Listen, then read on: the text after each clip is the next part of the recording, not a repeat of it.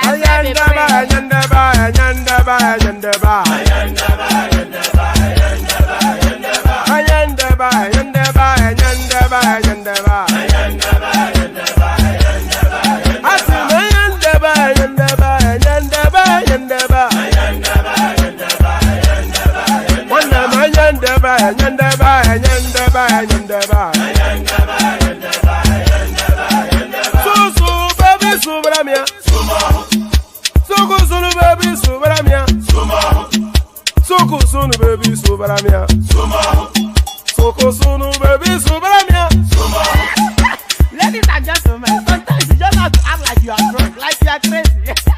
Confuse your enemies, confuse them. We mo. Yeah, we mo.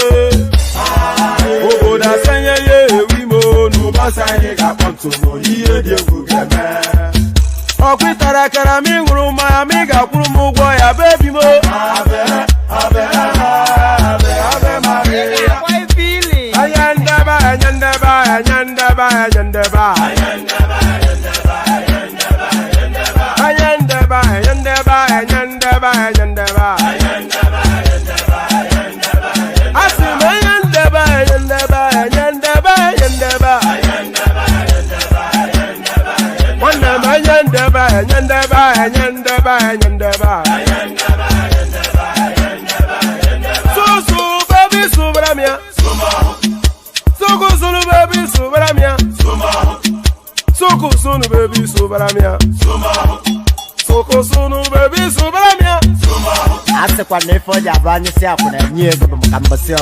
Since I was born, but now I am getting youth. Hakuna motangu, hakuna togabu.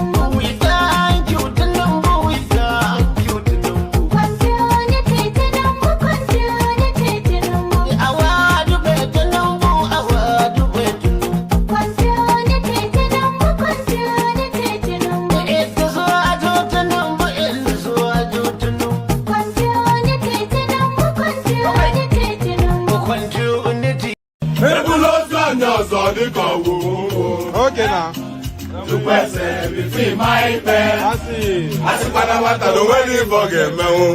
Okay. Papa, you look at you. And the Kirianya. Mama said, I want me to go. I got no Jelumba. Oh, where would he get? I got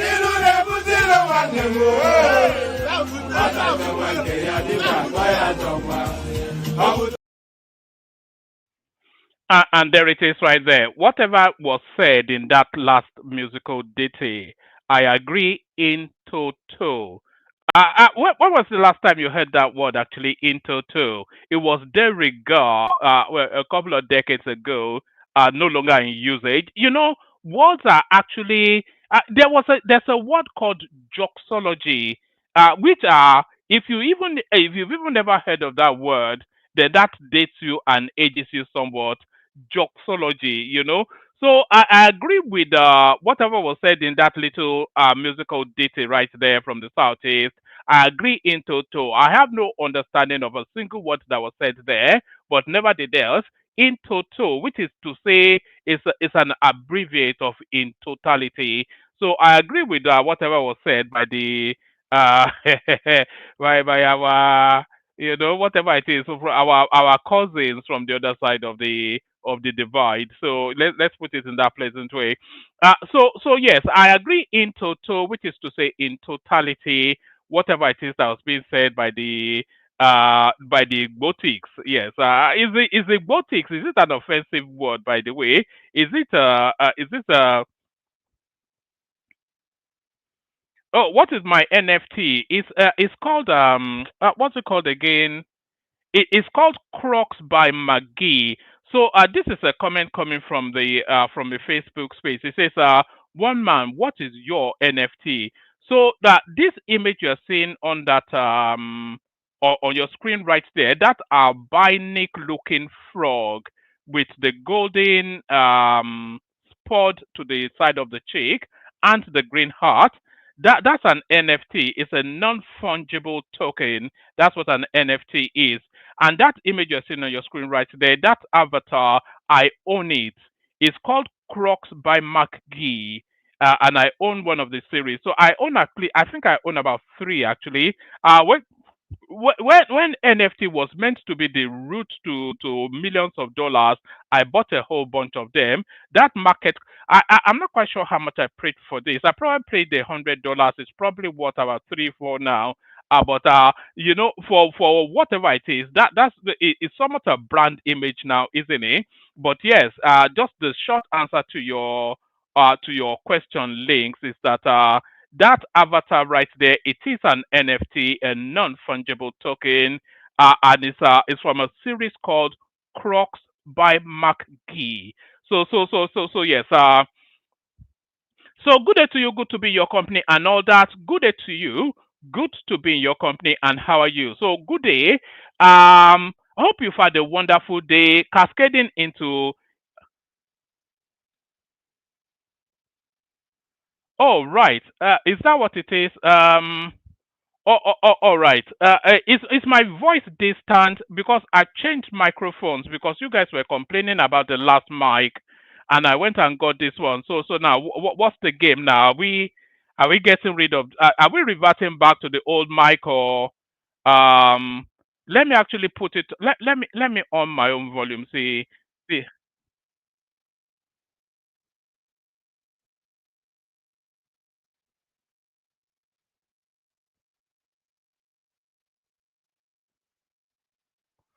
Oh, all right. It sounds quite okay to me actually. I've just had a listen to it. If people want me to revert back to the old microphone, tell me in the comment section and I'll do that. So if anybody else backs up this last comment, then I'll revert back to the old microphone. I just got this one now to and this one comes highly recommended. I'm not quite sure quite what that chap is saying there. But good day to you. Good to be your company. Or that. Good day to you. All right. Good day to you. And you have to. I have to go search for it now because I've moved it away. Yeah, somebody's saying it's perfectly fine. All right, let me just carry on. Good day to you. Good to be in your company. When the panel starts to come in, if they give me the feedback that it's not quite suited, then I just revert back to the old one. So good day to you. Good to be in your company. All that. Good day to you. Good to be in your company. All that. Hope you've had a great week. More to it, a productive week. And if you have had a productive week, let us see the end product of your week in the super chat. But good day to you. Good to be your company. All that. The protocol remains the same. Click on the like button just at my invitation to do so. Do so. If you are watching in watch back, please click on like still. If you are not already subscribed, then please do that.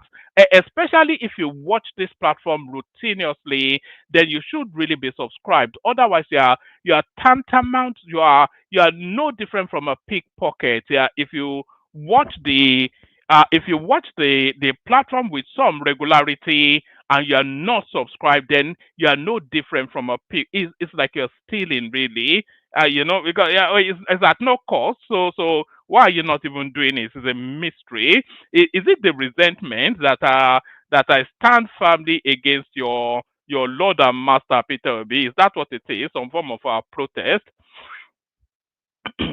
Pardon me.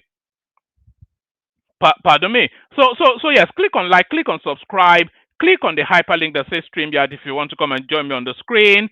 Share the links just as widely as you can, and super chat towards the stream. So we ask you to do all that. Like, share, subscribe. Click on the hyperlink that says StreamYard to come and join me on the on the screen. And then if you feel inclined, and by the way, the people on Facebook should especially be sharing it. I'm not seeing the shares on Facebook. So if you are watching us on Facebook, please make sure you are sharing it just as widely as you can. Very, very soon, as soon as I master it, we'll probably be streaming to uh, as soon as I've mastered it, we'll probably be streaming to TikTok as well. I've neglected that space for so long, but that seems to be where all the fun things are. Anyway, let's just get started. Enough of me rabbiting on, just rattling on, or like a tireless. There used to be that phrase as well back in the day when you call somebody a tireless tattler. A tireless tattler, somebody that talks endlessly, a tireless tattler. So a tireless tattler, NELFUND disbursed 73.2 billion naira to 396,000 students in 1 year. So yes, that may not be the sexiest headline you've yet heard today. Pardon me. That may not be yet the sexiest headline you've heard today, but it is a very important headline. So you hear a lot of political buzzwords and a lot of cliches and a lot of set patter speak. Oh, human capital development and all of these nonsense it is that they say. But do you actually know the workings? Do you know the building blocks? Do you know the structures that makes that happen? When they talk about human capital development, there is nothing more that speaks to that space other than this NELFUND. So now 300, close to 400,000. Let's round it up to 500,000. Let's even leave it at 400,000. 400,000 students will be graduating off the back of a government initiative that is dedicated towards education. So that's what they call human capital development. If you don't know now, you do. So there's a distinction between human capital and citizenry. So these people will become human capitals off the back of this government investment. 400,000 in just 1 year. The next year, the system improves still. You probably get 1 million going through that system, and it's a self-regenerating space because it is not a grant, it is a loan. So the government puts in a seed fund, and then that seed fund guides the first wave of students through that process. Those first wave of students starts to pay back the loan that they took, and then that repaid loan then feeds in another cycle of students. So when the system is functioning optimally, then it will be a self-regenerating sort of process because they put in the seed, they guide a set of students through the education phase. Maybe in the next 5 years thereabout, 6 years maybe, a good number of those, at least 2-3 sets would have come out and be paying back. And then suddenly the government doesn't then necessarily need to put in that much into that NELFUND anymore because it is self-regenerating and it can function in perpetuity if it functions properly. NELFUND disbursed 73.2 billion naira to 96,000 students in 1 year. So it's getting so much uptake now Do you remember when the obedience used to come here, ably or unably led by what's his name, Ekene, telling us that the NELFUND does not exist, X, Y, and the other. Even if family members of theirs avail themselves of that facility, they will still go around lying about it that it doesn't exist. Somebody, do you remember Ogbeni, one of our stellar panelists here? He has come here to report that two of his cousins got that facility. So it is there, it is functioning, and it's functioning in perpetuity. By the time we get to the 2027 election, we would have had two going on three cycles of people taking advantage of this NEL fund. So it will be used as a campaign achievement of the government. So yes, is it even worth the read? Should we read it, or the headline, or probably already tells us? So the content of which we be just them boasting now, because the headline tells us everything we need to know. But maybe we take in a few paragraphs. The Nigerian Educational Loan Fund (NELFUND) says it has disbursed 73.2 billion naira in interest-free loan to 396,252 students across Nigeria's 36 states and the Federal Capital Territory. This marks a significant milestone in the fund's first year of operation. Speaking at a media engagement in Abuja on Thursday, NELFUND Managing Director Akitunde Sawyer reflected on the progress made since President Bola Tinubu inaugurated the initiative. He said a total of 645,692 loan applications had been received, with 94% processed from with 94% processed from 206 tertiary institutions nationwide. For the first time in our nation's history, students are gaining structured interest-free access to education finance through a national public fund, Sawyer stated. He described the program as a product of political will aimed at rescuing undergraduates at risk of dropping out due to financial constraints. The initiative, he added, was designed to democratize access to higher education and skill development through sustainable financing. Since our application portal opened on May 2024, we have seen measurable and meaningful progress. Many of the beneficiaries are first-generation students in tertiary institutions, he said.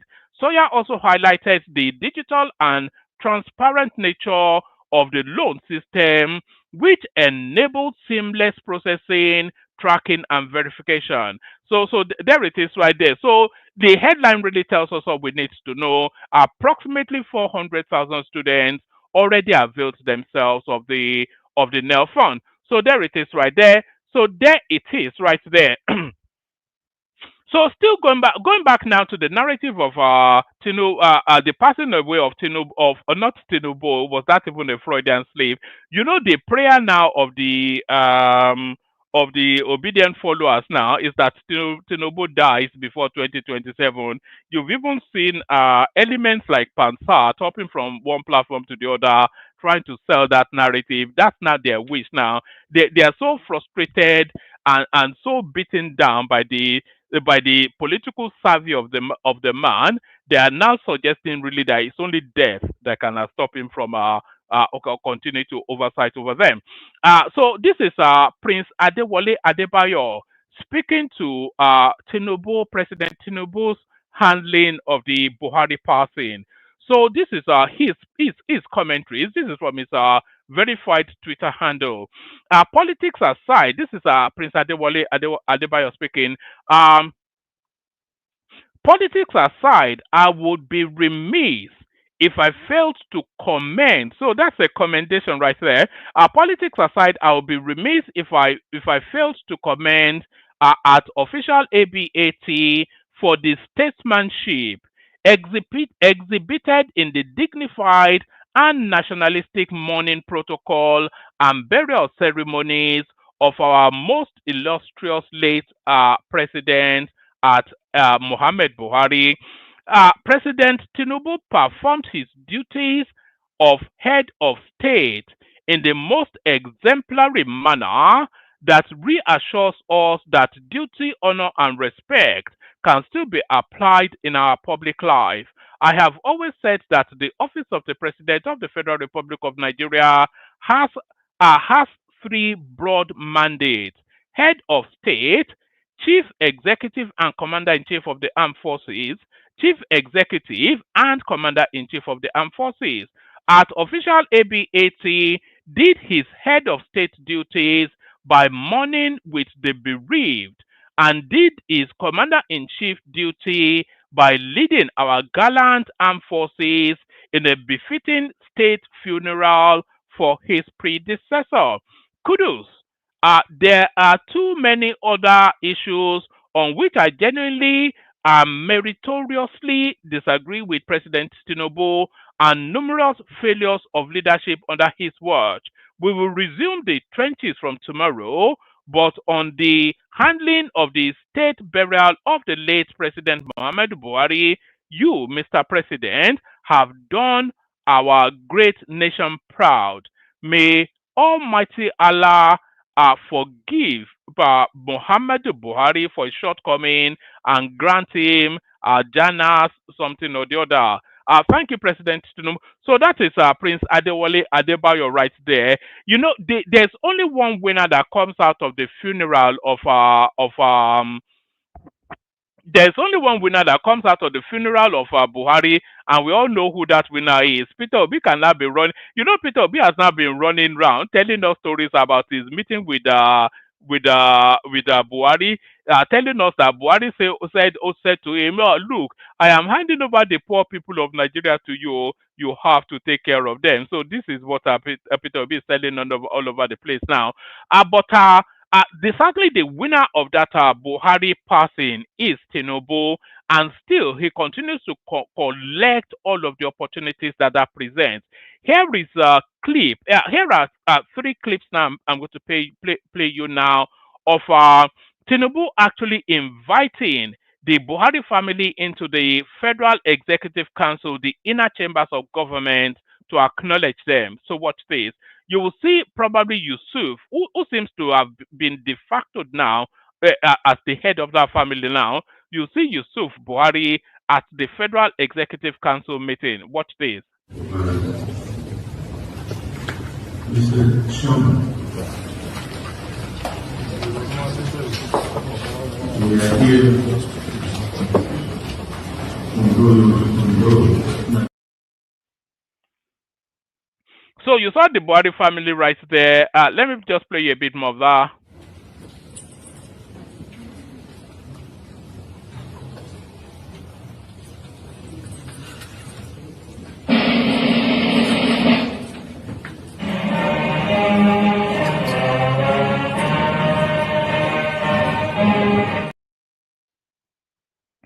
You know, this new national anthem will take some getting used to.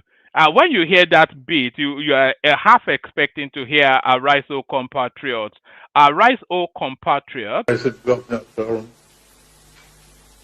all members of the Executive Council, to the family of Muhammad Buhari present here today.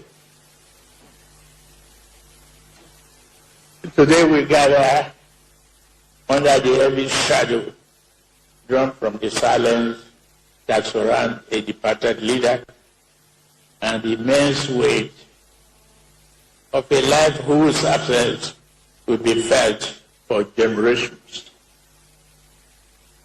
We meet to honor a man whose presence once commanded this very room, whose voice once summoned the best in us, and whose conviction never bowed, even to the strongest winds of public opinion. All right, so that's Tinubu right there, milking every last drop of the the Buhari debt is an opportunity, and he's the one that's taking it, is taking the most out of it. So that's that right there. But still now milking still the opportunities that debt presents. Not only Buhari died in this particular cycle over the last week 10 days. Not just Buhari died or even over the last 2 weeks, not just Buhari died. The Awujale of Ijebuland is dead. So I think that's widely known. But Dan Tata is also dead. So Dan Tata, he is the patriarch of the Dangote family. So it's the overall head of the is his uncle, but is was the one of it was once upon a time the wealthiest man in West Africa, Dan Tata. So Dan Tata passed on, and of course, that still presents another golden opportunity for Tinubu to milk that death for his own political gain. And milk that death he is. So here he is now going to Kano to commiserate with the Dantata family. APC and MPP supporters welcome Tinubu to Kano. So there he is right there with the governor of Kano State. That's the Speaker of the House of. So that's Tinubu in blue right there. Right beside him is the governor of Kano State, and of course, the guy that falls to the right of that, or is that to the left? The guy that falls to the right of that, that's the Speaker of the House of Representatives right there. So is there to commiserate with the Dantata family. I haven't seen the success of his commiseration with the Buhari family. APC and MPP supporters welcome Tinubu to Kano. Mammoth crowd consisting of All Progressive Congress APC supporters and New Nigeria People's Party NMPP members on Friday gave President Bola Tinubu a rousing welcome to Kano State. The president was in the ancient city to pay condolences to the family of business icon Aminu Dantata, who died recently. Tinubu landed at the Malam Aminu Kano International Airport and was received by Governor Abba Yusuf, Deputy Speaker of Deputy Senate Peter. So that's actually I made a mistake. That's not actually the Speaker of the House of Reps, but that's the Deputy. Who is the Speaker of the House of Reps? I forget. But that's the Deputy Senate President right there. Tinubu landed at the Aminu Kano International Airport and was received by Governor Abba Yusuf, Deputy Senate President Barau Ibrahim Jubrin, and others. From the airport, the president's long convoy proceeded to Koki Quarters, the heartbeat of Kano City, to the Dan Tata family house. He described the late Dan Tata as a tycoon of integrity, humility, and generosity, whose life was dedicated to service, philanthropy, and devotion to others. Condoling the family of the late business icon, Tinubu said the deceased had embodied the highest values of public service and human compassion. So that there is right. Dan Tata, a renowned industrialist who hailed from Kano, passed away at the age of 92 on Saturday morning, June the 28th, in Abu Dhabi, United Arab Emirates. For all of the things that these people claim that they have done for Nigeria, none of them can. And by the way, Dan Tata lives in Abu Dhabi. Atiku lives in Abu Dhabi. So make of that what you will. But for all of the things that these people have claim that they have done for Nigeria, they cannot abide living here. Dan Tata, a renowned industrialist who hailed from Kano, passed away at 94 on Saturday morning, June the 28th, in Abu Dhabi, United Arab Emirates. He was buried at the Bakia Cemetery in Medina. You know, they delayed Dan Tata's burial because they wanted to bury him in Saudi Arabia, but they needed the permission of the Saudis for him to be buried there. So I don't quite know, but with the influence of Dangote, of course, they will assist to that. But that will not set the trend now for the northern oligarchs now to be wanting to be buried in Saudi Arabia. Dantata, a renowned industrialist who hailed from Kano, passed away at 94 on Saturday morning, June the 28th, in Abu Dhabi, United Arab Emirates. He was buried at the Baqiya Cemetery in Medina, the Kingdom of Saudi Arabia, to fulfill his wish. This is a deeply personal visit for me. I came to condole with the Dantata family and the good people of Kano. He was not just a respected figure, he was part of my family, the president said. Tinubu recalled the counsel and prayers he received from Dantata during the 2023 presidential election campaign. I came to him for prayers before the election and he gave me his blessing. I promised to come back and thank him, but instead of me visiting, he came to Abuja. That was the kind of man. Do you remember that image? Let me see if I can find it actually. Do you remember that image of Tinubu? Let's see, Tinubu. Hold on. Do you remember that image of? Let me see if I can find it. Yes, I think I may be able to find it. Yes. Do you remember this image? Everybody went. Everybody went agog when this image came out. Do you remember this image of Tinubu? Oh, yes. Do you remember this image of? This is Tinubu as president. That's Dan Tata right there. So people were somewhat offended when Tinubu was bowing to greet this guy. So a lot of people were off put by that. That because when Tinubu bows, he bows essentially. That's Tinubu is a representation, is the embodiment of the Nigerian state. So if he bows, then that means Nigeria is bowing. So it shouldn't really be bowing to that many people. If not anybody else, if we've even seen him bow to Yemi Oshibajo. So he should know that it's the embodiment of the Nigerian state now. So because when he bows, Nigeria bows. He was buried at the Baqiya Cemetery in Medina, the Kingdom of Saudi Arabia, to fulfill his wish.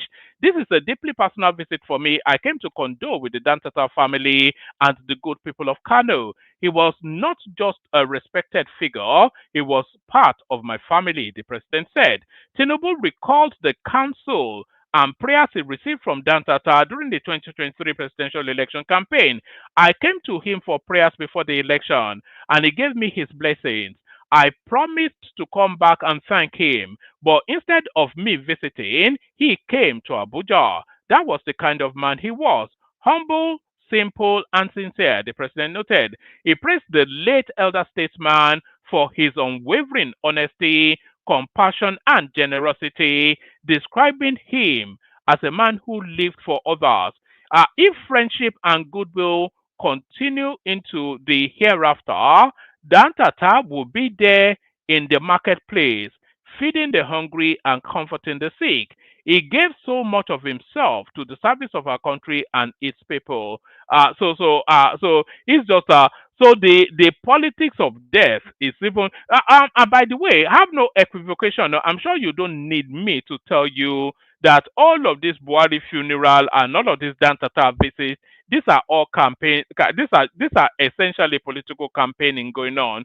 So that's just Tinubu carrying on the campaign because they started the campaign, so he might as well join him.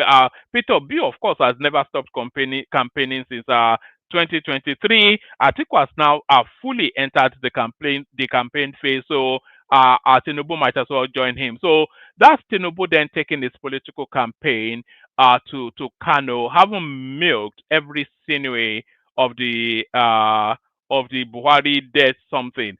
So still playing the politics of the North, President Tinubu appoints IBB son as head of newly restructured Bank of Agriculture. So as though these people have not stolen enough from us, President Bola Ahmed Tinubu has approved the appointment of Mohammed Babangida, the son of former military head of state, as the head of the newly restructured Bank of Agriculture. President Tinubu granted the approval for the appointment today, July the 18th, alongside 7 additional individuals. Amongst them, some will take on roles as chairman and director general of federal agencies. Others appointed by the president include Lydia Kalat Musa Kaduna, chairman Oil and Gas Free Zone Authority, uh, Jamilu Wada Aliu. So you can see that they're now playing. This is, we've been asking then that what happens to Buhari's base, the 12 million voters, etc., the fabled phantom 12 million voters. So the politics in play now is the politics towards Buhari's base, and this even is reflecting in this list now. It's like wall to wall Aboki. So the politics in play now is the politics of the North, because the South is pretty much locked down. To all the broadness of the strokes of it, the Southwest will go with Tinubu. To all the broadness of it, the Southeast will go with Peter Obi. The South almost starting to go 60-40 Tinubu Obi. So the South is already pretty much set, but the North very much still in play. And this is the politics that Tinubu is playing too. So this is the appointment, wall to wall Aboki, Lydia Kalat Musa from Kaduna State. So she or he is chairman Oil and Gas Free Zone Authority. Jamilu Wada Aliu, Kano State. So this is Tinubu is really playing into Kano. Chairman National Educational Research and Development Council. Honorable Ado in Nuwa, still Kano, is the Standard Organization of Nigeria chair. Sanusi Musa, still Kano, is the chairman of the Institute of Peace and Conflict Resolution. Professor Mustafa Alhaji Aliu, he's from Sokoto State, he gets a post. Sanusi Garba Rikiji, he's from Zamfara State, he gets a post. And do you know when they employ one black man in an office just to show diversity? Well, he appointed one Yoruba person just to show diversity. Mrs. Tommy Shomefun, she's from Oyo State, she gets a post, but very quickly he runs back to the north. Dr. Abdul Mumuni Mohammed Aminu Zaria, he's from Kaduna State, he gets a post. So the politics very much in play, and the North now seems to be the not so beautiful bride. So that's that. So now here is Yemson Wike responding to Ireti Kingibe's running around media houses, telling anybody that cares to listen that Wike has sold the whole of Abuja, the whole of the lands in Abuja to his sons. Yemson Wike's aide, Lere Olayenka, takes a dig at Senator Ireti Kingibe after she made fresh accusations about Wike. So that is in a fresh interview on Arise TV, Kingibe claimed Wike allocated some parcels of land in the FCT to his sons and drastically reduced land title fees from 200 million to 2 million within 48 hours. According to her, she has documents to back up these claims. She accused Wike, she described Wike's actions as unfair and unethical.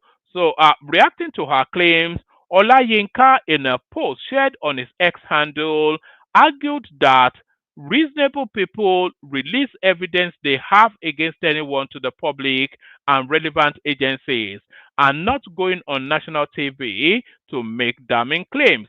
Responsible and serious people don't go on national TV to say, I have evidence of corruption by government officials. They display whatever evidence they have, release them to the public, and forward same to relevant anti-corruption agencies. The accidental senator, Ireti alias Kingibe, who is impersonating by bearing the name of a man she is no longer married to, should go back to the TV station and display the document she claimed to have on the FCT Minister Yemson Wike. Like I said, the Senate seat she got accidentally in 2023 won't be retained in 2027. Using Wike as a launch pad, the earlier let's actually take it from here. Responsible and serious people don't go on national TV to say, I have evidence of corruption by government officials. They display whatever evidence they have, release them to the public, and forward same to relevant anti-corruption agencies. The accidental senator Ireti alias Kingibe, who is impersonating by bearing the name of a man she is no longer married to, should go back to the TV station and display the document she claims to have on FCT Minister Yemsen Wike. Like I have said, the Senate seat she got accidentally in 2023 won't be retained in 2027 using Wike as a launch pad. The earlier she knows and accepts this, the better for Madam Impersonator. So it's calling her an impersonator essentially because she's leveraging the name Kingibe still to further her own political career. But then of course that's her husband, so she's entitled to go under that name. So I'm not quite sure that I'm fully up to or on board with him on that one. Have we gone through all we need to go through? Oh yes, let's do this one. This is Okpebholo threatening Peter Obi. Don't come to Edo again without telling me Governor Okpebholo wants P to B. So Governor Okpebholo wants P to B, P to B, P to B. And they don't want a man, an honest man, a man of integrity. P to B. They don't even it turn Anambra from first in education to first in education. P to B. So this is what the semi-literate governor of Edo State had to say about P to B. So let's pick it up from here. He cannot come to Edo without telling me, because his security will never be guaranteed. Whatever happens to him when he's in Edo State, he will take it. I am serious about it. He came the other day and donated 15 million. Somebody was saying, no, guys, she should get 1.5, 15 million to donate to people. By the time he left, there was crisis. 3 people died in Benin. So for that reason, tell Obi he should not come to Edo without telling me.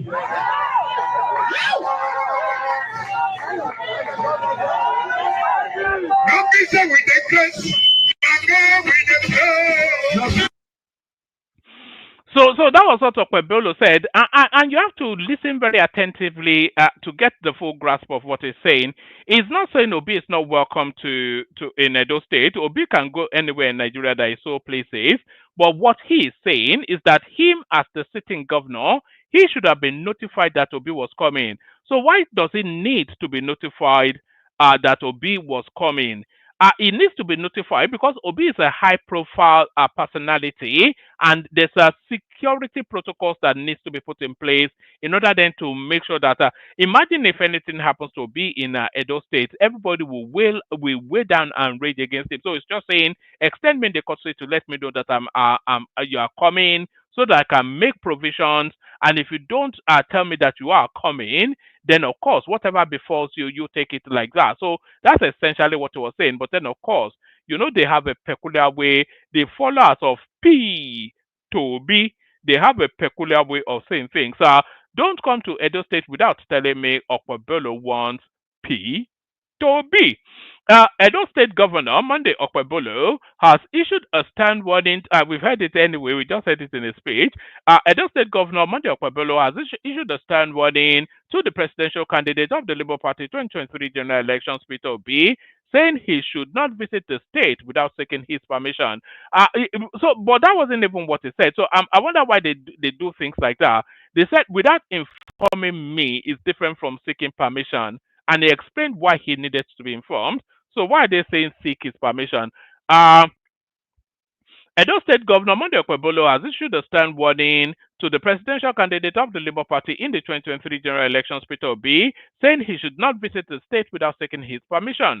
Okpebholo gave the warning in Uromi while speaking at a defection rally of former Speaker of the Edo State House of Assembly and current PDP lawmaker representing XYZ Marcos Onobun. Marcos, the only PDP member of the House of Representatives, defected to the All Progressive Congress APC Friday, July the 18th.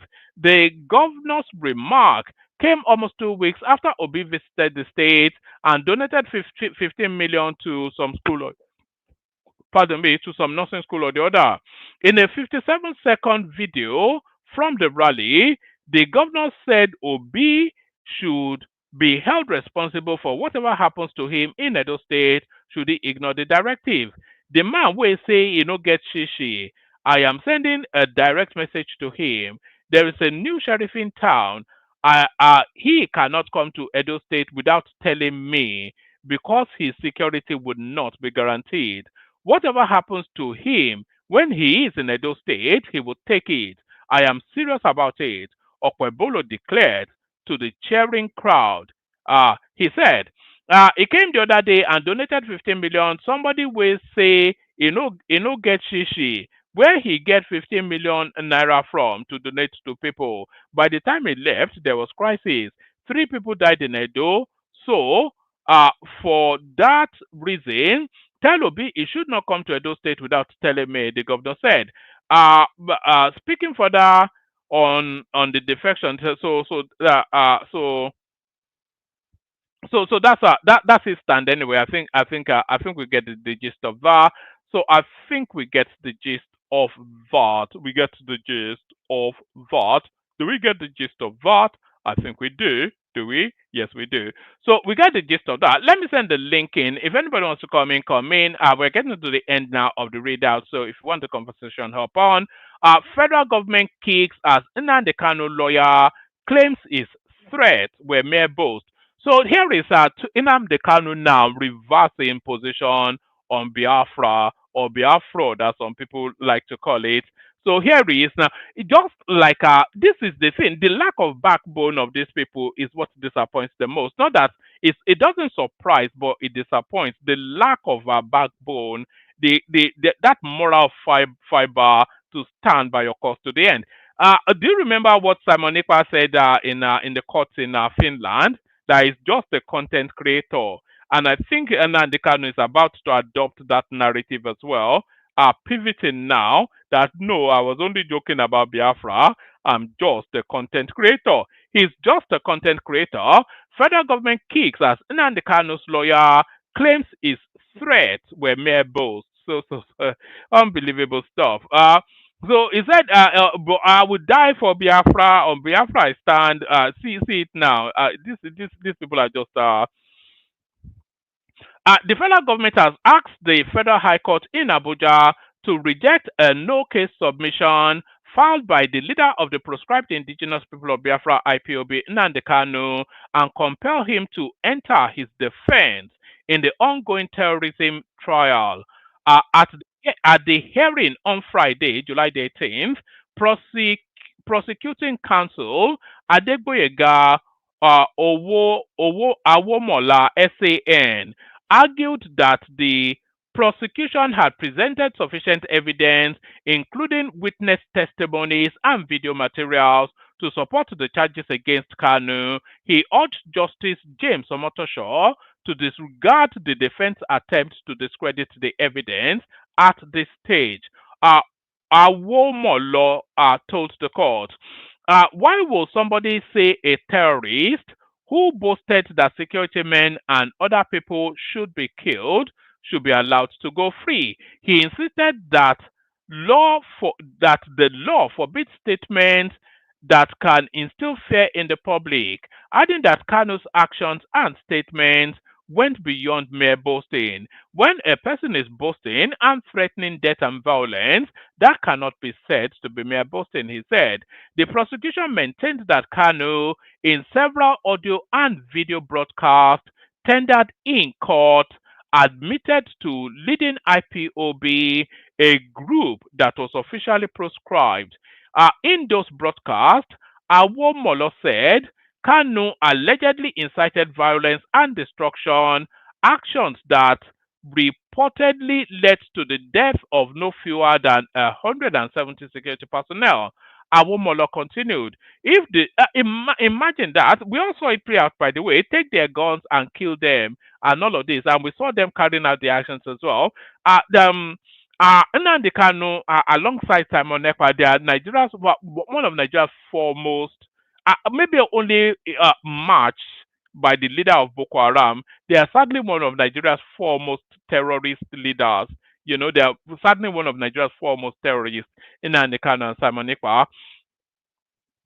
The prosecution maintained that Kanu, in several audio and video broadcasts tendered in court, admitted to leading IPOB, a group that was officially proscribed.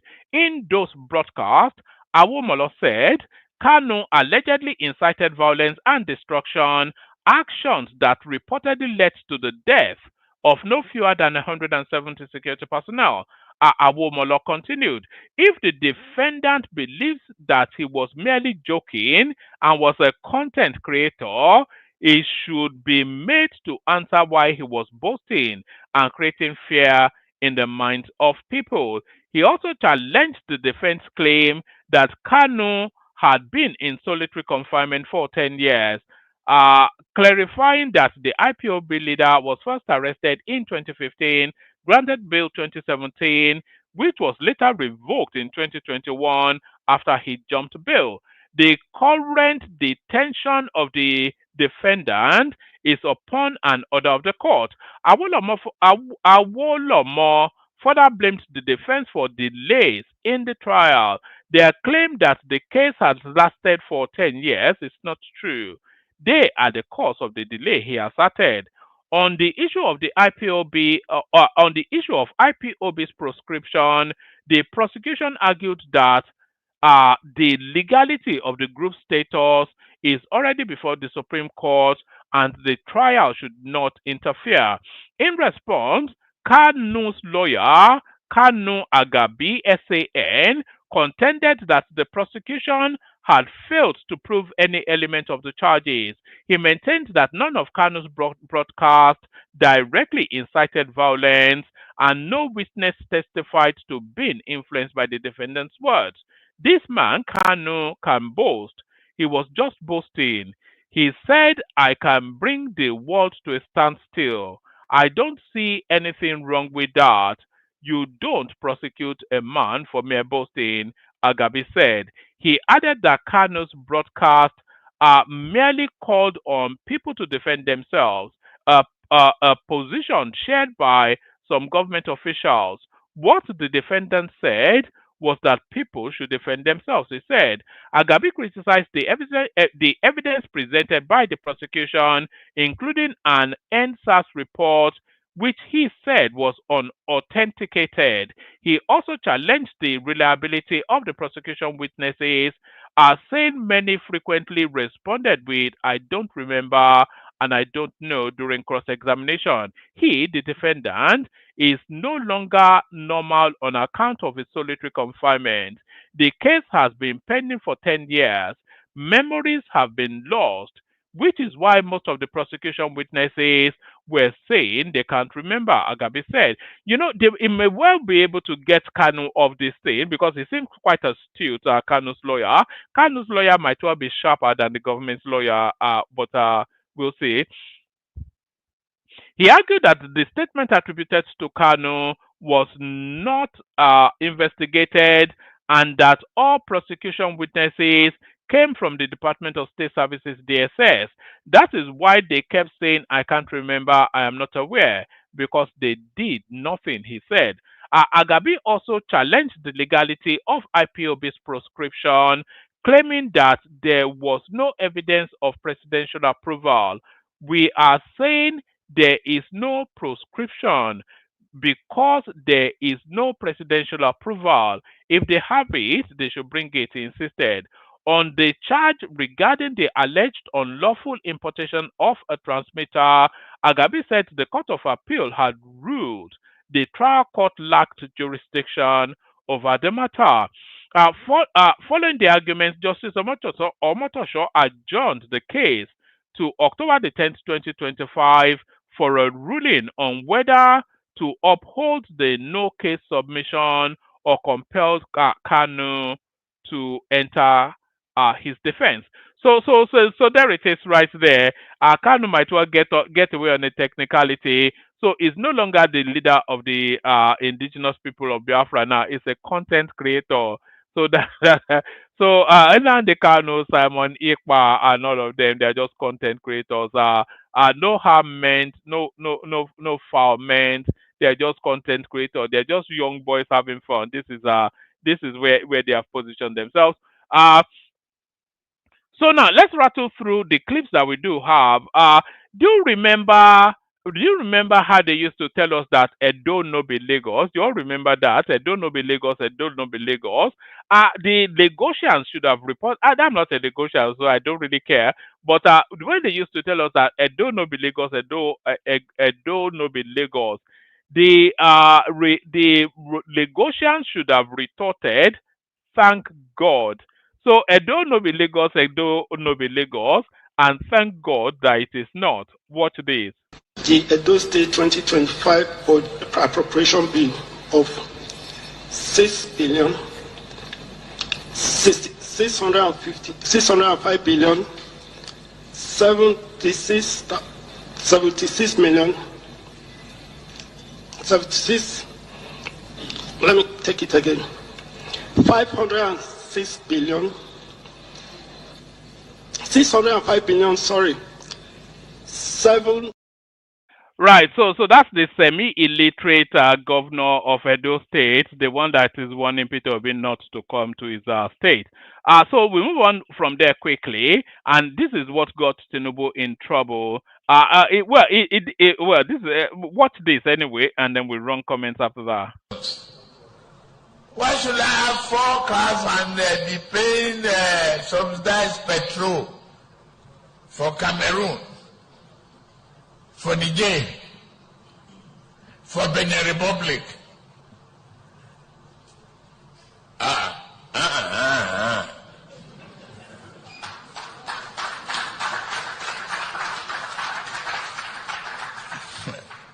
No matter how long you protest, we are going to remove subsidy.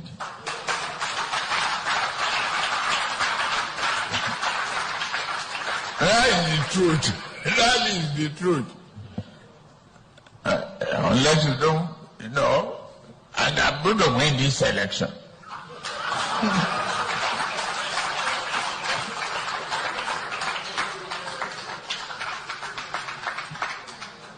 Don't change the formula on me.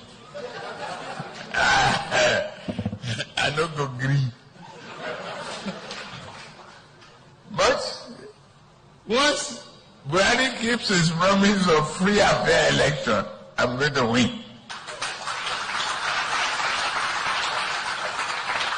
And I'm going to keep all my promises to you. Why should I live as a rich man? Or fairly rich man? Have 4 cars. 4 cars, so 4 chips. I'll be paying the same price for Maurice Minor.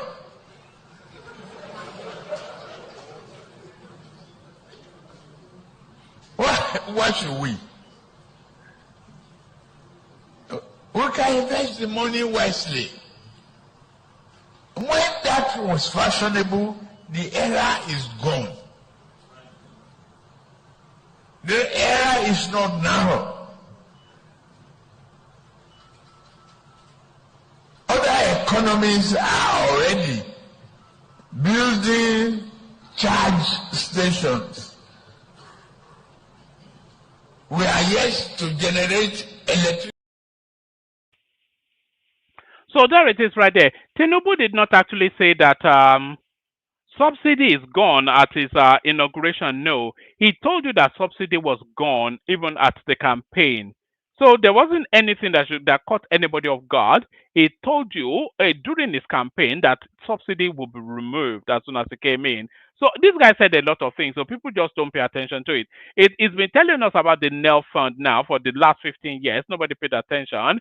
It's been telling us that he was going to float the naira for the last 20 years. Nobody paid attention. But people who pay attention know that there is nothing new. There's nothing outside of his philosophy, which has been philosophizing for better part of 2 decades, that's not in play now. Everything that he has always been speaking within the political space is what is actioning now as president. So nobody can claim to be caught off guard. But here is Tinubu now. They say it's not popular, but don't tell the people of Canada. They will tell you that they rented the crowd, they bought them. But here is Tinubu's reception at Kano when he went to condole with the Dantata family. hannunka wannan hannun yau haka ba ake so a haukata ba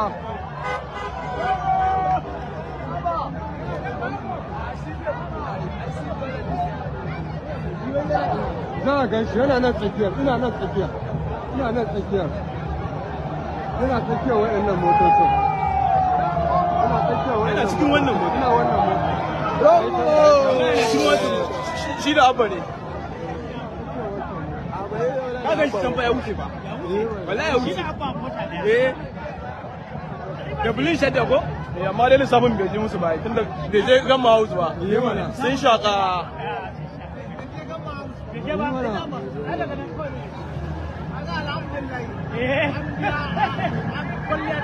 abin da ya kashi kenan ba gyara aiki da ya kashi wa sana abin nan abin da ya kashi kenan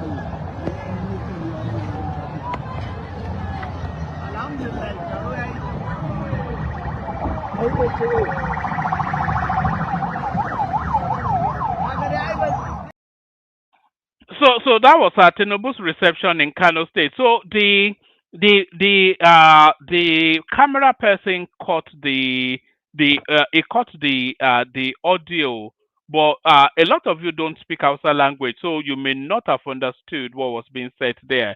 So let me interpret what those Kano indigents were saying to Tinubu's motorcade as he was passing by. So this is what the Kano people were saying to Tinubu as his motorcade went by.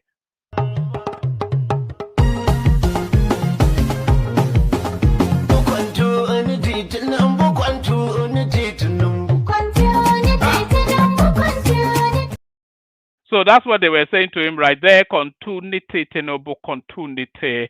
Tinubu, continuity. So now the Lagos State local government election came and went clean sweep for the APC. I think this will be the first time in probably decades now that we don't have a non-indigent representation at the local government level. So it was wall-to-wall indigenous people elected into the local government in Lagos State. And here is the response then of the Elegushi of Egushi land or whatever his kingdom is. Here is his response to the Lagos State local government election.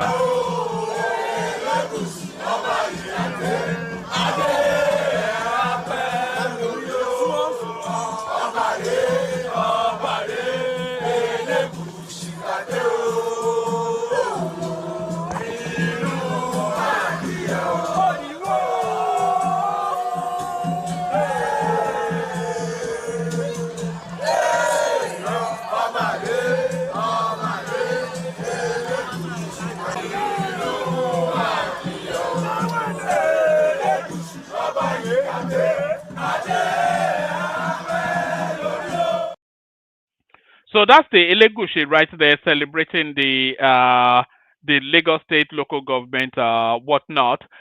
So now let's go international. So I'm sure quite a few of you have been tracking the storyline going on in Ghana. So the whole thing all started when some rascally Chinedu from wherever declared himself the king of Ghana. So the Ghanaians, they are never going to wear that. You know, they already have issues with Nigerians anyway. So now when some rascally Chinedu then goes there to tell them that he's the king of Ghana, that was the step too far. And here is their response. Watch this. In Ghana. What happened? It looks as if our leaders do not have foresight of defending our nation. They are more particular about what comes into their pocket than what they should defend. So why did the police arrest him, and for what? Why did they keep him overnight? What was the charge? The charge was that, first of all, he's calling himself a king in Ghana when he's not a citizen of this country. Parading around and going around everywhere and calling himself the king of Ghana, and the king of Igbo. Igbos don't have king in Ghana. When you're a foreigner and you're a settler, you come to this country. Our constitutions allow you to be called a chief of your community. So all the settlers in Ghana, like the Yoruba, they have a Yoruba chief. The Hausas, they have a chief. The Zambarama chief. That is fine. We can give you that title to be able to be managing yourself. But when you begin to, parade yourself, call yourself like Asante Hene and all these other kings in Ghana, and you'll be walking when you are not a citizen and say you are a king, and you are going to acquire tracts of land and build a kingdom. Did he acquire the land? That is his problem. Whether he did or he did not, he's voiced it out that he has. And the videos are there. So we are taking his word against. So is he being released on bail? Yes, this afternoon he complained of high BP. In the cell? In the cells, and said his BP has gone up. You know, yesterday when he was invited, he went there with the ambassador. Nigeria. Ambassador of what? Nigeria. Nigeria's ambassador to Ghana. Nigeria ambassador to Ghana. He went there with his lawyers and all that, thinking that it was the ordinary citizens, what do you call it, NIB or National Investigation, National Security, who would just listen to him and ask him to walk away. This is not that national security you're thinking of. This is a different national security altogether. They will investigate. As a citizen of Ghana, when you send a petition, they will have to listen to your petition. So the investigation went through. And he was panting and sweating. He's not a king. He's not a what? But this is the palace you've built, and you're calling yourself a king. You are causing mayhem in this country. Your Nigerian boys are going around telling Ghanaians, threatening Ghanaians that if they kill one Ghanaian, Nigerian, they will kill 50 Ghanaians. Your Nigerian people are going around telling Ghanaians that one Ghanaian has come to Ghana and Ghana is on fire. Can you imagine? If I show you videos of this man, he said we are uncultured as citizens. I'm sure I've sent some of the videos to you. So there it is. That's the Chinedu from Abakaliki trying to export the Nnamdi Kanu philosophy to Ghana. Is summarily arrested that they say is now crying like a baby in a cell somewhere. So there it is. I wonder what Wike is making of all of that. Watch this. Who loves dancing, and he has stepped up the fashion, and so everything has gone well to the glory of God. Let me invite the Honorable Minister of the FCT, SNW Nyesom Wike, to come forward.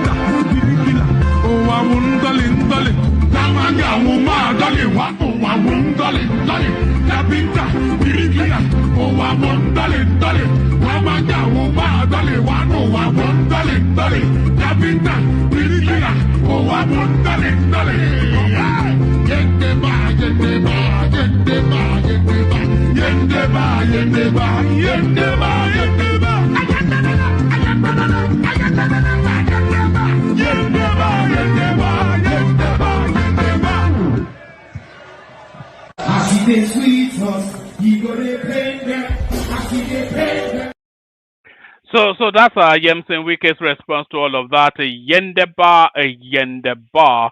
So Yendeba. Should I play you one more? Let me play you one more. Here is Tokwe Fashua having a contractor with the near do wells on Arise TV. Let's just watch this. I've not really titled it, so I'm not really sure what conversation we'll be listening to now. But whatever it is, I'm sure it'll be riveting. Watch this. All right, thank you very much, Rufai. So we have, of course, we have several issues. Like I always will say, they said the biggest room in the world is a room for improvement. a lot can be done better with budgeting. I'm not the minister for budget, so with due respect, I dare not put him on the spot, but of course, we all know that, we can always improve on things. I've also heard the Minister for Budget say that, it is valid that the National Assembly can actually tweak the budget, maybe insert a few things of their own liking, since they actually represent the Nigerian people. That is what the Constitution says. But that said, the continuous scrutiny from the media, from CSOs, even on social media, from ordinary Nigerians is welcome, because that is the way nations will evolve and get better.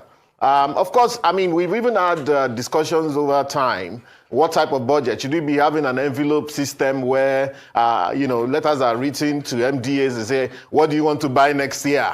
And then, let us buy 15 new Jeeps next year because our big men need it. Or should we look at a performance-based budget to see how did it do last year and what can we do in the going year? Should we have a zero-based where everything will be justified? We actually tried that zero-based at some point. For some reason, it broke down. But I think there should be that push consistently to say, what are we? And now, computational capability has improved. So no matter what you do, with a bit of AI assistance and even on your mere spreadsheets on Excel, we can actually pinpoint, like you mentioned, Oji River, budget duplication, for example, rolling over budgets from each year, and even sometimes people try to do scams on the budget. We've seen everything in this country. Having seen everything, of course, we're then enamored, and of course, with the benefit of experience to make things better. So I would say, continue doing your work, continue saying the things that you're saying, continue to point out where we're missing it. However, what I'll probably say is this, that the only thing worse than having some of those issues of corruption or problems in the budget is not to budget for the people at all. Because if we're talking about, like I mentioned, the issue of multidimensional poverty, we have this 130 million number from a few years back. 130 million Nigerians in multidimensional, and people like to quote it a lot. In fact, there's another one I was seeing, one man said 161 million people in Nigeria are not sure of their next meal. So we like to throw these numbers around, and I think that it's important for government to clarify what exactly it is. So multidimensional poverty is actually non-income poverty.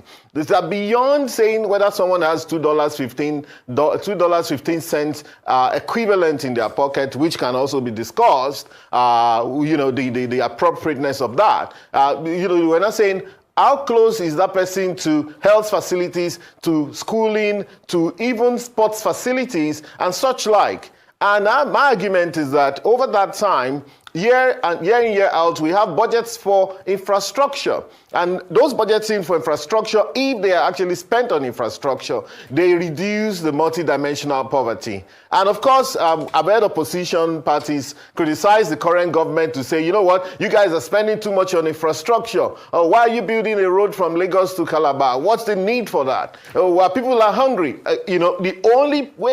The only way in the books that you can reduce multidimensional poverty is by spending on infrastructure and tracking those spending to say, you know what, how many people are now a little bit closer to those health facilities, to those schools, to those roads that you have built, to those health facilities, even the airports that some state governments are building is part of the reduction of multidimensional. Now, a few more people are closer to airports to be able to go out. I mentioned the example of Brazil, where they have, almost every local government has their own airport, over 2,500 airports in Brazil. So it's an ongoing discussion, and I believe that we'll try and get better at it, but I'm all for a bigger budget. Nigeria has one of the lowest budgets per capita in the world in dollar terms. Even in Africa, in 2019, I did that analysis with you, if you remember, Rufai. Yeah. One of the lowest, we were only better than Congo, DR Congo. So now is the time. We need to reimagine a new Nigeria. And not get stuck in that cognitive dissonance whereby we can only imagine the bad Nigeria and only think about bad things happening to Nigeria. This is a blessed country. And we have a whole world. The world is our oyster in this country. There's so much we can do for our people.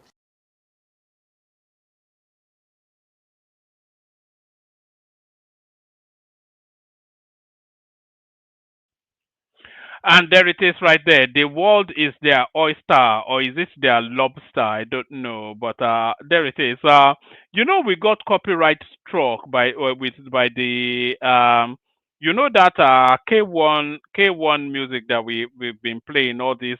We got copyright. We've been copyrighted. So now I have to delete it from probably 1,000 videos or thereabout. But the Kegite music is never going to be struck because I think I own the IP for that one. So yes, let's play the Kegites. Only water, where they see my water. Oh yes, you go me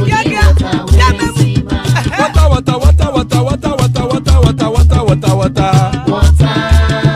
Only water, where they see my Hapa oh night oh.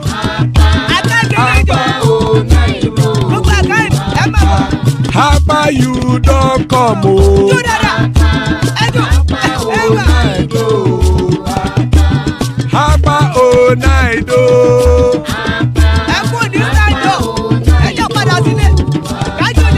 Oro kẹ̀kẹ́ ẹlẹ́mù yé o.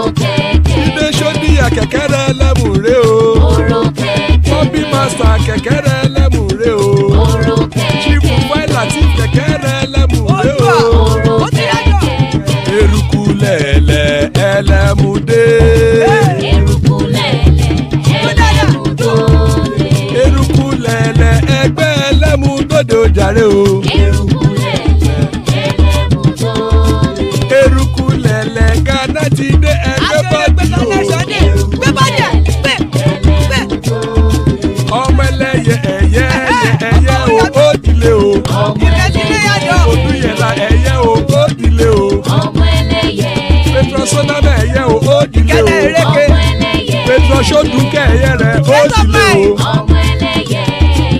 Ẹlẹ́kọ̀ ọ̀run mú ìní o.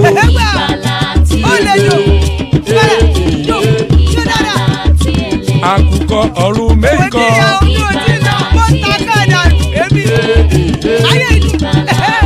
Ikú kò ní ríwà gbéṣe o.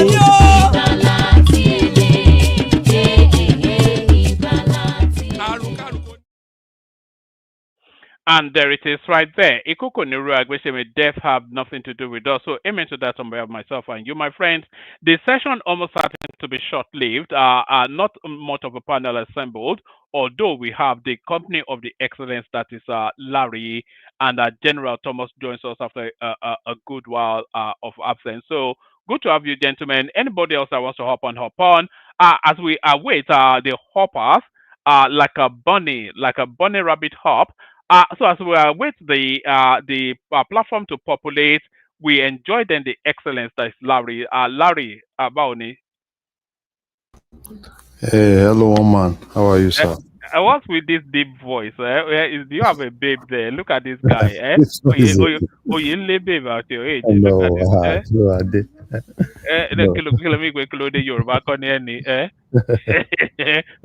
How are you? Yeah, I'm alright. How are you? How's the UK? It's good. It's actually raining now. We had a heat wave this afternoon. I've actually had just somewhat of a. I've been to the airport to pick up my mother, dropped her off at my sister's house. Come back home now. I'm streaming, so I've done like a full cycle, all in a heat wave. But tomorrow night they're telling us it's going to be a thunderstorm. So it's a typical UK sort of setup.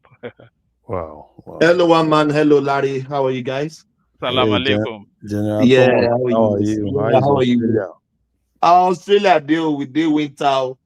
Otutu the wire house. We started our winter July 1st. Yeah, so we are there. We thank God. Larry, sorry for cutting. One man, I saw Kemi Obadino wiring your PM. That lady. Kemi Obadino, okay. Yeah, Kemi. Yes, maybe Badino. Badinok, you mean? Badinok. Kemi Obadino. Kemi Obadino. Kemi is Raju. Yeah, but that's I our thought, job. That's how they play opposition politics here. That's you just oh my God. it's not that dissimilar to what Peter Obi does actually. Just continuously rubbishing whatever it is that the government is doing. That's how they play it here.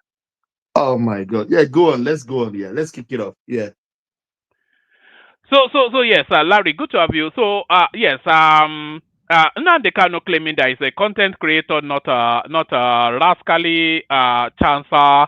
Tinubu visiting Kano to condole with the Dantata family off the back of his success of the Buhari funeral. The NELFUND telling us that the uptake just in the first year are approximately 400,000 students. Prince Adewale Adebayo eulogizing about Tinubu. Monday, Okpebholo warning Peter Obi that if he comes without informing him to, then he gets whatever he gets, he takes it. But Tinubu are pointing IBB son, so the politics of the North very much in play. Wike's spokesperson responds to this rather spurious, unauthenticated narrative that Ireti Kingibe has been traversing the political landscape with. So those or anything else that interests you, Larry, floor is yours. Okay, let me start with the last one. Let me start with Ireti Kingibe and Wike. You see, it's just so unfortunate, right, that we have people like this Ireti Kingibe in FCT. Because for me, right, I believe whatever the case is, show workings. If Ireti had been showing workings, I think she would have been more popular in FCT. But she's not showing any workings. Ever since she's been there, all she's been doing is Wike. I don't understand the problem the woman has. Do something. You've been collecting constituency project allowance, you've been collecting all those things. What exactly have you done? Rather than focusing on Wike, she's supposed to be showcasing things she's done. But ever since for like 2 years now, everything about her has never been, oh, these are the projects I'm doing, are the projects I intend to do. If she goes to anywhere, everything she does is Wike. And sometimes I pity all these media people too, right? Because they are supposed to ask her the right question. Which projects are you doing in FCT? What do you intend to do in FCT? And she can actually say, okay, fine. These are the projects I'm doing, and probably these are things I want to showcase. Rather than Wike. And she's so much unpopular. And obviously, 2027, she knows she's not going anywhere. Let her enjoy whatever she wants to do. She should just enjoy this time. The Obi waves really helped her. Nobody knew her from anywhere. She was formerly in APC, then she moved to Labour Party. Now I think she's gone. She's left Labour Party. She says she's now in ADC. Yeah, good for her, right? But for me personally, as someone that I've lived in FCT for years, I think, and I have a lot of things in FCT. I think what she needs to do, if she knows she's not going back, at least she should do something. They still have like 2 years to go. Within that 2 years, she should try and use that 2 years to do something. She can't just be Wike from 2023 to 2027. That would be so bad of her. At least if Wike is doing whatever the case is. Why will it be so bad of her? That's been the politics that Obi has been playing now, and it seems to serve him. It's been Tinubu since 2023. But the difference between her and Obi is the fact that Obi is just an average citizen, just like anybody, just like you. Right? Whatever Obi says, Obi has not really been elected to anywhere. Obi is just an average citizen, aspiring to probably get a position or something. I don't care about that. But she has the people's mandate. So once you have the people's mandate, and each of these senators, I read somewhere, each of them minimum of 2 billion ever since Tinubu got into power. So what exactly has she done with what she's got? So she should focus more on things she wants to do, and she should leave whatsoever, right?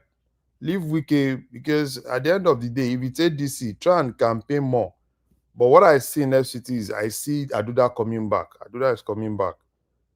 Aduda is coming back, and the mistakes of 2023, I don't see the mistake repeating itself. And I think she knows it too. So she should just focus more on what she wants to do. If she's not ready to do anything. So you are aligning with the Wike spokesperson, Larry Olayinka, that No, I'm not aligning because that's my base, right? And I know what is going on ground. Right? There hardly will you see a week. Because I have things in Abuja, right? I have business in Abuja, so I know what is happening there. So she is not doing anything. That's just the real fact. It's not really about what Larry said. It's the reality on ground. Okay, ever since you've seen her, at least even if you don't know anything about Abuja, have you ever seen her come to Arise TV or channels and talk about projects she's doing? For like 2 years now. Every time that you've seen her in the media, have you ever seen her in the media talking about projects? Never. Yeah, for 2 years now, it's always been Wike. And I think people are just tired of Wike. And people are beginning to ask her questions. Madam, what exactly have you done? What exactly do you intend to do? You have 4 years and you spend half of it, Wike. What's going to happen to the remaining 2 years? And what you see in most cases is people that do not work, right? Rather than working, they always want to look for one thing to distract people. She can only distract people that are outside FCT. But people in FCT are asking her the right question, which is basically show workings. At least Wike is showing workings, and everybody in the FCT knows that Wike is showing working. She too should show workings. If she doesn't show working, then she should return all the constituency allowances collected. Over 2 billion collected, and you can't even show anything that she's done. So for me, I think Larry should drag her more. Larry should drag her more. I never even knew about this Larry Olayinka until his encounter with Rufai Oseni, and he gave that thorough flogging. That was when he came to my consciousness. I never knew him until No, then. Larry has always been there. Larry has always been Fayose guy now. During those days, during those period when Fayose was having issue with the Buhari government, Larry has always been that person that been from back and front. That time it was so hot. That time, Fayose versus Buhari's government. So Larry has always been that. I think probably, I'm very sure it will have been Fayose that recommended Larry for Wike, because it's really helped Wike in a lot of things, right? Because one thing I've learned is somebody like Wike needs somebody like this, because for at least the attack coming from here and there. But for me, whatever the case is, I think this woman should just focus. She should just focus. For me, I'm really tired of Wike. We can't say Wike for 4 years now. Wike, the moment you do this, you are making Wike more popular, because a lot of people may not really like Wike's politics, but it's politics. Everybody have a way of playing their politics any way they want to play it. Politics is a game, and politics is all about interest. So he plays it the way it suits him. But one thing you can't take away from him is showing workings. Wike has basically shown workings everywhere in Abuja, across all the area councils. What we've seen in the past is, people probably want to do one or two things, they just do it in Namak. El-Rufai and all of them, when El-Rufai was there, El-Rufai was basically in Namak. El-Rufai was not in all the other area councils. So, but a lot of people that, El-Rufai work. Basic El-Rufai work was basically in Namak. So, but Wike has really gone beyond that mark. Wike has moved around everywhere. Wike has moved around all the area councils, even spaces that we never even knew that Wike could get to. He's moved to those places, which is actually good. And a lot of people are really, really, they are praising him, because he's really done what people in FCT have not seen for years. People in FCT have not seen for years. From Bala Mohammed to this other guy that left FCT. Everything the local government elections are coming up, aren't they, in the FCT, or have they taken place? So that would be that would be a testimonial. That would be a referendum, and that one, APC will clear everything. We'll see. We do. Good to you know why I said APC will clear everything? All the incumbents, they've crossed to APC now. So we'll see.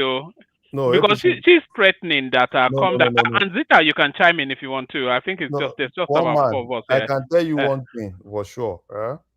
It's just going to be like any other election. You'll see what will happen. They will shout, they will shout, they will shout, they will shout. APC will clear it because all the equipment. I think what they You know did what was especially stunned me was the Lagos State results. You know that's a signal towards 2023, isn't it? All the local governments, bar one, one went to the PDP and the rest of them went to the APC. All of them indigenous candidates won. yes, The cash draft. yes. I think You mean the that opposition? The cash draft. Yeah. You mean the opposition? Yes. Not Well, that they don't have. Is that Thomas I'm seeing? yeah, you have Thomas, we have Larry, you have and we have yourself. Huh? Is Thomas, Larry, and you, and of course me as well. Okay. Thomas, how you did? Long time. I've not heard from him. One man that why I remember something today. I was laughing when I now woke up. I saw your this thing. You know what is making me laugh? What? We come that here. Nnamdi Kanu is a content creator now. Apparently, that's what they are telling. Apart from that, Yeah. so these men and the men we come here every day to discuss, tech side, abuse each other because of them. We get single-handedly. So what they are telling us, we Nigerians, is that they cannot rescue PDP from the hands of Wike. The victory in PDP has gone to Wike now. Is he able to pull that party now together? Is the next thing. You are not understanding what I'm saying. Yeah, go on. If it's not, I don't know how to say this. So you can't be laughing at your own jokes now. Yeah, you let us. Yeah. Wike, you said Wike cannot hold the party together. That's the more reason why they would have collected it from him. No, that's not what I'm saying. Now that he has gotten rid of his arch nemesis Atiku, is he now able to pull the party together? Because he has no protagonist, no antagonist to fight against anymore. So how is now able to, because Atiku leaving now gives victory to Wike. So is he now able to pull that party back together? That's now what we want to see if he's able to do. Do you know what? You are not still understanding the angle I'm talking about. You are still speaking on the angle of politics. And me, I'm speaking from the angle of leadership and people who can take things head on, tackle it and handle it. You mean all these people ran away from PDP because of Wike? And these are men who wants to rule Nigeria. How many Wikes do we have in Nigeria? They ran in their droves to PDP. He started with Peter Obi in 2023. Peter Obi, hey, shall you, big God president, get away. That one ran. He dealt with Atiku and his cohorts. I dare hear, I dare sing, I dare dance. So they failed the election. And these men could not come together to rescue that party from him. Party that was established even before Wike joined it. I'm sure Atiku was in PDP before Wike. And he watched that young man grab that party. Atiku is a founding member of the PDP. And they look left, look right. They did not see any solution to it except to run away. And these are people come here to abuse me because of Ejoku. Laugh one kill me. So now they run. Well, you know, if the power, if the fight pass you, just on that article, what you were saying, somebody sent me this, I think a couple of days ago. It says, one man, many parties, a timeline of Atiku's defection since 1999. So from the PDP, he went to the AC after he fell out with Obasanjo over succession. From the AC, he went to back to the PDP. following a disagreement with Tinubu.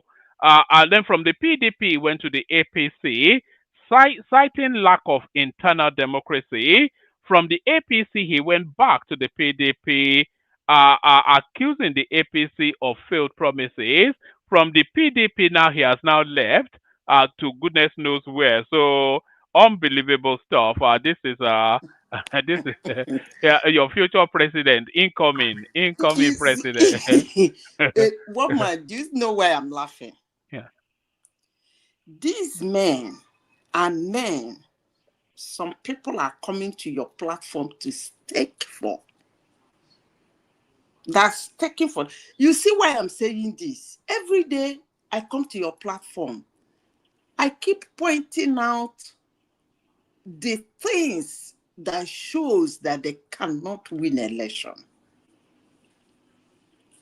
But most people are not listening to me. Some that listen, they don't understand me. Every day I come here, I say, look at the men you people are fighting for. They can't even fight for themselves. They're just moving like swine. All that is in their head is to occupy the office. Is it easy? The answer is no. The way they're behaving, can they get there? It's obviously no. But people are coming here every day, taking Atiku, the ordinary Wike, and they're going to face Tinubu, the worst of Wike. Let's see how that goes. Or they don't know that Tinubu is worse than Wike. Tinubu is a killer now. Even though he's acting benign now that he's president, he's a shark. He's a hawk. If you saw how we played the politics of Buhari's death, then you know that he's not here to play Ludo with anybody now. He's there to, you know. He said, "Oh, look at that's how you're right there announcing his presence." He says, he said, "I don't know what you are running for." Do you remember during the campaign? He said, "I don't know what people are running for, but I am running to be president." This guy is not. Look how long he's been hustling for this thing. He's not giving it up. I think everybody knows that. Nothing, only death will remove that guy from the. Anyway, we'll see. It's coming anyway. I am concerned. Look, he's not. Will I say indispensable? But what I'm trying to point out to Nigerians is that the people they are supporting are not showing any sign of people who can displace somebody like Wike, let alone Tinubu. But if you tell some Nigerians, they will tell you, who the heck are they? Are they God? Are they the... That is not the argument. The argument is, who are they? What have they done before? Who are these people? What have they done before? Who are they now? What are they doing? He's doing now. Who are these people? What are they doing now? No, nobody wants to see that. Atiku, a founding father of PDP, ran 440 because of Wike. They couldn't rescue that party from them. And this man, Tinubu, I'm not sure that you should be so. Wike is a big beast, though. You know, the only beast bigger than Wike in Nigerian politics is Tinubu. See, Wike is a put up a fight first. Is a killer. No, put up a fight first. But Wike will. They put up a fight. Do you remember? Hold on. Do you remember when I'll go and look for the clip when Fubara became the governor of Rivers State, and Wike and Fayose took him aside. They say, just don't upset Wike. Oh. May God never let you find the trouble of Wike. Wike will fight. He said then that Wike, he doesn't fight to win. If he fights to kill. You know, it's either you kill him or he kills you. Yeah. I said it when I came here. They abused me. They called me Wike supporter. They even call me agent of Wike. Is there any name they've not called me here? Some people still even call me. Somebody told me that your Wike tested me when I said your Wike now have cancer. I said, celebrate now. I mean, I don't get it. It's not a thing of just opening your mouth and saying what your conscience will be happy with. Wike, Tinubu is worse than Wike. Take it or leave it. But what I'm saying, let's leave Tinubu aside. That one is APC and the federal government as president. Let's go back to PDP, the opposition. One man, what you are telling me is that El-Rufai, Bala Mohammed, ex-senator, ex-brigadier, brigadier general, ex-minister, ex-house of representatives. Do you know how many people they've been calling that are in PDP that ran now to ADC?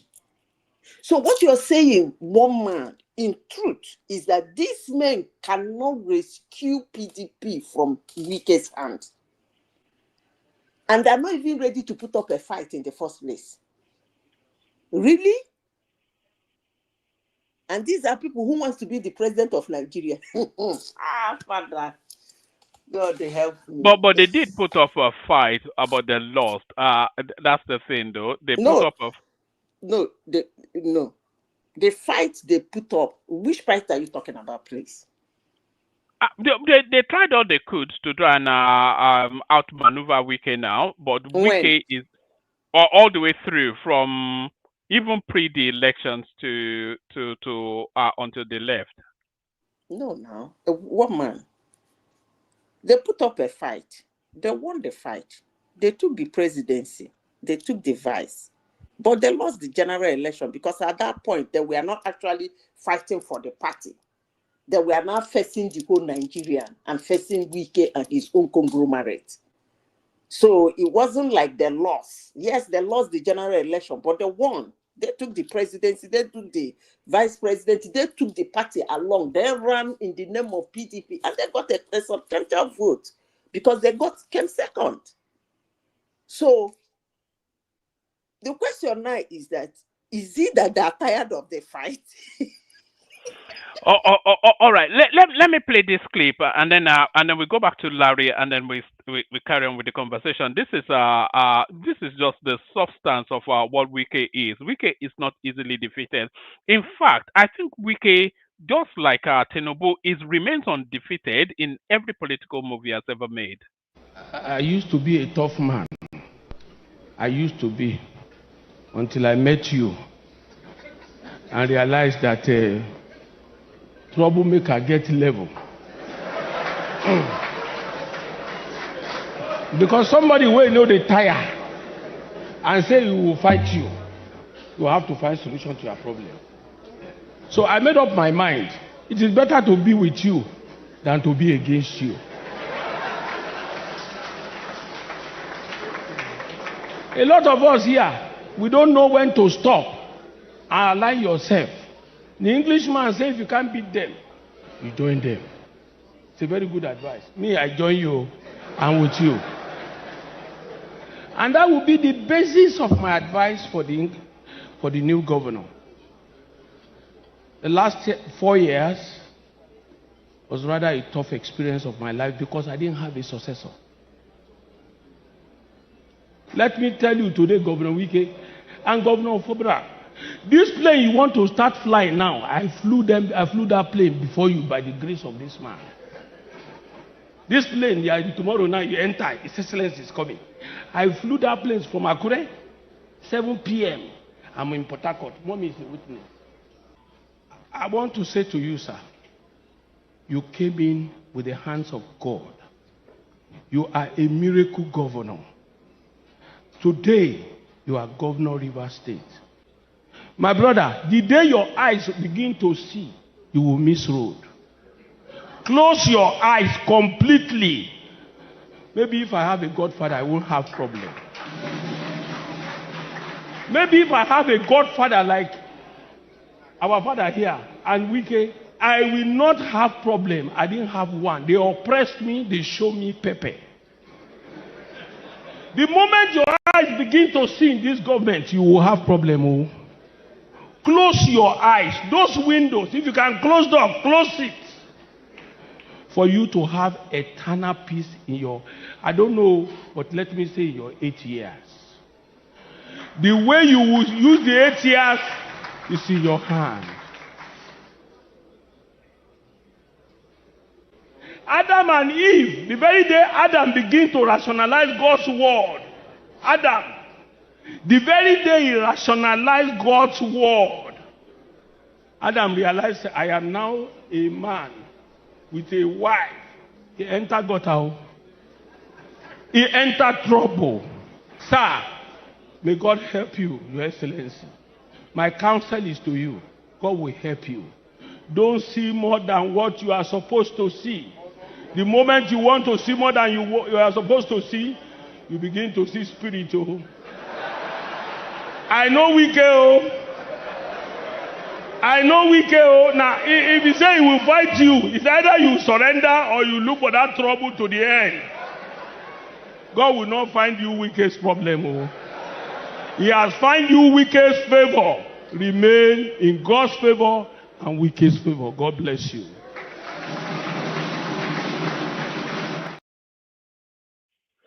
So there it is right there.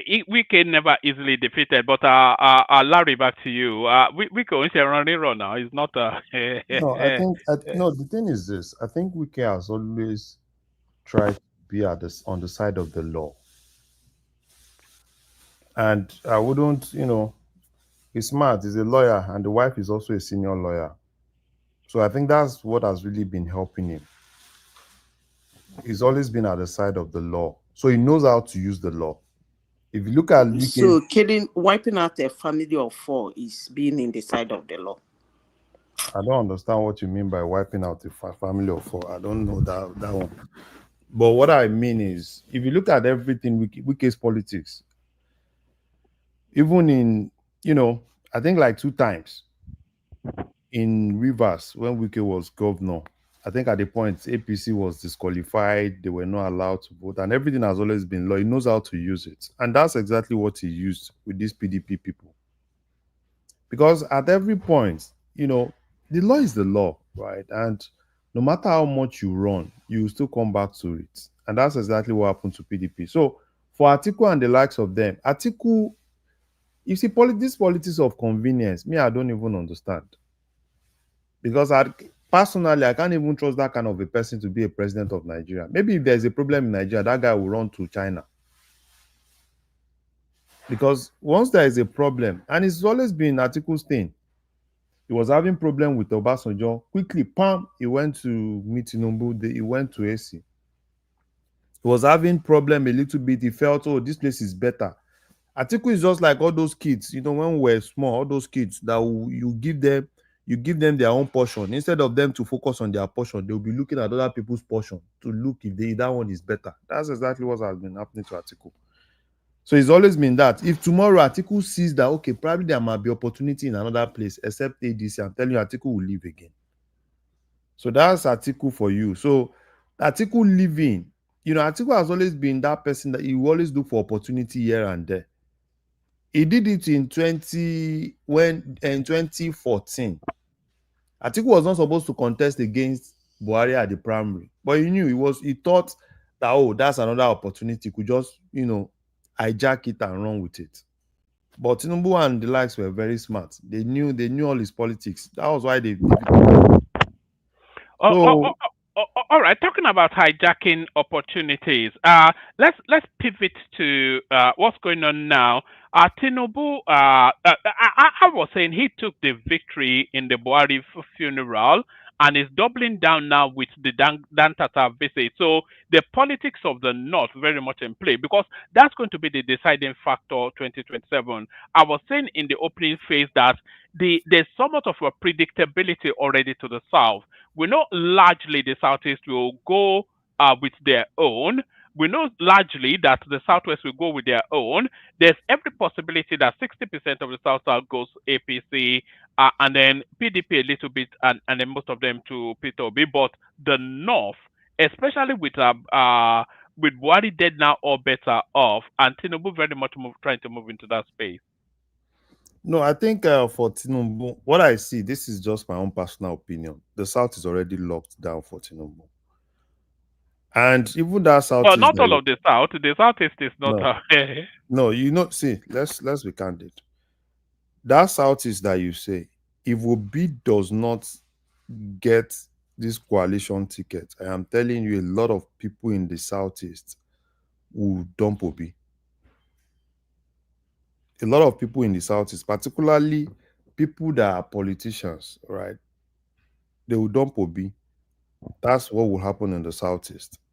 And what you even see in the Southeast is the core politicians in the Southeast. Because unlike what happened the last time, I'm telling you, it's not going to happen again. I'm telling you, that's just the fact. It's not going to happen again. Because even those governors that you see that are currently in the Southeast, all of them are politicians. They know how to play that politics. They know how to play that politics. So that's what you're going to see. And in the North, I think Tinubu is playing the game well. Forget about this social media thing. No. I think Tinubu is playing the game well in the North. He's been able to strategically put his own people in positions in the North. Look at this Kano that you're saying.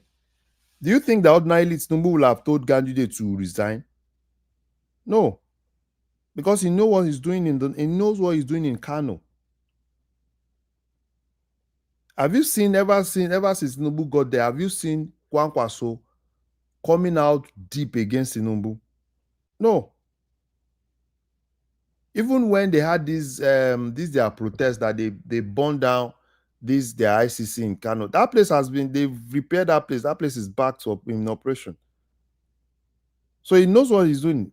Look at Kaduna and even this ADC that you're seeing, because the way they are playing this ADC politics, it's basically they are playing politics against the establishment in the North.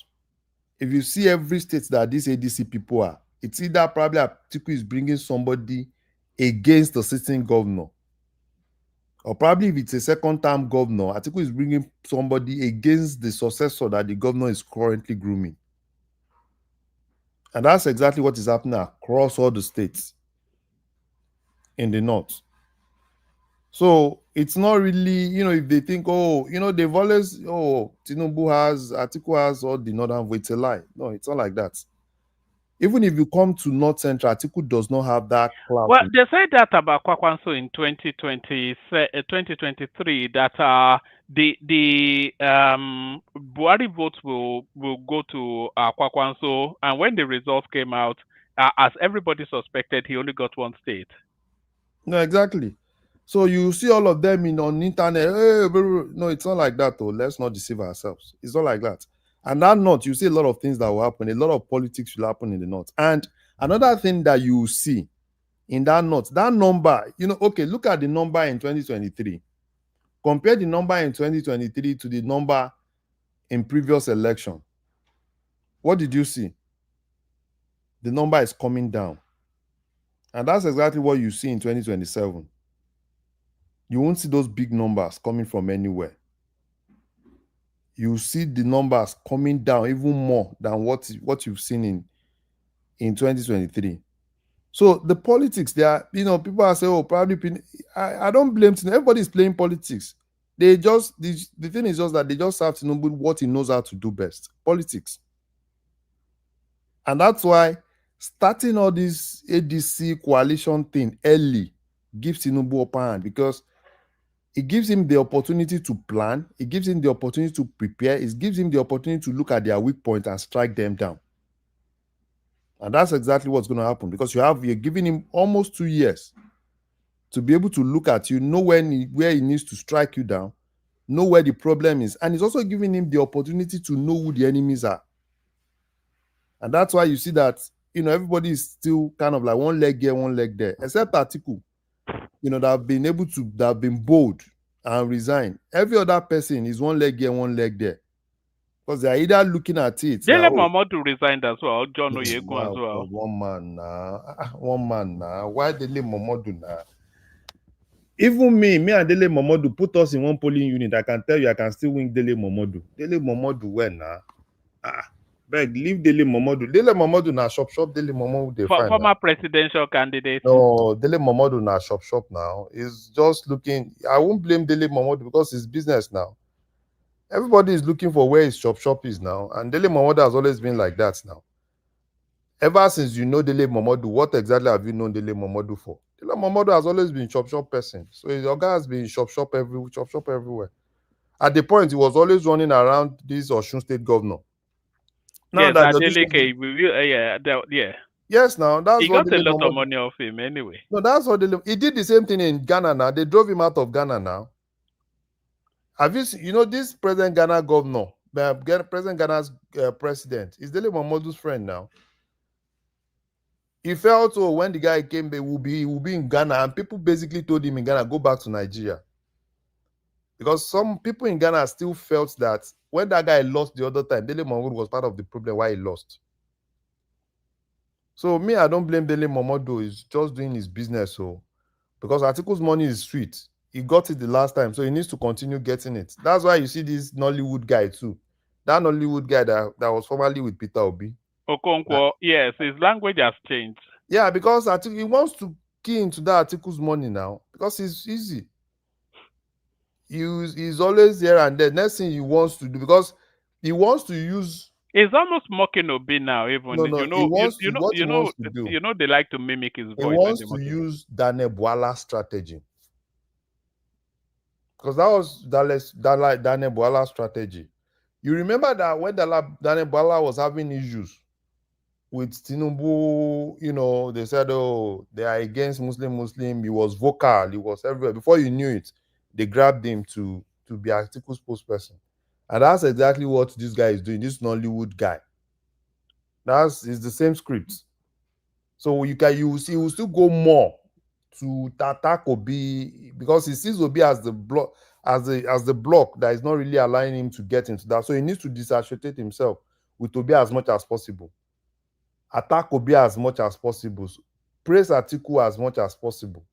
That's the normal thing. So for me, I think Tinubu is playing, it's the normal thing. Atiku too now, at the point, for almost 3 days now, Atiku was in Daura now.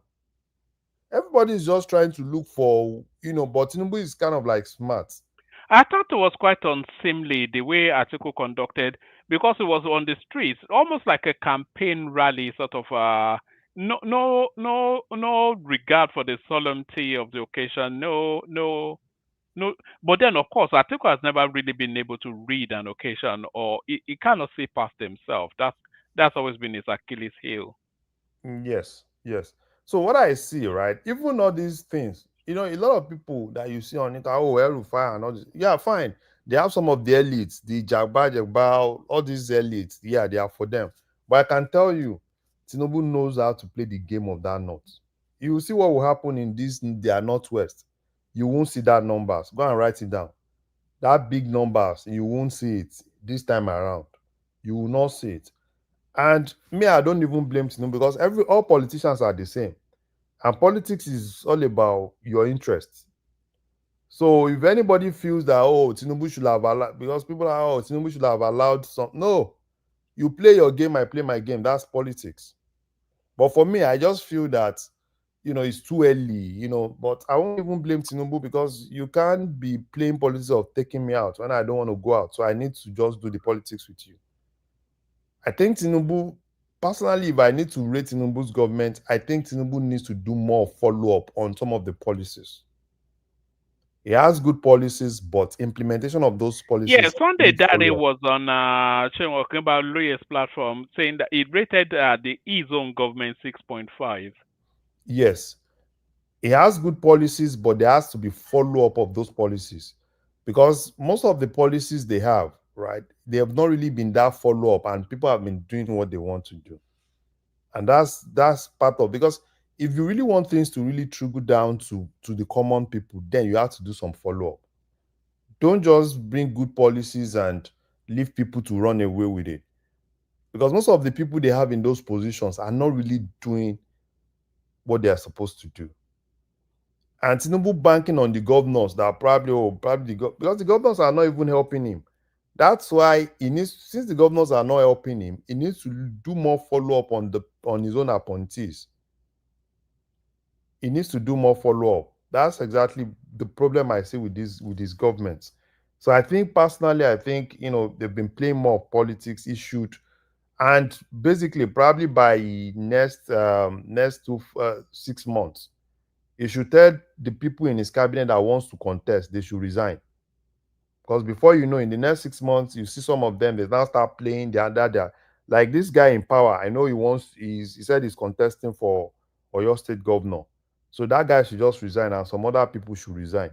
And they should just focus on what they can do. Yeah, leave Tinubu to play the politics while the minister focus on doing what they are supposed to do.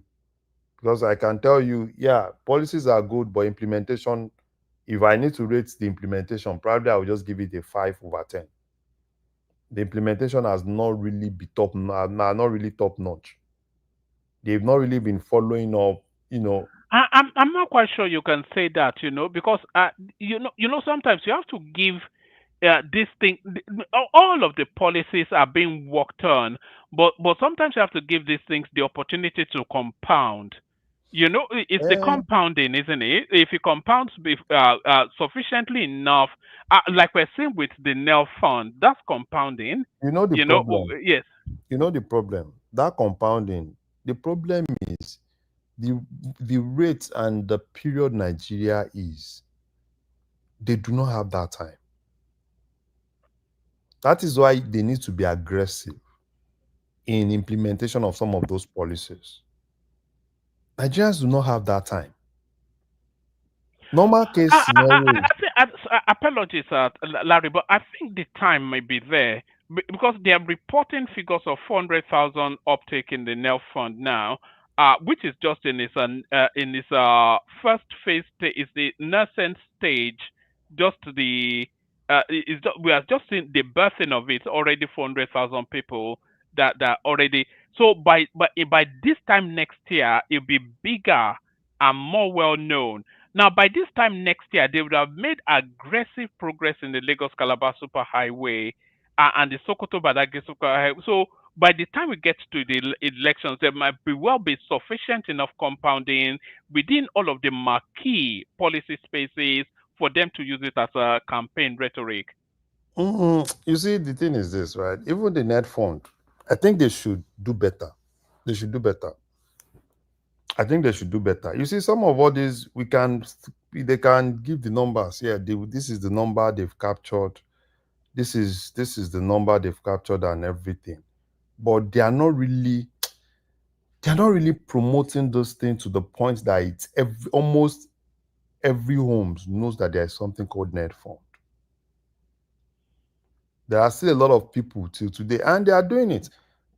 Most times what I do is, if you go to NELFUND's Facebook page, you see all these children commenting, asking for their upkeep. Some of them have seen it, some of them have not seen it, which is a normal thing, right? But I think they should, if it's one of the key policies they have, right, you need to be aggressive with it. Promote it as much as you can. Make it open to more people. Deal with it. Make it as one of the front burner of things that people will see. I know NELFUND, right? You know NELFUND. I can tell you that majority of the parents do not even know NELFUND. And this is one of your key policies.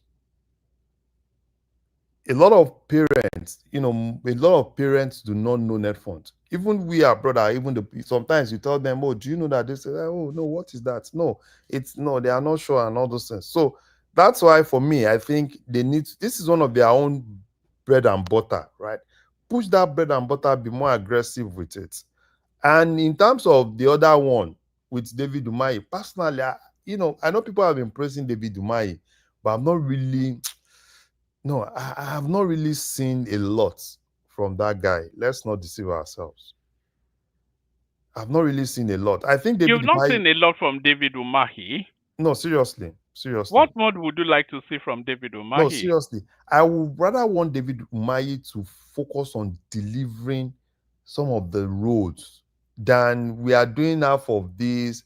It's not even Lagos-Calabar Expressway, right? There are some other ones. It's just normal patch.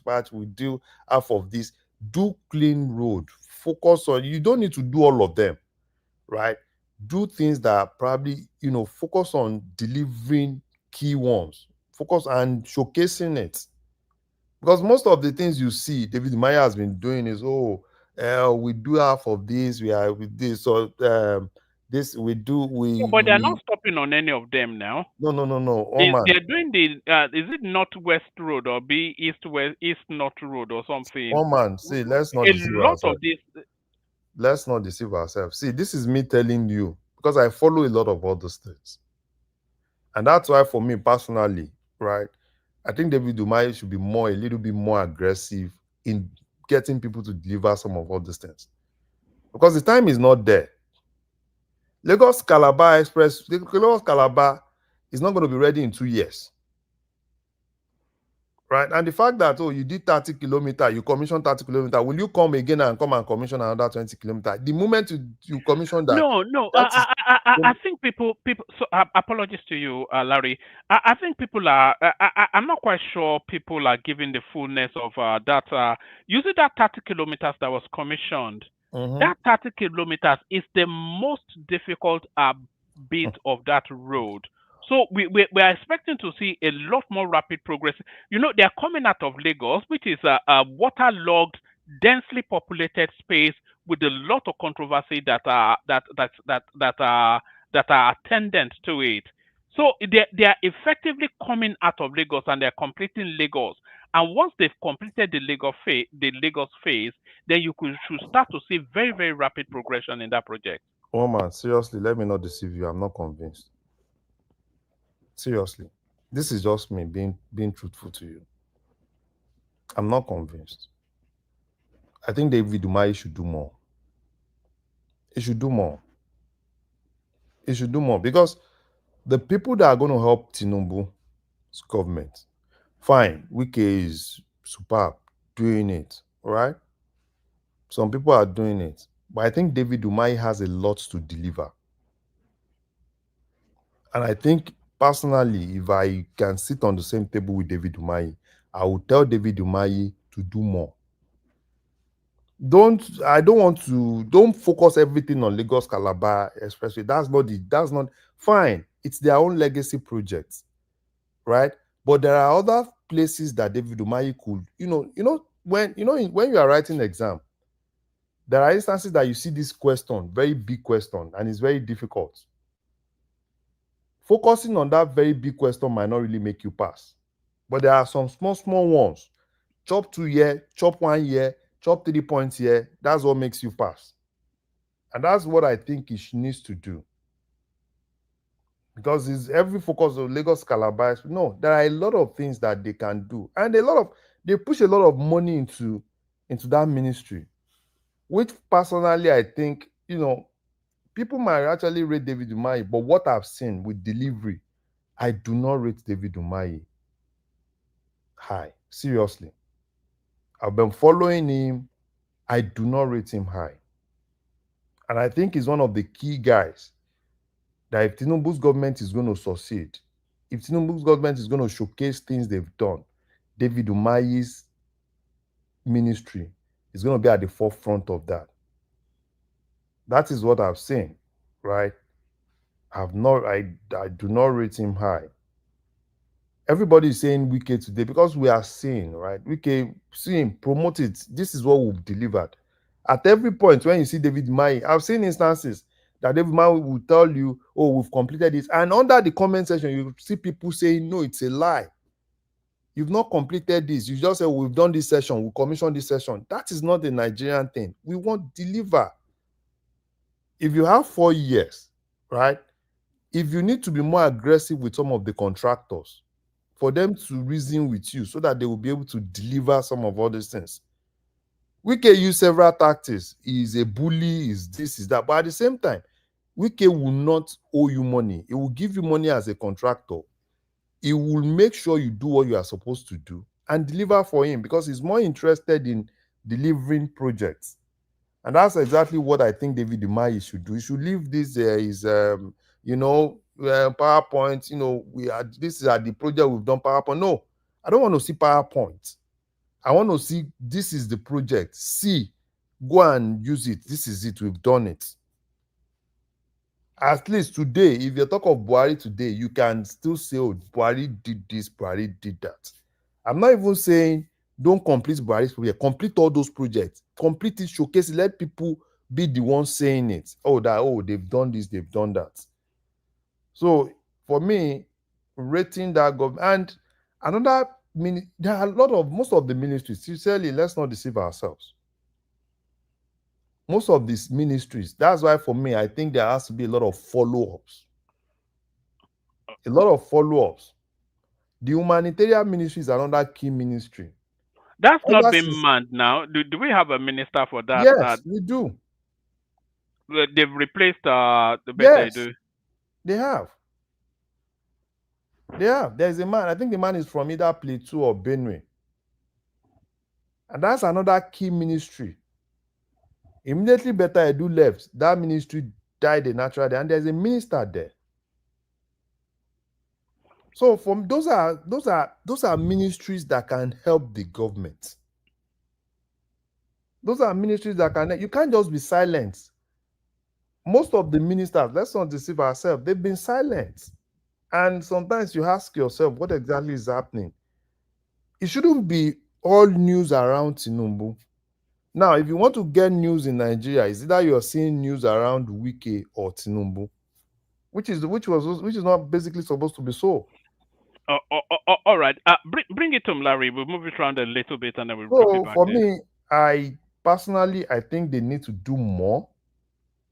People like David Umahi need to come out and do more, and most of the ministers need to do more, and Tinubu's government needs to do more follow-up on the ministers if they really want to. Doesn't it have some super minister? Is it Sadia Farouk or that's meant to be supervising? Who's that? Is it Sadia Farouk? No, it's not Sadia Farouk. Adisa Mohammed. Is it Adisa Mohammed? Yeah, Adisa Mohammed. Leave all those things. All those things are just on paper, not reality. So they are just on paper, not reality. But let me leave it here and let Madam Zita and let people talk. Oh, all right, brilliant. All right, brilliant. Well, we'll hold Zita in abeyance for a moment. Go to Africa, who joins us, I think, after a long time away. Africa, Wagwan. Yes, one man. Good evening. How are you doing? All right? I'm good. Good to have you here. Yeah, long time, man. I hope you and the family well. Everyone okay? Everybody is good. My brother from the Sahel. Oh, shut up, man. I've never been to your brother from Sierra Leone, from the coast. Oh yes, of course. Well, you're still in the Fulani coast, aren't you? We don't belong to the Sahel. We spread to the Sahel, but we don't belong to that. We actually belong to the Senegambia. We actually own Senegal. It's our ancestral home, but we spread out to the Sahel because the Sahel used to be this. We saw that with Buhari's funeral when the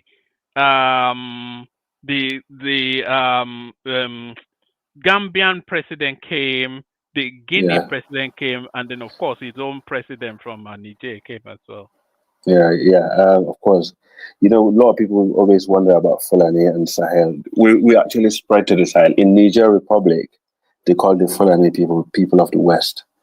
That means people that came from the far west, from Senegal. Our ancestral home is actually Senegal. We actually are the probably the oldest tribe in that region. Believe it or not, in Senegal, the last tribe that actually settled in Senegal was the Wolof. The Wolof tribe, they came later on and they built their kingdom from Sudan. But Senegalese belong to the Serere and the Fulani and I forgot the other tribe. But first of all, rest in peace to Muhammadu Buhari, a great soldier. That's how I see him. I'd never seen him as a president, to be honest.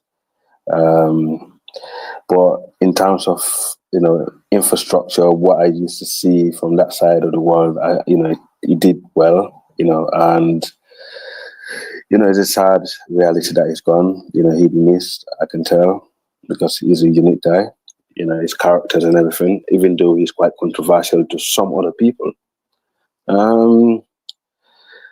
Go to the funeral. I think, the last time I came here, I'm very upfront person. The last time I came here, I opposed the president, right? I said Tinubu actually have, let me down, and fairly his foreign policy. But since then, things have changed dramatically. I mean, first of all, the death of Buhari is a big blow for Atiku. But I'm looking at it from my point of view, and I think it's again, sadly, it's just reality. When some unfortunate happens, some people gain, some people lose. The way the president, Bola Ahmed Tinubu, the way he responded to the to Buhari's funeral, how he stood up. I think he have regained, the Fulani people's heart again, and he did stood up. And looking at him from the outside, because remember, we're a large tribe, we're spread out in the whole region. As you mentioned, a few leaders from our zone went over there, and we're looking at it from the outside. And I thought he did stood up, and the way he was with the family, the way he was at the funeral, how he delegated everything, I'm very impressed. Absolutely. Goes to Atiku. I saw a video of Atiku. He went to Katsina after, Tinubu left. I wasn't impressed. And I thought that video, that crowd that you see there was all young children. There was hardly any adults there. That tells you something, right? There was organized or paid crowd. You didn't nail it earlier. You said it seemed like a campaign. It's quite disrespectful to the late President Muhammadu Buhari. And I was disappointed to see that.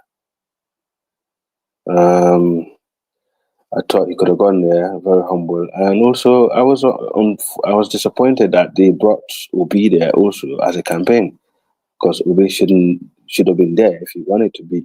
Nobody forced him or to be there. But I don't like when people using other people's funeral, like especially a pillar like Muhammadu Buhari, as a like a opportunist, opportunity to actually gain power for a political reason. In West Africa, he was loved and respected. He might not be loved and respected in Nigeria, where you see even the former George Weah, Liberian president, went there. In Sierra Leone, we thank Buhari a lot. We know he was Abacha Senior when ECOMOG went to Sierra Leone to help us during the Civil War, and and so on. And I was quite impressed of the way Tinubu dealt with it. The way things are at the moment, I think he is going to win the 2027 election. But if it's all depends, if Obi left, I think if Obi left and have his own party, then Tinubu have his own party, then PDP have their own candidate. It will be quite difficult for Tinubu in the south. It will be spread, obviously, because then you have 3 candidates in the south, and Atiku and Tinubu fighting for the north. I think Tinubu gain more support from the north this time than he did the last time. But that's all depend on the, this is my opinion, by the way. It's all depend on the amount of candidate that's standing in the south, because then the vote in the south will be divided into 3. But then in the north, there are several permutations to that. A lot of things will shape what happens in 2027. The candidates that PDP presents will shape it. The new INEC chairman that is going to be appointed around about December, January will shape it, and then how the North plays will shape it as well. So if the PDP presents Sheyi Makinde, that will cut into Tinubu's votes. If they present Bala Mohammed, that will cut into Atiku's vote. So, and then Kwakwanso, of course, will shape it as well.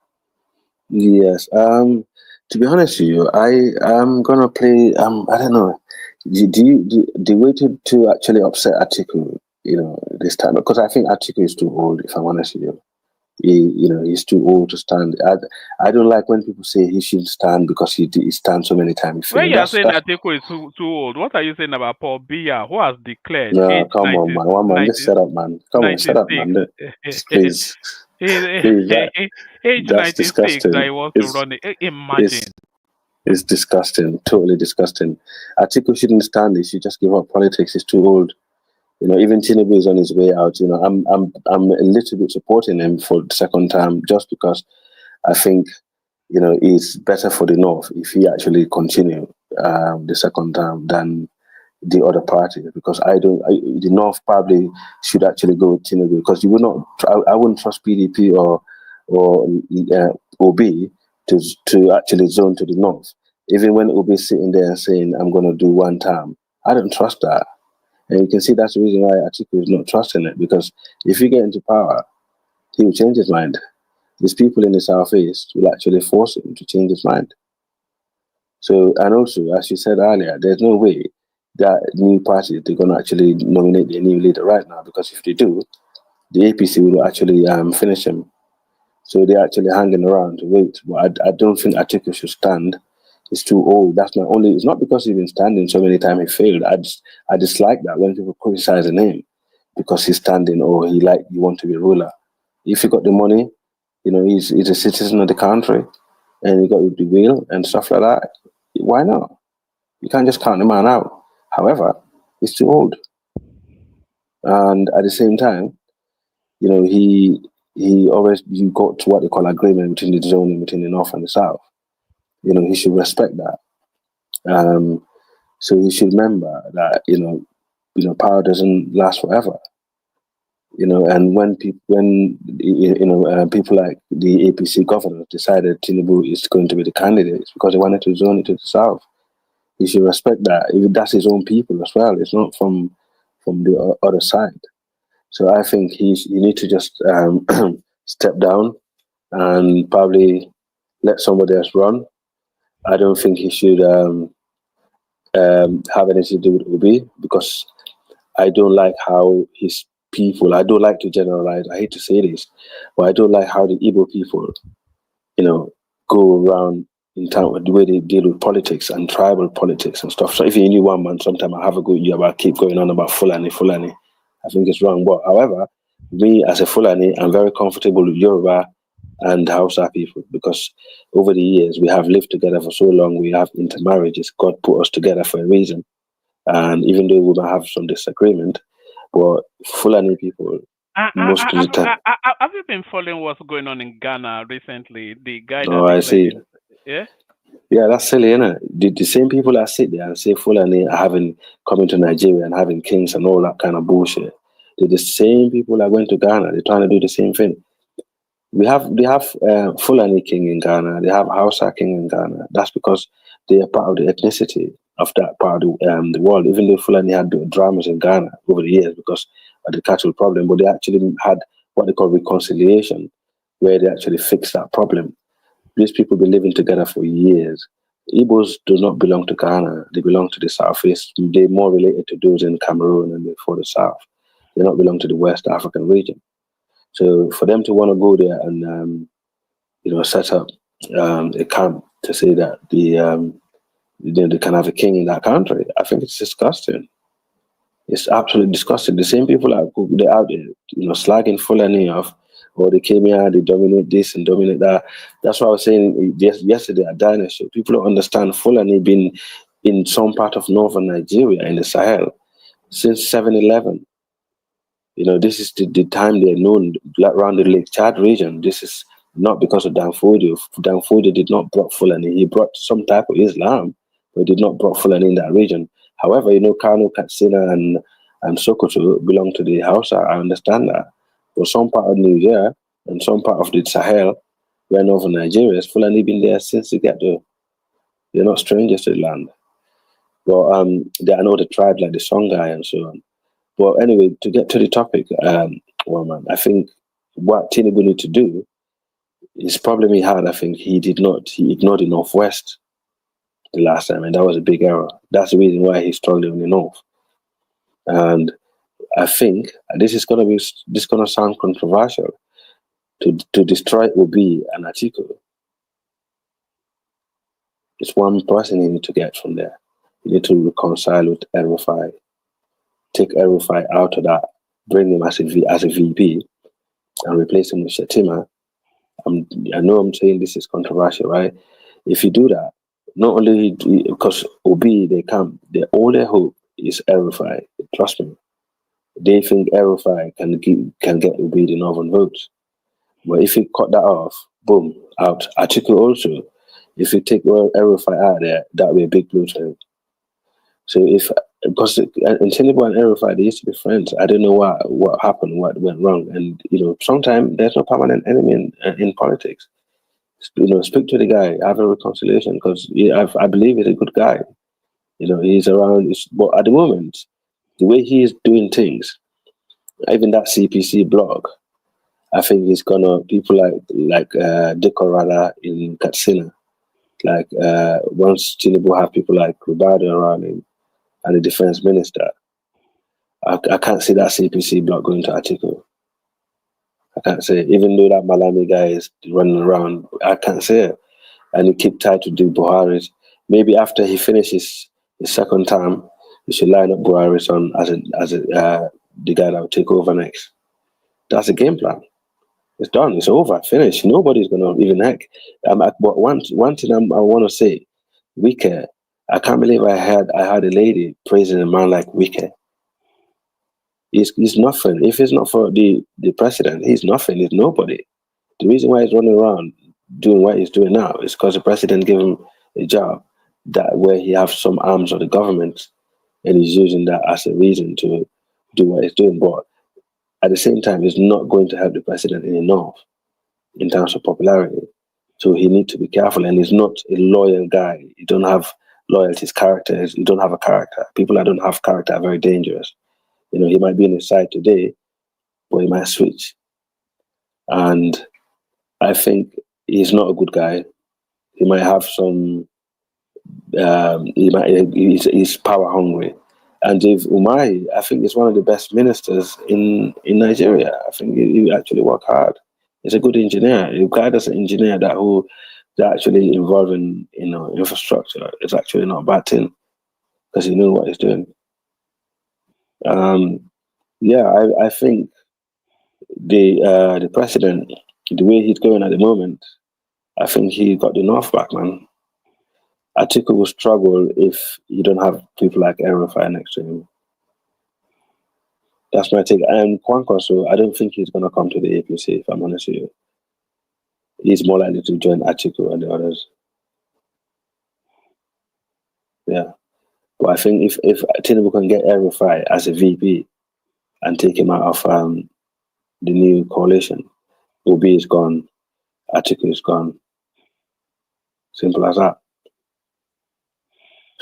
That's the conservative North finally back in the APC. Yeah. But yeah, he's doing. I'm quite impressed, how he dealt with it. And also, Atiku is disgraceful what he did, going to campaigning at somebody's funeral. Just look at the crowd. Don't take my word for it. Look at the crowd. Look at the people that's there. They're all young kids. It's like they've been paid to come and campaign for him. And I'm surprised Tinubu don't have people that will go on the TV and expose that, because if he had this, we need a team around him that understand the psyche of the Northerners. I don't think you have that. And then he, where that should be exposed, because he disrespect Buhari. And by doing that, so you need some people you need a good team. But obviously, election is not here yet. But that's something that will come down to Atiku in the future. Well, anyway, one man is late down here. I'll happen again another time. The time. Are you still in the UK, one man, or are you back home now? No, I'm still in the UK. Okay. Yeah, I'll jump in now and again. Yeah, and obviously, we can have a talk and stuff like that. We'll help each other out. But yeah, let's tame the tribalism business down, and let's focus on what helps, build the nation, because that's what all we want. Okay, and now and again, I'll come and give my little advice, what would be to give, and then we can link up again. You should come up to Dynasty show now and again, man. Oh no, I can't stand that guy. I can't stand him. It's not a naked chancer. It's just an opportunity, an opportunist. At least with Austin Holloman, he tells you that look, I'm in it for the money. But that's that Diners man is just calling himself a prince of Yoruba land. With all this nonsense. I know. Where's Kaiser? Is he alright? Yeah. Kaiser recently became a father, so I don't think he'll be. Nah. He's doing the Nnamdi way. No way. Can you imagine that? Kaiser that still needs his nappy changing. He's now changing nappy. Oh my days. Oh yes, it's good news for him. I have to try and call him. I've been trying to reach him, but his numbers are not going through. But yes, thank you, Africa. Stay with us for as long as you can. We go on from you to Zita, who hopefully is there to speak. Zita, you're up next. Zita. Well, man, I'm gonna leave you guys now because it's late. Right. We got Harbour Festival in my city tomorrow. You got what? What Harbour Festival is like a Harbour Festival, yeah. HARBOUR. Yeah. Okay. I live around it, so I'm gonna get up and get my rare nephew and get my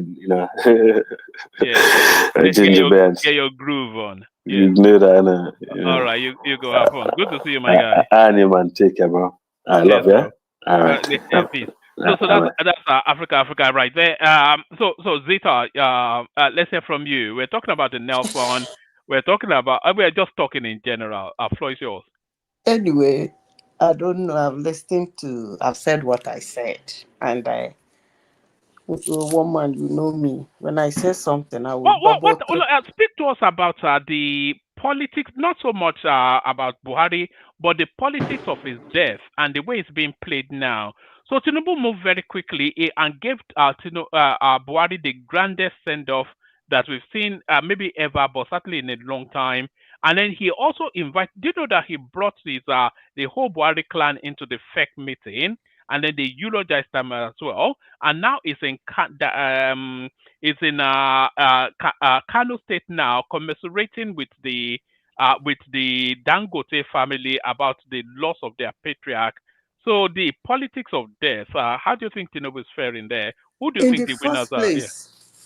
In the first place, he did very well. I like the way he sent his vice to go and receive the man's course. That was quite respectful. And he didn't wait for them to carry the corpse and bring to Nigeria, where the vice have to stand at the airport and wait for them in Nigeria to bring it. He actually sent his vice president to go and arrange the man and bring him back to Nigeria, which is something that is not actually very common. Most times they usually send what do they call it? Foreign minister or something. Yeah, something like that. Well, that was quite respectful. I've said a lot about Buhari here, and most people didn't like me because of what I said about Buhari. And I must say this, Nigerians, we Nigerians, there is one problem we do have. If we don't like you, there is nothing you do that pleases us, but that's okay. But the only good thing is that the people who like you too, whatever you do, it pleases them.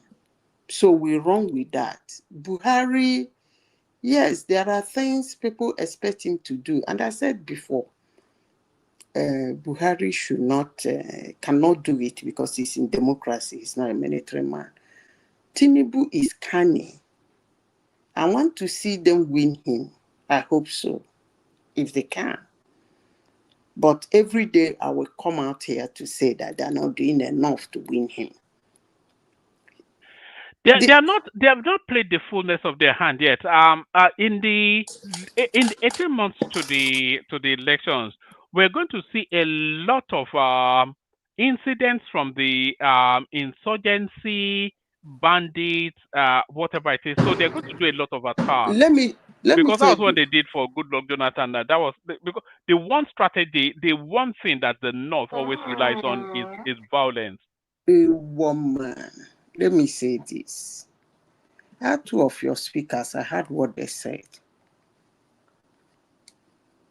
You don't actually need to do anything as a leader in Nigeria for you to win an election. I said it some time ago here in a different way. You countered me. You said they know what they want, but they don't know how to go about it, and they can't fight it. Let me say it in another way. You actually do not need to do anything as a leader in Nigeria for you to win your next election. It's all about hate and love, because if somebody can say that he can't give Umahi a pass mark, I wonder who he will give. This government has just been 2 years. And some people are talking about the government as if they've done their full 4 years. So I don't really do care, but let Nigeria speak. And Tinubu do not need to do any more. Just like the other speaker said, he said he needs to do more. He needs to move quickly with the policies. He doesn't need to do that. Because whether he moves quickly with the policies, he doesn't move quickly with the policies, that's not going to determine his win. I can assure you that. No, but it needs a rhetoric to campaign on now. It needs a storyline. They will always get something to campaign with. The one that campaigned with lies, all lies in 2020, didn't he get 6 million votes? Are they not boasting about the 6 million votes? Politicians will always have something to campaign on. And when they finish telling you, they will tell you to go there and verify. Because they know you will not take your time to go and they don't leave that to Tinubu to worry about. When he will mount the campaign, he will tell you what he has done. Whether somebody is somewhere shouting for him to move quickly with his politics and do more and do this and do that, that's not important. I will always say it. Like me, hate me, I don't care. But I'm telling you that if Tinubu mounts the podium, he has something to tell Nigerians. Enough to tell Nigerians. Enough. And all of them that has been in his administration and been there, the governors, the senators, everybody who is going out in 2026 to campaign for 2027 general election. One man, I tell you, they have something to tell the people. A lot to tell them.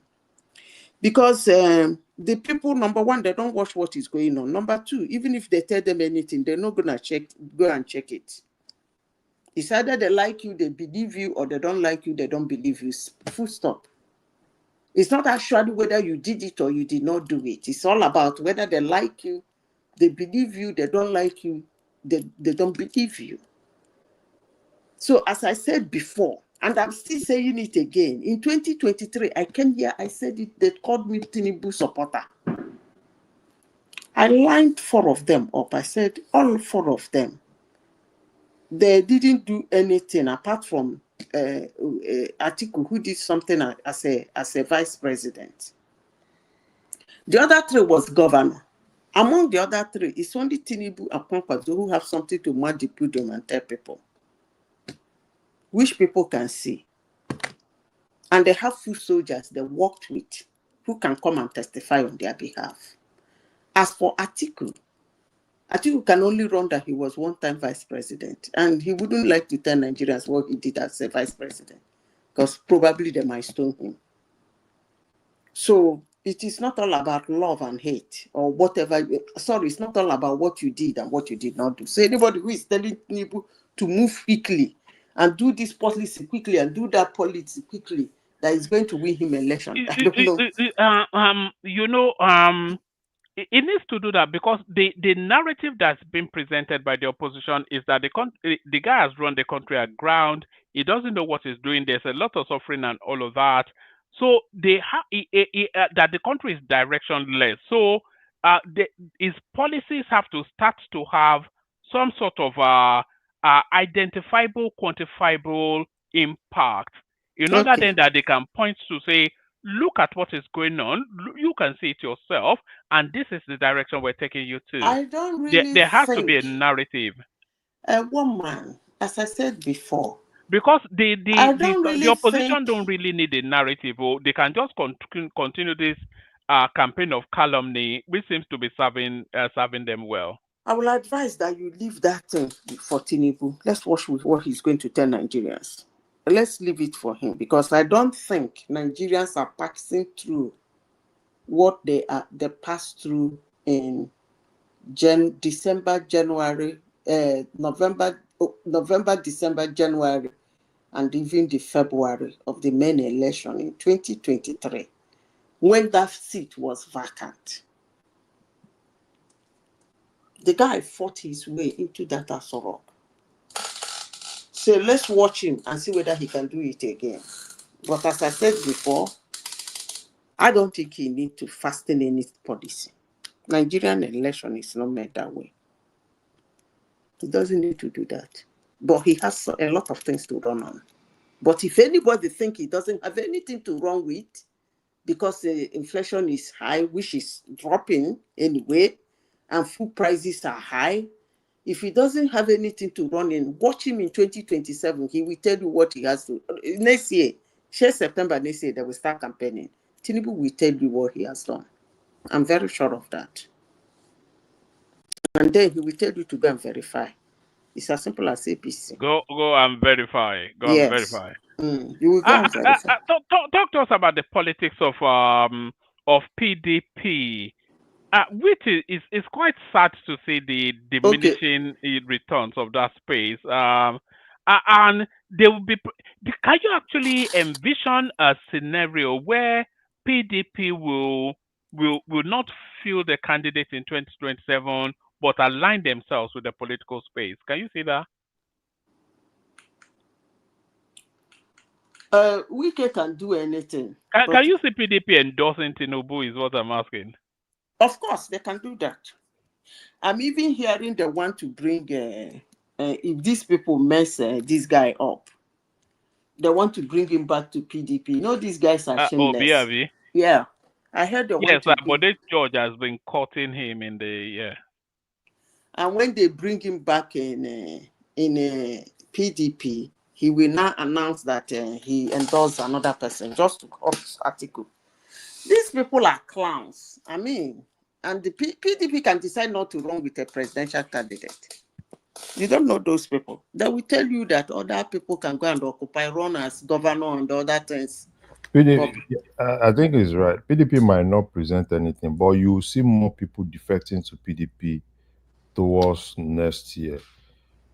Because a lot of people that do not get tickets, I think this is the right time for some people to really defect to PDP, because there are more opportunity for tickets. Tickets in ADC will be difficult to get with this articles group. So I think PDP is just another avenue for some of these politicians. You see more politicians defecting to PDP by end of the year.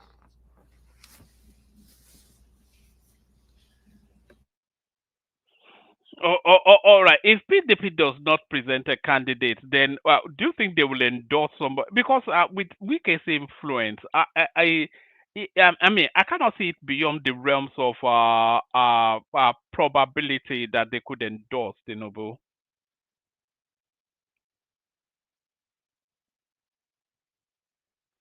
Anyone there?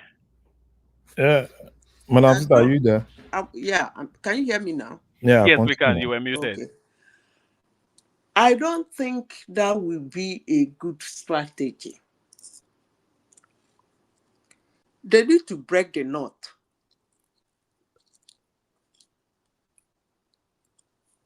They need to bring somebody in the north to run under PDP. They can even give it 2 northern tickets. To attack Atiku, Abi. But I do, apart from 2019, I don't really think, well, apart from the sitting president, Atiku is the only politician again that have that clout. But that clout was in PDP. I don't really know how fast they can move in that ADC for people to start voting. You see, what Tinubu did to them is really bad. That cash trap. Because their situation is easier for somebody to sponsor somebody in APC because they are the ruling party. You can bet on them, more especially in places like Nigeria. It's easier for you to bet on a sitting party than a party that just formed. That's why when APC did their own in 2014 to 2015, they spent their personal money. That was what they did, because it is actually difficult for you to get somebody to believe in your vision and your mission and your dream and aspiration. It's kind of difficult, more especially when you pull it out from the blues. It's going to be dicey for somebody to bet on it.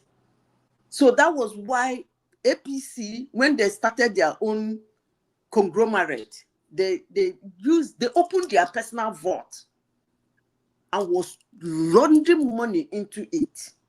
But this PDP, ADC, Labour Party, kangaroos, the problem I have with them is that they're stingy. I've never seen politicians like that. Among all of them, it's only this Wike, maybe probably because he was spending the state fund. Even the governors from Akwa Ibom State, from those what is it called, Cross River State. These are states that have money in Nigeria, but they didn't throw much. Honestly, if I can tell you, in 2023, part of their problem too was cash. It was cash. At a point, this guy has to take a lot of money from the state coffers. I mean, Delta State. It was cash, and the man has even dealt a bigger blow to them now. Diri, Fubara is a known. They've done that one. Shege, Diri, no. What's the other one in Cross River State? Then Imo State. Then Edo State.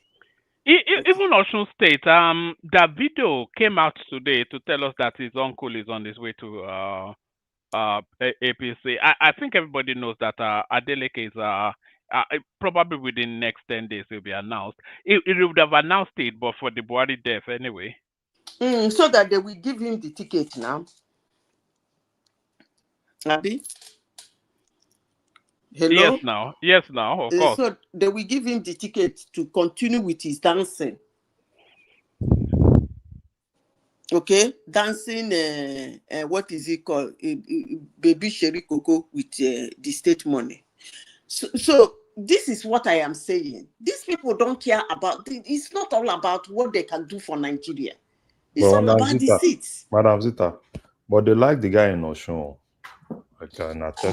But what impact has he had? What impact has he had is the thing. No, the problem is... Before he became governor, they like him. But now I don't think so. No, they do. They don't. I don't think so. I can tell you authoritatively that they do. They do. You shouldn't argue with Zita. Zita is probably the smartest woman on this planet right now. No, seriously, I can tell you authoritatively that they do. You know Oshun people, the thing is this. Oshun is a civil servant state. Right? And Oshun, all they want is, because this Tinubu government has really given the governors a lot of money.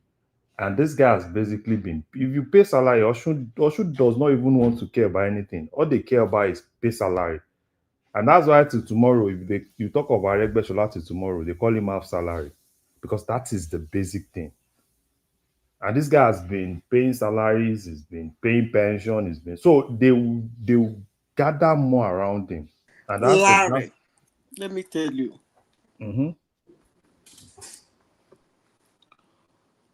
As it is today, one thing is going for that guy. Just one thing. He has a good heart. He's not a good leader. He's not a good administrator. And his state people have noticed that. Before the election, the one he lost before, they liked him. And that like was because he has a good heart. He has Okay, let me No, not use the no. word. I think they actually transferred. It's not even him they like. They like his brother, who I think was a one-time governor of that state. They used to call him Sherubawon. The one that died. The one that died. So I think it's that that thing that they had for him that they transferred to because he has no antecedent in anything now. They have no reason to like him. It's just You've not watched clownish. him. One man, you've not watched the guy. I watch him now dancing all My over the neighbor, place. when I was in Nigeria, the other house, my neighbor there is from a Osun State. Call Osun people. He told me everything about that place. When he lost that election, he told me that his people actually voted for that guy. That first one he lost, he told me that they voted for the guy. And I watched him on television. Even the court case and everything, he has a forgiving heart. He was, I don't know how to explain it. Maybe because of his dances. Somebody who dances a lot is always happy. Everything is Baopomi. But you don't do Baopomi in leadership. So that is what is hurting him now. You don't do Baopomi in leadership. You don't just do anyhow when it comes to leadership. You don't feel free. You have to be firm as a leader. He doesn't have that antecedent. But whether he has a good heart, yes, he has a good heart. And most Osun people that, that might vote for him, if he didn't move, might vote because of his good heart. Forget about his brothers. But as I speak now, if he contests that election under PDP, if he wins that election, it's going to be extremely narrow. Most Russian people are angry with him. Shita, how did you know what you are saying? Okay. You know why I'm asking you this question? Because that is actually what is on ground now. That's why they call me the witch now. And let me expatiate. I came because of what you are discussing. So I came because of this, because at least we are talking about my state. And as we speak, I'm there. So what is happening is this: the PDP structure is collapsing on Adeleke. Most prominent people in PDP are already defecting to APC in Osun. And he has seen the handwriting on the wall that if this one continues, it will be difficult for him to win. He might get the governorship this thing from PDP, but winning that election will be very, very difficult. So what he's trying to do now is to do, let me help you and you also help me. What Tinubu is actually offering him is this, that if you can, because actually people love him in Osun State. It's only the political class that is actually the problem. And the reason is because of what Aregbesola is, the sin of Aregbesola that is actually haunting APC in Osun State. So what the Tinubu is offering him that, okay, if you can come, what I will do for you is nobody will run against you. We'll give you the ticket. And Tinubu is also looking at the vote he will get, because if he can get Adeleke back to APC, he will get like what everybody is getting in the way Obi get his own vote in the East, like 90%, 95% of the vote in Osun. That is what Tinubu is going to get. So Tinubu is not as if nobody is talking about the performance, because Larry was earlier saying that, okay, Osun State is a civil servant state. Even this thing, the present minister of blue economy, Oyetola, pays salary. but that still did not win him the election. So the trade by barter that they are doing now, and is actually going to happen. Adeleke is going to move to APC, and then Osun State will be like 100% APC. That's what is going to happen.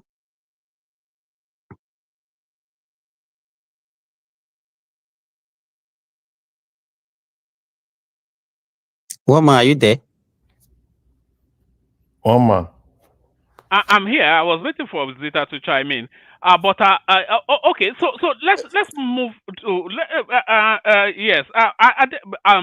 Davido came out and told us that that his uncle is on the way anyway, and he wouldn't come out to say Even that. before it comes out, one man, even if you look at the statement the guy has been releasing in the past few weeks, he has already been having meetings with his supporters, and what they are saying is wherever he goes, Anywhere you go, I will go. Yes, we will go with you.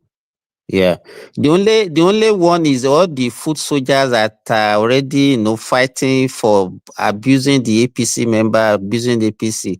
So where will they hide their face by the time their principal now move to APC? They don't get face, no. the same way. It's the same way get Daniel Buala. Daniel Buala that told us that Tinubu did nothing in Lagos apart from loot money and tax people. Woman, that thing you are But saying what about I Daniel Simba, Buala, that is not even what Daniel Buala told Simba. me. That Daniel Yes, Buala Larry. said Would that if is they getting take me him angry to about him.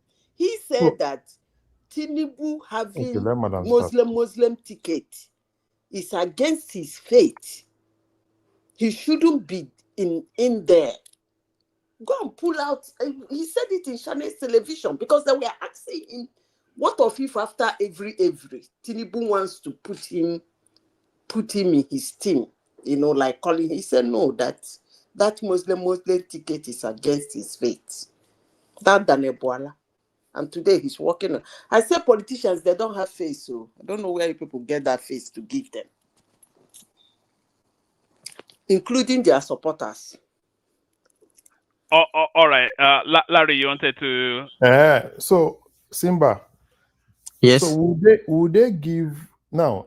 Let's say Adeleke moves to APC. What will happen to the structure? Would they give him the structure? Does they really have any structure? They will not give him the structure. They will just what that guy is not really the way. If you look at his antecedent, he's not a politician. Yeah, you understand? He rode on the sympathy of his late brother, who was actually the politician. And their dad also was a politician. I know. I'm talking about the former senator Adeleke, their popsy. Yeah, I know. But this present governor was actually a sympathy person. What the way and manner the brother died, and then the APC now refused to actually give him that opportunity in replacing his brother, and that was when he moved to PDP, and everybody moved with him. I mean, the Osun State, Because it's APC or ACN? No, it was APC. Is it when the brother died? The brother died around 2014, 2015. Yeah, the brother died around 2014, and after that he went. No, not even 2014. I think about around 2016 or so. 2016, 2017. Yeah. He went in to complete the border's tenure. No, he died. No, he didn't die as a governor. He was the one that's supposed to replace Aregbesola. No, no. Oh, okay. In primaries. They have not even started primary. They were still just. Wait, the brother died as a senator now. He died as a senator, but he was actually. It was. Everybody knows that. Wait now. He was buying. Okay. Same governor went in to complete that senatorial tenure. Yes. Because I remember now, I had one or two things with him that in Abuja.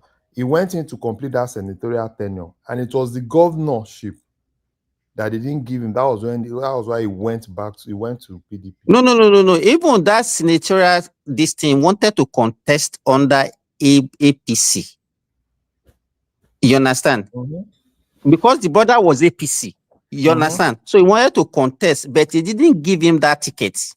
That was why he went to PDP. PDP immediately saw the opportunity and just okay, come, Yeah, I we give remember you. the story. Yes, I remember they rejected him that ticket. This dancing boy, PDP waved him off, and then they went to PD. I remember that time. Yeah, 2016 or so. He wanted to replace his brother. Yeah, I remember. So In fact, he didn't finish. Did he even finish? I think he even resigned as a senator to contest for the governorship first time. But he went back now when he lost. If you look at that election now, you know it was a runoff. He went back when he lost. But for me, I think because presently I know people now love. he said the election goes sweet now. Yes. If he goes to APC. No, that's the final. That's the final. If he goes to APC, then his kid brother, his kid nephew that goes around singing what I don't know. Madam, will join Tinubu in his crowd. Have you not seen him in Tinubu? Have you not seen him doubling, prostrating for Tinubu all over the place? I like Yorubans, especially when we went with what's that guy Pascal? What's his name again? Obi Kubana. Kubana chief priest. I mean, Kubana chief priest. Yes. All of them are there. You remember when they went up with that is crew, Davido, Kubana chief priest, and then they went to be doing Dobale and Aso Rock. All of them are there, and Sheyi too. They are Sheyi's friend now. Those are the people who will do the noise in the streets. They are Sheyi's friend. So okay, after doing that, somebody is saying he should run fast with his policies. When I don't see the policy now, so what are you talking about? Sheyi is there. So, well, for me, I think the guy would go to APC, but the issue is that's why I'm asking about the structure. His followers, there are going to be issues. So. Do you think? I don't even know. Larry, do you think that Adeleke, after leaving that office, can actually hold a political party? No, that's not what I'm saying now. You know where the problem will be, right? Probably they will just give him only you. Let's give you governor. Every other position. I said, I'm telling you, most prominent people that actually supported him, they're already defected. Because take for instance, all the senator, let me tell you, there was a senator now, current senator. Hold on, Simba, wait. I want him to explain. You said they can give him only him be governor, right? Yes. I don't understand. Only him be governor, then what next? The rest will be PDP. No. You know, the thing is, they will give him the governorship ticket. You see all this senatorial, this thing, he will not have say. Because most of the people in APC, take for instance now, Wole Oke. Simba, Wole Oke has already defected now. You know, Wole Oke was having problem with him. That was why Wole Oke defected to APC. And there are other people like that. And all of them I don't really understand if he is a governor under a party and then the senators are elected under that same party that he's a governor. So why would there be an issue? I don't understand. There will be an issue because if he's a governor now, right? In 2027, the people he's bringing will also be interested in that same seat. But you know, Larry, remember that the election, you know, also election is an off-cycle election. No? I know now. I'm telling you about the politics of APC in Osun. I don't understand your argument. You said if he becomes the governor, come November, right? Is it November this year or November next year? No, November 2026. What you are saying is that if he becomes the governor in November 2026, you are saying that the people he brings in will be interested in the seat.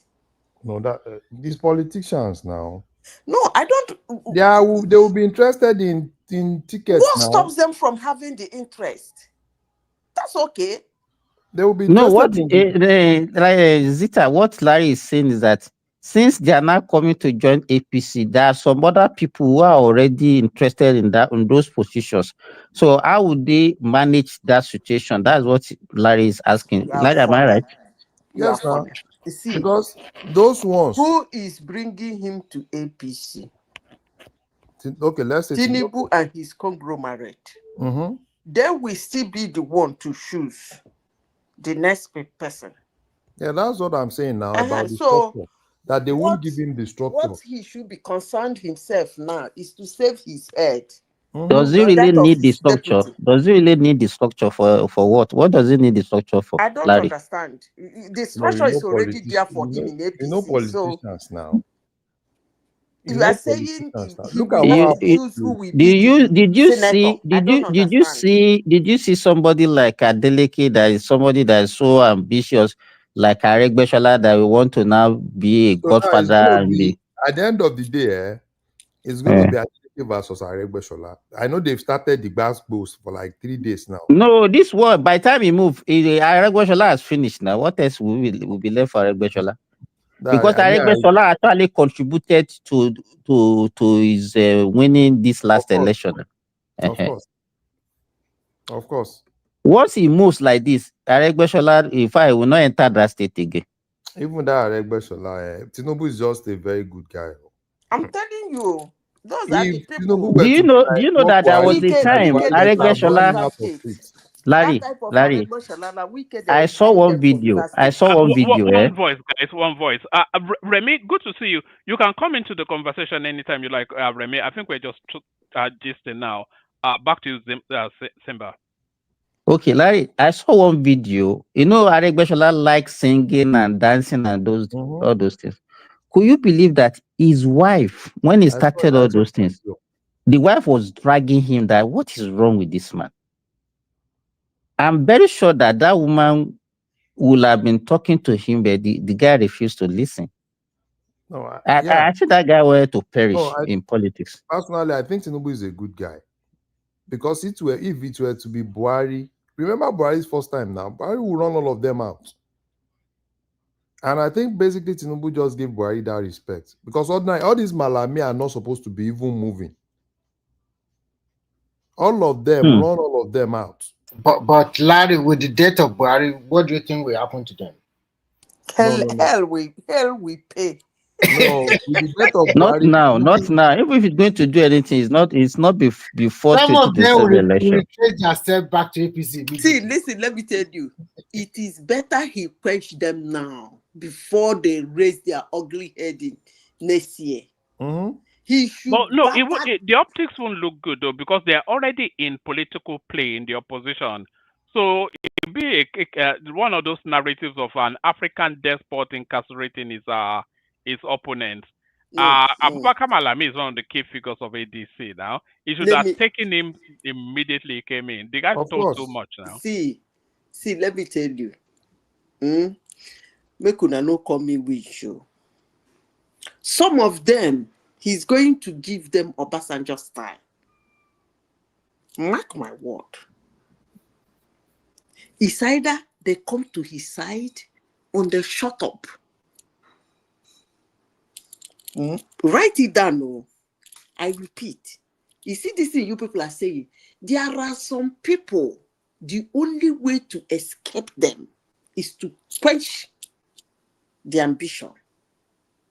If you allow them to run with their ambition, there will be a very big stumbling block for you. So that's why I call it Obasanjo style. Because what Obasanjo will do, before the time comes, he runs you over. Bah, boss, bah, bah, bah, bah. He will give you something you'll be struggling with, trying to get out of it. The thing will pass. So some of them are going to get that Obasanjo's treatment. Mark my word. Some, he will leave them to face their fate. Some of them will get that Obasanjo's treatment. And they know they're going to get that Obasanjo's treatment. And by that time, they will be saying it's political witch hunt. It will not be political witch hunt because that thing they did, Nigerians know they did it. You will say that He has to run over some of them all. No, yeah, I agree. He has to because He has no choice. I feel In fact, it's okay. I feel Go he ahead. should have done it earlier. Finish all of them.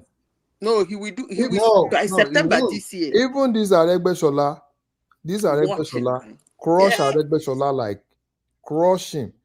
Because basically, if you allow all of them, why do you think Atiku is running, bringing them to ADC? Because they need money. They basically think probably they will bring all the looted money and bring it to fund ADC. So they need to take that money out of their hands. Those guys will not release any money for that. You see, no, Malami the way will release money. Malami wants to contest as governor. See, Larry, they tried to use APC playbook in 2014, but they're not doing what APC did. Do you know that APC did something like before Nigerians wake up, bam, APC is already there. Why? They did not look for money. They did not start infuriating some Nigerians and bringing them to find a way to get money. No. Nigerians, they woke up in the morning and what it is that join us. He said, join us. And all you need to do is just to join them. You don't need to bring money. You didn't need to campaign for them. All you need to do is to join. Change the dole. So these people formed something. They are not ready to form it that way. They're still looking around, looking for more people that will bring money. They really do have some problem. And this guy has locked all the votes where they can get that money. All those governors that can you imagine Fubara giving NBA 400 million? Are you kidding me? That man alone will fund that ADC. That Fubara, if you give him a free hand, he can comfortably fund that ADC party. So they need to lock all those places. Let them bring out the money from their pocket and use it to face and use it to run it. And I'm sure they can do that. They will never do that. They can't do that. That is not sure that Atiku is going to. That is the problem, because when you form a coalition like that, it's actually difficult for somebody to bet on that coalition will become a coalition. Don't worry. After they are so-called primary, that's where you see the coalition. Rescue PDP from Wike. Instead, let it be like 2023. Let them fight him, get the ticket, continue the fight to final. Because already PDP is established and it's a party people know all over Nigeria. So the other day I was talking about the death of Buhari was good news for Buhari. That's exactly what I'm trying to say. Because of Buhari, Tinubu cannot touch his boys easily. And that man, Malami, thought he married to one of Buhari's daughter. He can just do whatever. But with the death now, what will happen? The governors of those states, that governor of Katsina said that a member of ADC have been harassing him, they will be totally on them soon. So at the end of the Malami, which governor of Katsina State was harassing? There is one particular ADC guy that want to contest for under ADC against the current governor of Katsina State. But because this guy, I think they have a kind of affiliation with Buhari. So whatever he said against the guy, criticizing him, the governor will just keep quiet. But now the governor did not attend Buhari's burial. So I heard. Yeah. So at the end of the day, so Malami will not bring out money. Madam, who? You said the governor was not there. No, the governor was there. Katsina. The governor was there. I'm talking about one particular ADC guy that is going to contest against the governor was there. I thought they said the governor was on holiday somewhere. No. He was even crying. The governor of Katsina State, yeah, he was there. So who was not there? There is somebody from Katsina State they said wasn't there. Okay. But he was there. Maybe the deputy governor. But at the end of the day, with the death of this Buhari, deputy governor, nobody reckon with that one. No? Tinubu will deal with most of them now. That Malamida stole a lot of money. Sooner you just be hearing that one safe, not ordinary threat, they go threaten now. Yeah, of course now. Just shut up. Don't say anything. I'm not saying you should support me, but do not support anybody or criticize me. Period. By the time they dangle some documents in front of him, that's over. Those Northerners have to be very careful now. Yes. Now, they tell you, they have to be very careful. You know, the question, Zita, the questions most journalists have been asking is that who inherits the Buhari legacy in politics in the North? I thought I've answered that question before. Why are they asking? Don't they know how it went? Buhari was so selfish with his supporters. He never trusted any politician to hand over his supporters to. Everybody thought he was going to hand his supporters to Tinubu, but he didn't do that. But is it possible? Neither did he hand it over to any Northerner. So the supporters are there. Anybody in Nigeria that wants to put his leg in Buhari's shoe, because hate him, love him, that man is the most ardent, followed human in Nigeria. Whether you like him, you hate him, I don't care. That is but why should that question even come? Why should they be asking that question? Where has it ever been done? Why has it ever been done? Okay. Zita, if you that have somebody will die. Shoe, let me finish. If you have to wear Buhari's shoe, you have to work for it. And I said, it's not possible, sir. Wait now. I told you people how North operate, how South operate. In the North, sorry, Zita, I beg your pardon. I'm going to step back. You guys carry on the conversation amongst yourselves. I'll be in the background until Thomas turns up. Super chatter of the day has been Ayo so far. Other people super chat as well. Thank you, everyone. See you tomorrow. Carry on. Okay. Remy, Simba. Yes. The North functions differently from the South. In the South, you can jump up from nowhere at the age of 50 or even 60 and start building political class, start lying, start saying things, big crowd like what's it called? Nnamdi Kanu, Peter Obi them, and what's the other man? My people. Rochas Okorosha them. Rochas was even better because he has an NGO over the years, and his NGO was doing fantastically well. He has NGO for orphans. He built house schools for them. They live there. They go to school there. At least he has something. But that's by the way. But that's the way South is. Like Wike them. You wake up one morning, you become prominent.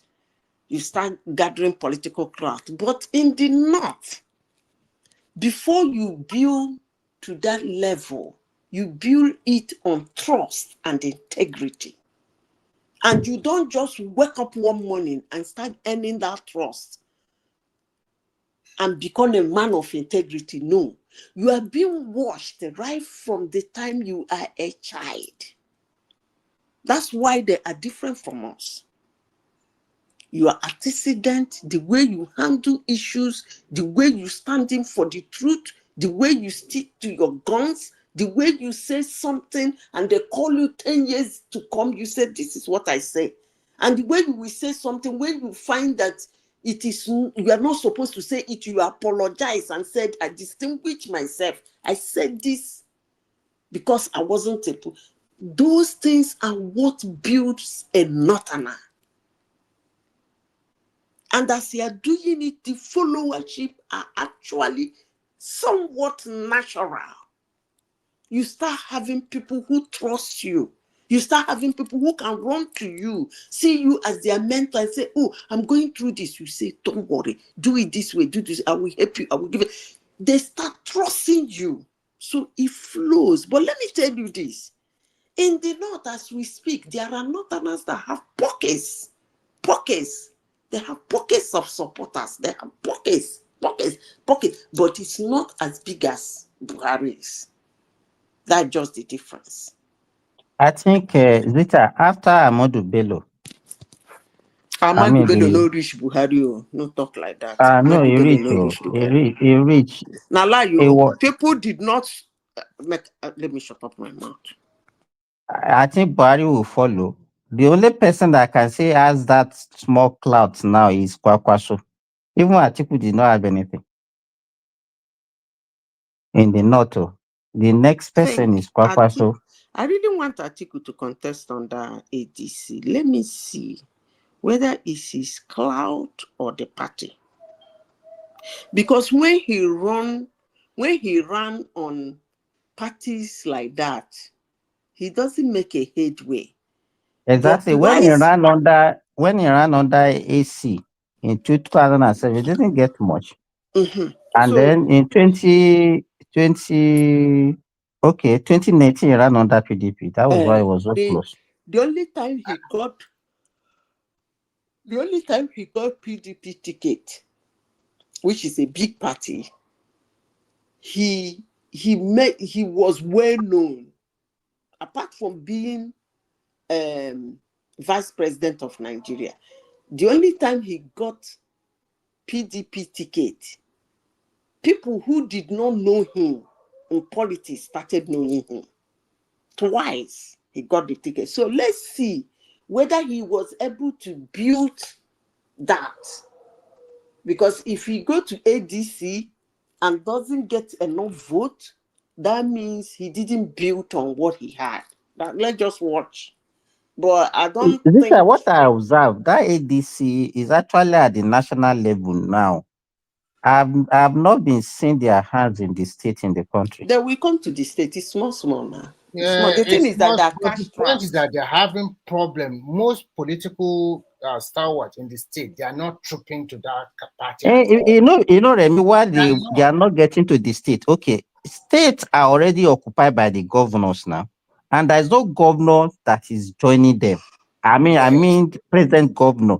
So how would they make an inroad to the states? That is the problem. It's a difficult thing. How can you support someone that is going to be 80 years old by the next election? Forget about that. No, forget about the age. Forget about the age. They will, because by September, by next year now, when we enter January next year, they will start doing primary. And they said they started giving about 20 million to state chairman of that agency to resign so that they can do another convention. Some of them have collected the money and they refuse to resign.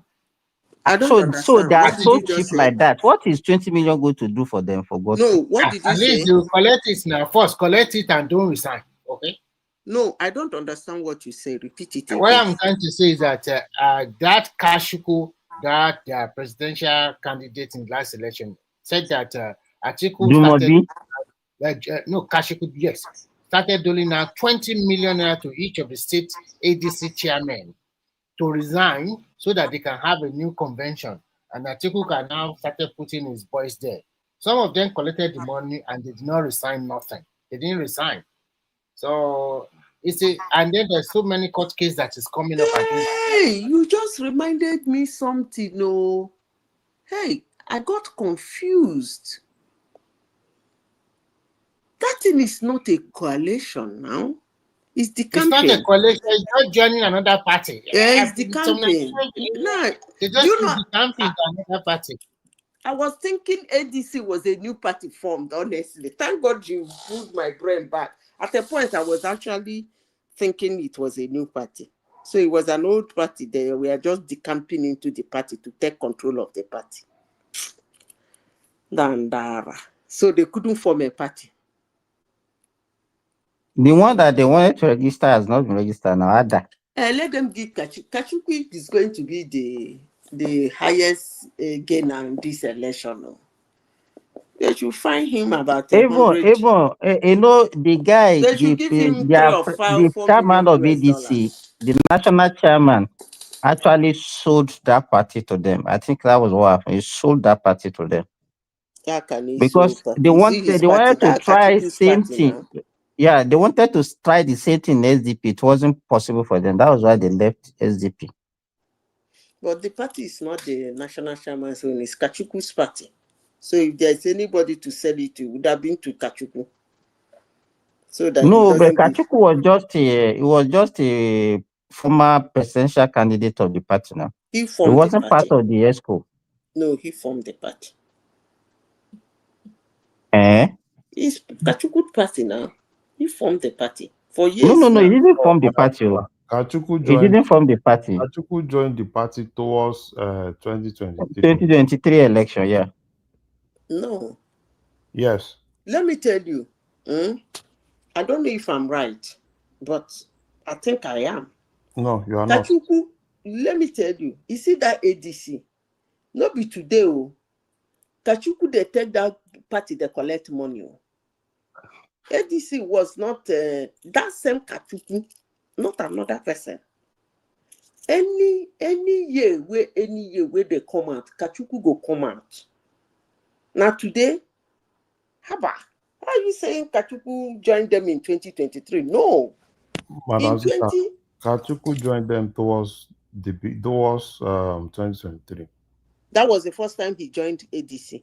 Yes, he was not in ADC before now. So which one was the Kachuku's party? I think it's one unknown party. He was not in ADC before. He joined ADC, is it collocated? ADC was that former Obasanjo's SPV now. If you are talking about this ADC, to me, I still believe Obasanjo is still the owner of ADC. Because Obasanjo has always been using this ADC as SPV. Wait. You remember during Buhari's, I think in 2017, that Obasanjo, the same thing, said he was doing some coalition. Is this same ADC that he said who was the presidential candidate then? Buhari now, 2 years after Buhari got in. No, who was the presidential candidate for ADC then? For ADC, they've not really been popular. They've not really been. It's Obasanjo that has been running things for them. I'm telling you that Kachuku has been collecting money from this ADC as a presidential candidate. Let me. I'll give you the time Kachuku get. Just wait. He is right. I think that ADC was formed way back in 2011. It's a combined party. They combined two party. Obasanjo, they just make Obasanjo like a big leader there. It's not that Obasanjo is not contributing any money there now. No. ADC was not a stand. That party was two parties that came together, or even three, if I can remember vividly. But one thing I know is that ADC, what happened to El Rufai SDP that he went there? They kick him out or what? Simba. The chairman of SDP came out now. I said that they wanted to take over the structure, but they refused to give it to them. No, they so that was how they moved again. You know, the problem they are having is that Rafun Woso has been since 2022. I think that is not the chairman of the party. In fact, there'll be a lot of court cases, and if Atiku is not careful too, at the end of the day, maybe I don't know, because the wala is too much unnecessary. One desperation. So with all of this movement, what is Obi chances with ADC? No, forget about. Why can't we face the problem facing Nigeria? The problem facing Nigeria is that these men are clowns. Madam Zita. Why can't they rescue PDP from the hands of one man? Madam Zita. Because he's selfish. Who is selfish? It's Atiku is the main problem of that, all this coalition. Forget about Atiku. Now there are 200. Why can't 200 men who have been ex-senator, ex-House of Reps member, ex-governors, ex-vice president, they cannot rescue their party from the hands of one man? Because of them are okay, let us take this scenario.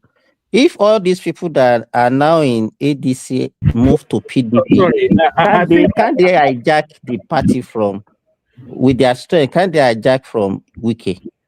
That is my question. I think Larry wants to come in. Yeah. That ADC thing, probably the person you wanted to talk about is Kingsley Moghalu. Moghalu has been using the ADC. So Atiku Dumebi joined ADC, I think, in 2022. And in that presidential primary, that was when he defeated Kingsley Moghalu. So probably the person you wanted to say was Kingsley Moghalu, not Dumebi.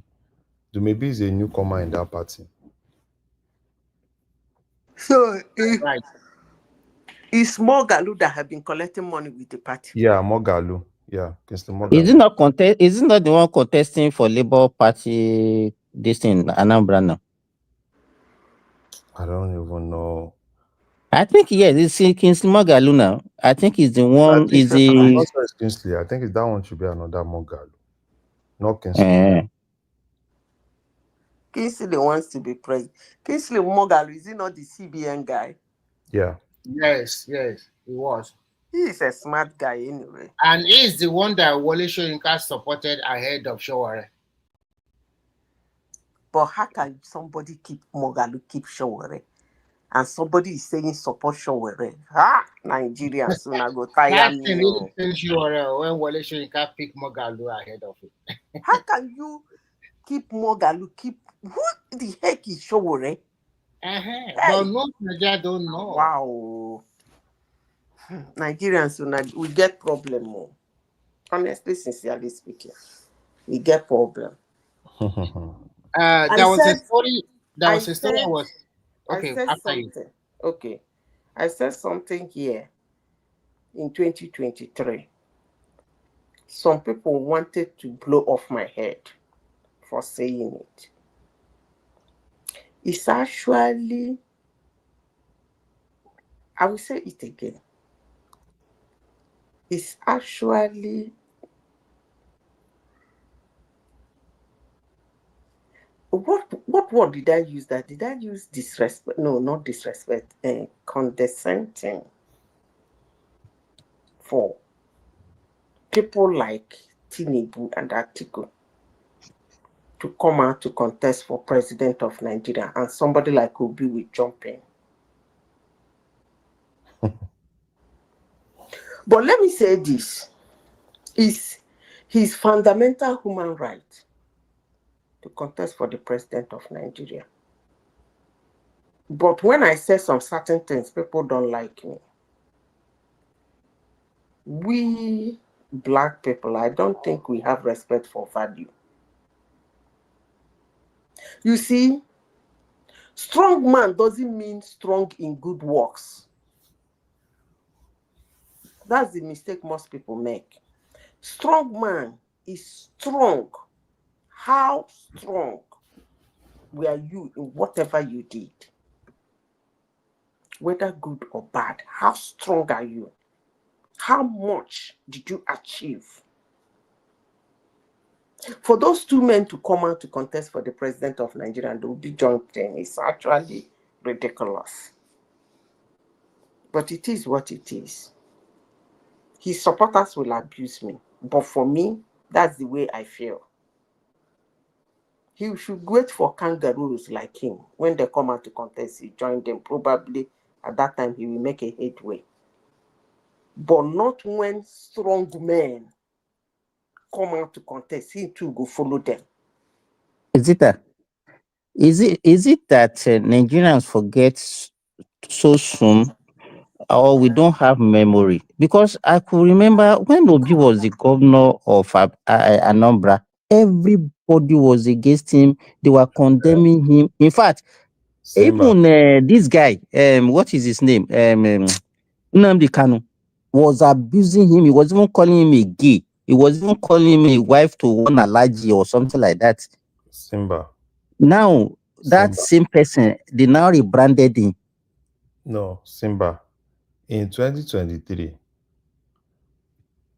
every vote Obi got, right? 90% of it was not because of who Obi is. It was either because of ethnicity or religion. So if you look at the rhetorics in 2020, the rhetorics in 2023 was more of, you know, from churches to churches, and you know, it was more of no, everybody's they're against Christian, Muslim, you know, church. You know, that was the rhetorics in 2023. Even in churches, you were seeing the churches. Obi was moving from redeemed to winners to everywhere. You were seeing this guy running everywhere. This guy in Dunamis was shouting. All the churches. Eneche was shouting. So what's this guy? Even Chris. Yes, Sulaimon was shouting. All of them were shouting. It was everywhere, and coupled with the fact that yes, the Southeast people was more, yeah, he's our brother. And that was the exact thing. Not because probably a lot of people saw Obi as, and we have some Yoruba too, right? That were Christians, you know, that were everywhere. It was everywhere that time. So in 2027, if Obi comes out, that is when Obi will definitely see his true supporter. Because You know, let me tell you, Larry, sorry, Remy. Let me tell you, I think they have succeeded in actually convincing some people to believe that Obi actually did very well as a governor. No. Larry, they have succeeded in doing that. Some people still feel that is better than most of the candidates, all the major candidates. They have that perception. No, somebody looked me straight in the eyes in 2023 and asked me, the people contesting with him, are they better than him? And I gave him a response. I said that a lot. Even the media, Nigerian media actually helping Obi. Yes, believe now, me. See, you see more of, you know, the thing is, the media in 2023, what was the real rhetorics across all the media? It was, oh, Muslim, oh, Christian. Oh, now you see them, they will start again. But that's you know what they call it? Russian propaganda. They will start, that was all they did now. Oh, at the point they were like, oh, everybody's against the Easterners. Oh, bro, they push it in the media. Christian, oh, the fake bishop. It's even this Larry that was supporting the guy in this. Is it Larry or the other guy can do or whatever? Know their names. No, that was Larry supporting the Burkina Faso guy. Me for voting number. He has dissolved the electoral body. That guy, I told them. But the thing has died down now. All those things now. All those it has died down now. It was propaganda now. It's not died down. Let me tell you something. I've had a encounter with 2 or 3 foreigners who are not Africans, and I heard what they said. Only one said something that I now looked at her and said, well, before they said Africa is not doing so good. A lot is happening in Africa. It's only that Burkina Faso guy, he's doing so good. Then one of them now said, I was even forced to go and do an area view of Burkina Faso webcam, Google. But what they're saying about him wasn't there. It was, I said, because that's the highest leadership scam I have ever seen in my whole life. And then, do you know what they told me?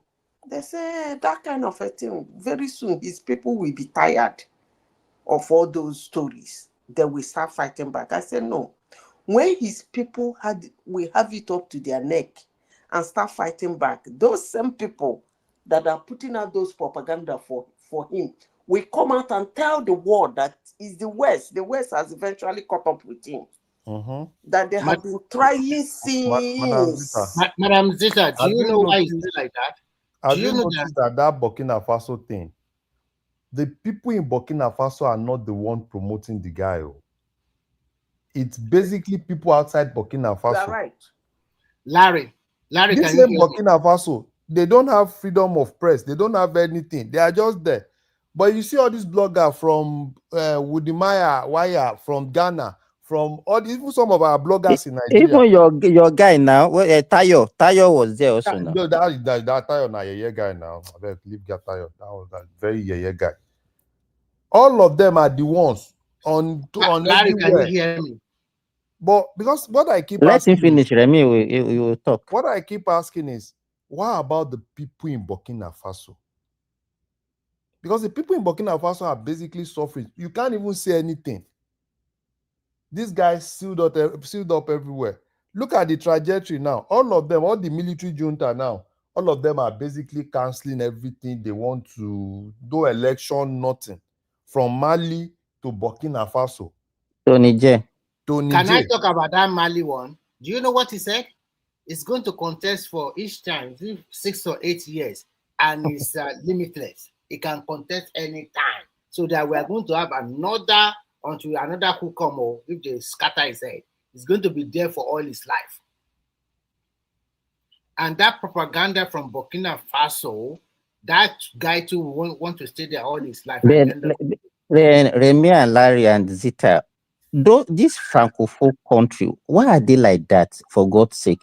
I'm tired of themselves. Burkina Faso. Is it France that made them to look? Is it France that made them to look like that? Let me tell you something. Let me tell you something, Simba. I went to Paris. I saw a lot of French-speaking West African there. In fact, you won't wish they are your brothers. They are not really treating them very well in France as well. I don't know why those people cannot sit down and think about how to govern their country. I don't know. All the ratty job. In fact, you won't believe it that they are even pushing trolley selling corn in the streets, roasted corn. When you go to Paris Central Station, when you bust out from one of their exits like that, I was like, what is happening here? The whole of Paris, oh God. you won't believe your eyes. When you talk to them, I already know they're from West Africa because they cannot speak English. They are so timid and Look at Cameroon now. Look at Cameroon. Did you see any of them going against their president? That one that is contesting by proxy. Is it not 92 or 90 something now? He wants to go again. I beg, forget all those people. Forget all those people. If you let me tell you, now this one doesn't want to contest. He dissolved the council. At least the 92-year-old man, no, they fear on her face. He's contesting. He will do no. It is not those people around him. They are using that way to siphon the money. It doesn't matter. At least he's contesting. This one doesn't trust anybody. He's dissolving. Larry, you know, gradually, the guy is spending almost 4 years here now. He will spend more than that. He will spend more than that. No, because by 2026, he will be 4 years. Early 2026, he will be 4 years. He's ready to use anything. And he's young, so he's ready to give Russia anything for protection. He will be there for like the next 30 or 50 years. He's very young. Yes, now, and all he does is give Russia, just protect me, give everything to Russia. But me, I don't. The annoying part of it is that his countrymen and women will revolt. Yeah, they will revolt, but you see all these rubbish people in Nigeria, all these rubbish people in Ghana, they will be the one on the internet. They will, doing probably is just like you said, it's America. It's America that want to remove him. All those stupid people. Stupid people, they are all over the internet. All these bloggers, you see them. Burkina Faso. Tayo, idiot. Everywhere, the man is littered on YouTube. Everywhere. It got to a point that even the algorithm now favors all their propaganda. It got to a point, if you do anything on YouTube, it's their propaganda everywhere. Larry, do you know that Tayo I know? Is it the same guy that is doing online banking on the social media? No, it's not. It's different. No, this one is just a YouTuber now. This is. I know Tayo I know now, but there's one guy very good. He got the citizenship. We bought the citizenship for St. Kitts And then at the end of the day, went and relocated to Portugal. I don't understand him too. No, like that one is all of them, all these emergency guys. As long as Zita, let me ask you, Zita, do you hear about what is happening to your people in Ghana? Zita is not there What again. happened to them? So you didn't hear about the backlash Tell of me what? now, Haba. Tell me the story. I will answer you. Okay, the guy that came out and said that he wanted to build the Igbo kingdom in Ghana, that he said he bought land so that they will have streets named after prominent Igbo people and all those things. The Ghanaians are already actually demolishing and asking the Igbos to leave, not even only Igbos, that Nigerians should leave Ghana now. They And started destroying destroying their property. business. It's a child's play. They asked all Nigerians to leave. And then how what do you want me to say about it? Let me give you another side of it. The Anise already said that is a go some, I don't know. It's a traditional, that they now, as from yesterday, nobody can use that as in the diaspora anymore. They stop it. They said nobody can use it anymore. But Igbos don't have king now. So no, the question, that's the question I want to ask you now. You don't have king in your land. I bet when you go to another people's land, you want to have a king. So how do you want to reconcile that? Let me not say it in a way that might sound offensive. Apart from Onisha and Uguta, those are the ones that have dynasty. Okay. And they were not, they came from Edo State, from their origin. What do I mean by dynasty? Dynasty in the sense that if this family owns that dynasty of kingship, even if it's a cripple, the poorest of the poorest that is blind, lame, and dumb, that in that dynasty, it is his turn to be the king. He will still be the king. You don't contest it. You don't appoint it. But 80% of Igbo land, their kingship is appointed, contested, and things like that. And these kings in Igbo land is kind of ceremonial. Nobody gives a hook in Igbo land that you are a king. They don't care. It's just for the optics. Do you understand?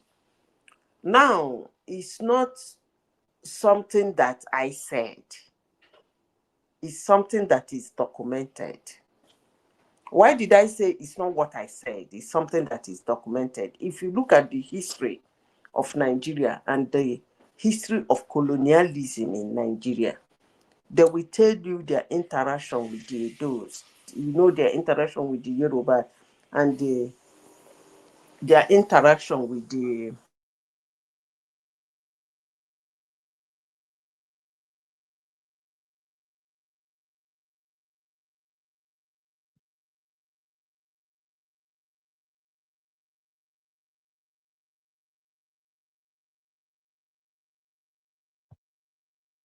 Simba, are you there? Yeah, I'm here. I think. There's a story I was reading yesterday. Okay. I went off. Let me okay, finish. yeah, you are back. Yeah. If you look at the history of colonialism, they came to Nigeria. What they did was indirect rule. Indirect rule in the sense that they ruled them through their kings and their emirs and their obas. When they came in Igbo land, it couldn't work because Igbos ain't got no king. So they use the elders. They have to organize the elders. And up to today in Igbo land, it's actually the elders that are still the strong holders of the whatever tradition of the land. It's still those elders that when people are in the village, you will say, who is the oldest man, the second, the third. Those are the people who actually sit down to speak most times, not actually king somewhere or blah, blah, blah. So all of a sudden, we started hearing this as Ndibo. What the heck is that? I do not know. And from time to time, you go from place to place, you keep hearing something like Ezendibo. I don't know what that is. So for somebody to go to another man's country and say he's bought a plenty of land and say all he wants to do is he taking the Biafra to Ghana? I don't know. He wants to do, how do you people say it now? The Rohingyas or what? I don't know what he wants to form, but I don't think any reasonable country, more especially a country like Ghana that is very small, should tolerate such nonsense. So I don't know. They should walk them out of their country. I don't have problem with that. If that's why you people are asking me a question, I don't have problem. Even they started Let by me conclude by saying this. I'm an Igbo girl.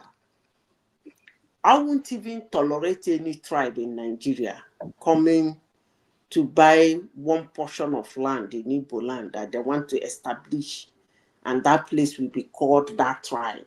I won't even tolerate that, let alone people from another country. So I rest my case.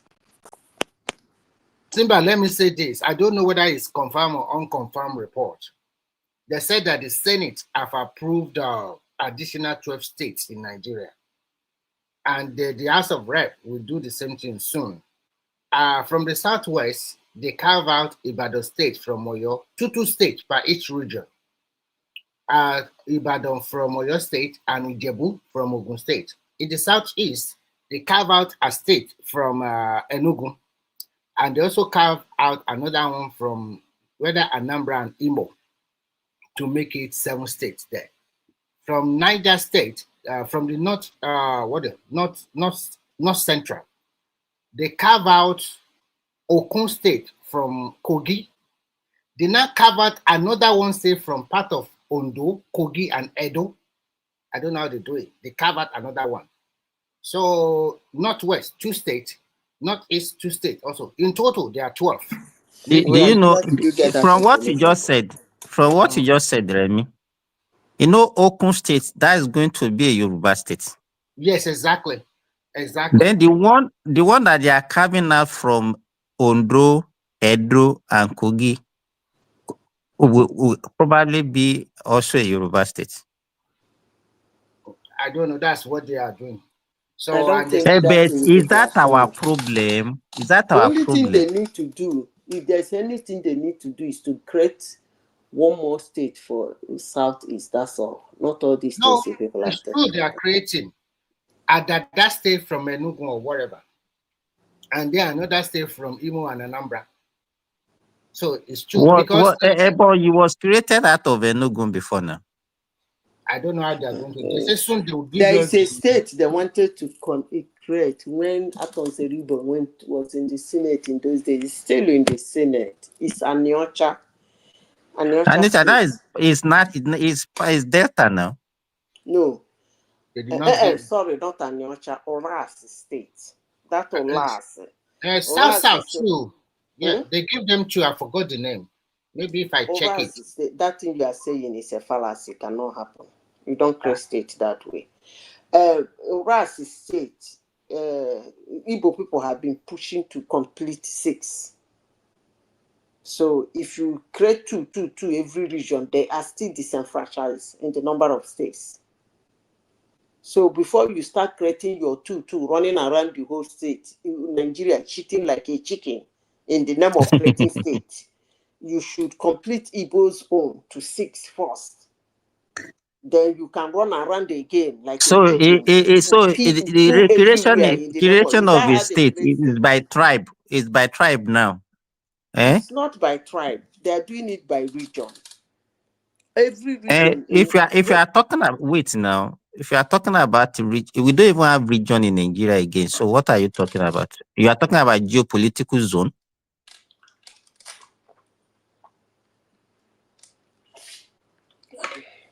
Simba, who is asking me this question? Is it It's Simba now? Simba, you know, say most times two of us don't understand ourselves. They have 6 regions in Nigeria. That region in the first place is not correct. That's why they call it geopolitical region. That is political.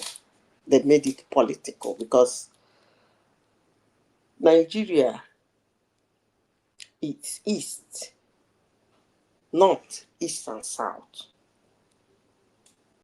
North, east and west.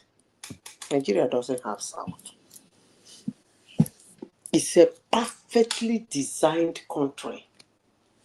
The River Niger and the River Benue, they just open their hand like this. I can divide the country. Up, now north, this way east, this way south. No, West, but south. it's not like that now. That can I? This is what Hold on. That's why I say two of us don't understand ourselves.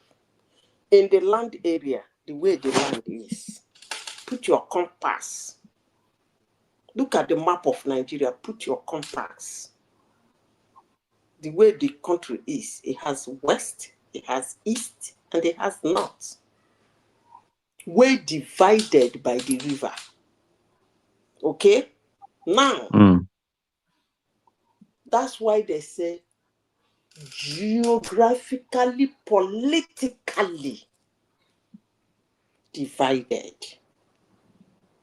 So these 6 regions that are talking about, northeast, northwest, north central, north, those ones are political. We understand. This is what fine. I have now, from the point. The southeast is the only zone that is 5 states. That's what I'm saying. You are right. You are asking Before for they start shooting around Nigeria. In Madam Zita. Okay. They don't Madam come. Zita. Don't come. Ola don't come. I just want to talk for 2 minutes. A minute, sir. Simba, see, even if they can carve out a Yoruba in Republic of Benin, join Nigeria, I don't mind. It is good to carve all those in according to the tribe, if it's possible, honestly. Like the part of Yoruba that is in Niger State, if you can carve it to the Yoruba in the southwest. There's no Yoruba in Niger State. Now you're talking about Kogi State. Kogi State, sorry. All those Jeba and all those areas. Where's Jeba? No, that Jeba is Kwara now. Kwara. Okay. Jeba is Kwara. If you can add all those in together, I know restructuring is more than that. Now when Kasala boy. No, if you want to carve, let me tell you, if you want to carve the Yoruba out of Kwara, what will be left of Kwara will just be like 1 over, because out of 16 local government in Kwara, I think about 12 of them are Yoruba speaking. Okay. I just want to read this. Go where they're supposed to be. Then take them out of Kwara, join them to the right place. You know the way that team meets us up is great, because all those Yoruba. Okay, let's assume you have Yoruba in Kogi State now. Once Yoruba there, we have the Yoruba speaking part of Kogi. There are about 6 local governments. Ekiti now, I know they are Ekiti. All those Ekiti, Yamoye, and all those. I know they are part of Ekiti. No, Ekiti is in Kwara. I know. What I'm saying is, and all those the non-Yoruba speaking there, have them to where they are supposed to belong. You understand? So when Yawa want gas, may every region just go on its own. You understand? Because if some people say, if the people who are insisting that they are born to rule and they want to be creating wahala, let them continue. If some people want to carry the Fulani crumb across Africa to live there in the place, let them continue. And if some people say they don't want to move forward, let them continue. Let those people that want to move forward from their country and go. If Southeastern parts say they don't want to become part of Nigeria, let everybody go. It doesn't matter. My question is this. With this agitation from all parts of Nigeria for more states, And what I'm reading here is that they said the Senate, listen very well, they said in a landmark... No, but Remy, that kind of news should not be something that you will be hearing. It should be all over the place now. It's not true. But the source is from Punch newspaper. So maybe they are lying too, okay? Who knows? But whatever, what I want because to say, it's supposed to be out there that you'll be hearing in the radio, on the television. So for you to be the one now telling us and everybody is not aware. I'm not. I know that it might be fake, but I'm just trying to say there is agitation for state from all over the country. Are you saying that because of they are doing constitutional review, do you think at the end of the day, to everybody, do you think at the end of the day they should give some region additional state, or they should just jettison the whole idea? I think they should. We are more than enough states in Nigeria, and they should. We don't. There are so many states that are not even viable. Look at states like Niger. I beg, leave Niger State alone. We have so many states that are not viable. So why should you be creating? If they did not create a state, don't you think a state will still remain a village today? What are you talking about? Simba, look at it this way. Look at it this way. And some people created that imbalance. Why do you mention Ekiti? Why do you mention Ekiti? I even said Osun too now. If they did not create Osun State, don't you think your Oshogbo would be like glorified village today? I'm not even going to get into that war with Simba. So if you like, they call attention. I understand what I mean saying. Yeah. The thing is this. Some people created imbalances at a particular point in time, so that in the National Assembly, some people will have upper hand. But if you can balance the power between the South and the North, like if South is going to have 50 senators, let the North have 50 senators. If that's the reason they are trying, if that is what they are trying to correct, let it be. You understand? It doesn't matter. You can, if Nigeria like, they may create 100 states, because maybe, who knows, maybe they are thinking of running state like a regular local government. Maybe so, whatever it is, as long as we can reduce the bureaucracy and just. But what Remy is saying, Ola, is not correcting anything now. They just distributed the 2 in each geopolitical zone. So did they correct anything? He didn't correct anything now. We don't know yet, because Remy is just turning off for the first time. But look at the combination of what they did in North Central, especially North Central.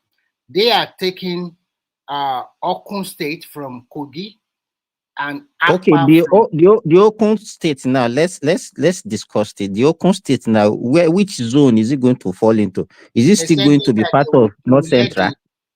They said that or the one that they are taking from, the one that I should say it to, the one that they are taking from Kogi, Ondo, and Edo. Which zone?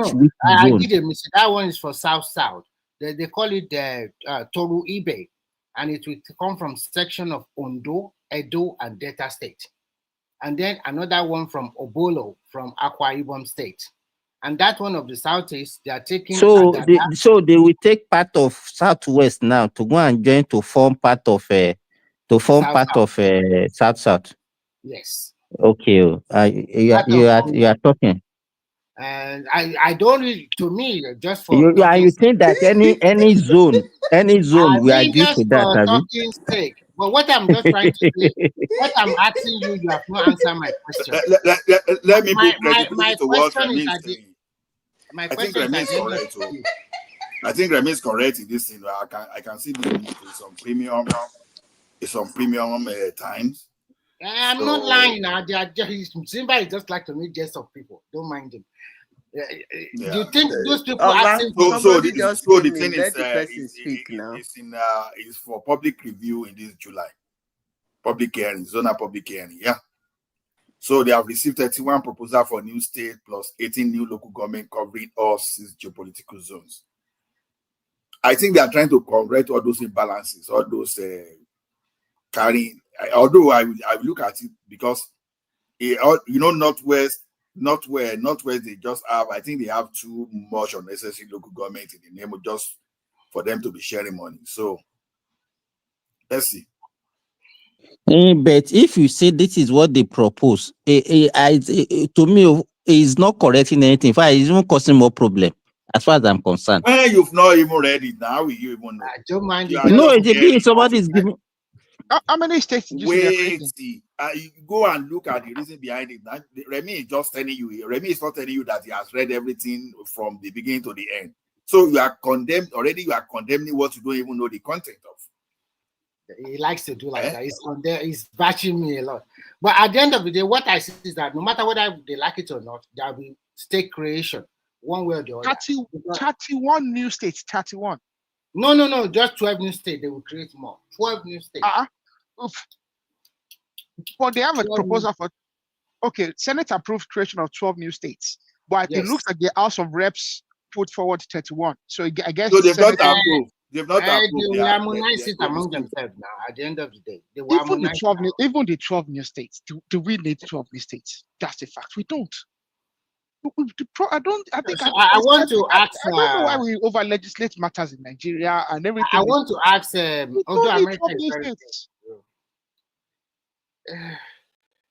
need 12 new states. If they want to be fair to everybody, if they want to do one more state for the Southeast, let them find a way to do one more state for the Southeast. How would they find, if you said they should give, to be frank with you, I know they decide one more state, but when you look at the geographical area, it's so small.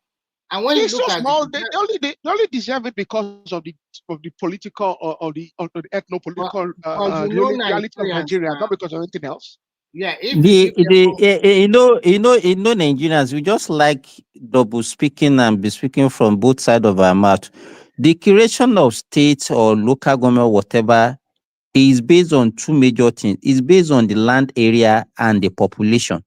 So by the time we are now using emotion, say okay for the because some people are saying that okay their own geopolitical zone have 5 states and other have 6. What about the one that have 7? So if you are saying okay they should give Southeast at the traditional one to make 6, what about Southwest? I mean Northwest that has 7? Is that the way we're supposed to be reasoning? So we should give everybody 7. Simba, if we are homogeneous, if we are the same people, that is understandable. But we know that in the 60s, we didn't witness this unnecessary number of the balloon number of local governments they had in the north, the way it was.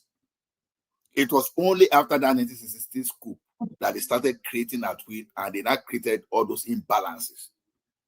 So, the population and land mass they used to claim, like we said, gradually, it was only in Nigeria you see 1999, people voted more in 1999, both in percentage and the number that voted in 1999, more than 2023. So that means that Nigerian population was decreasing. If you want to look at it logically and scientifically, how come that those numbers are fake? We know what was responsible for that now, Ola. The numbers are fake, and it's also possible that because of people that they would have voted more. So the imbalances has always been there. In a situation where people keep saying Kano is more than Lagos, and people are here justifying it over time period that if you get to the north, they used to give back to plenty, all those stuff. I ask simple questions. That plenty they used to give back to, why didn't that plenty manifest in that 2023 election? So they've created these imbalances over time. It manifested now. So the kind of vote you got out of Kano, did they even get it out of Lagos? So which one are you referring to? How did it manifest? What was the total vote cast in Kano State? I think about almost 3 million. Near 3 million, because Ganduje, Kwakwaso got almost 1 million. Yes. Tinubu got over 500,000. Tinubu got over 500,000. Atiku 1.5. Atiku got about 300. I think Kwakwaso got about 1.5. So, if you want to use that, it's still manifested. So don't give us that, Ola.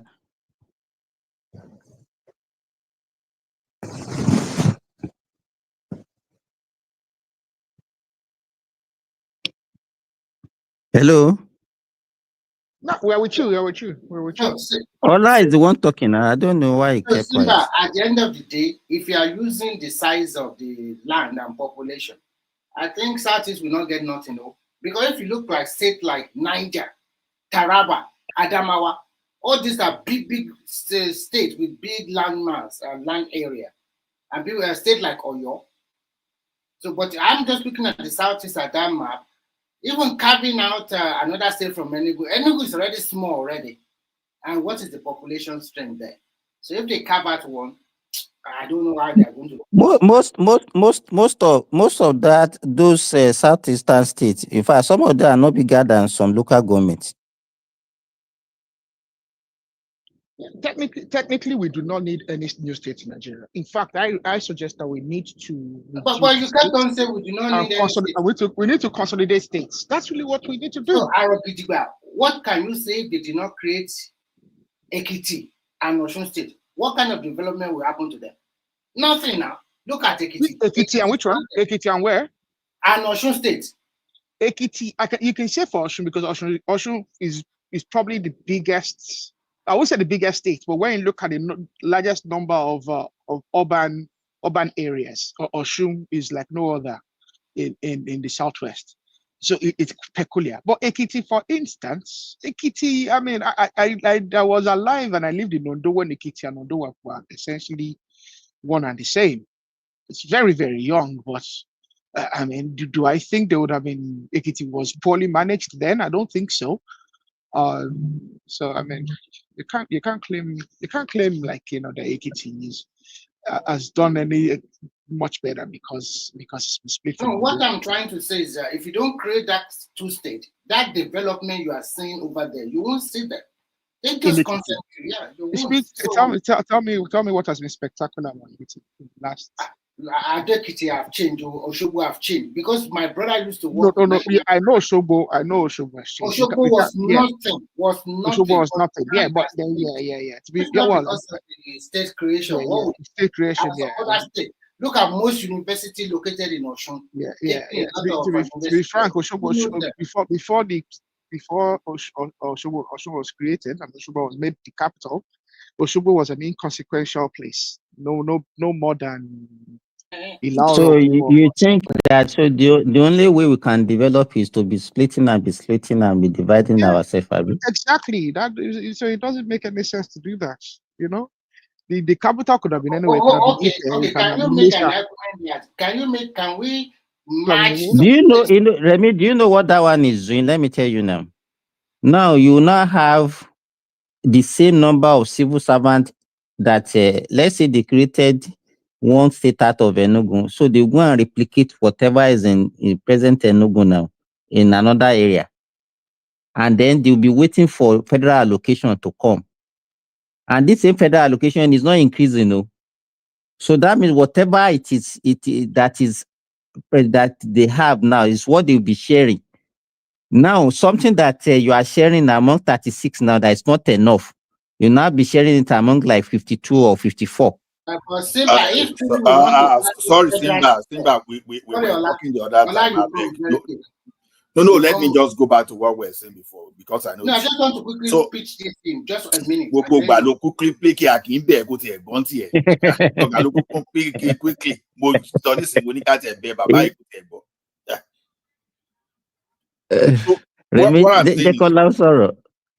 Look at see, I told you that the number of population in the north is fraudulent. It's only in Nigeria that you see interland having more population than the coastal area. Coastal area. It's only in Nigeria. Just tell me one thing. I will justify this thing. Now look at this now. Before now, the total number of registered voters in Kano used to be more than that of Lagos. I told you that it was not like that for 2023. Now look at one Ojoro they did.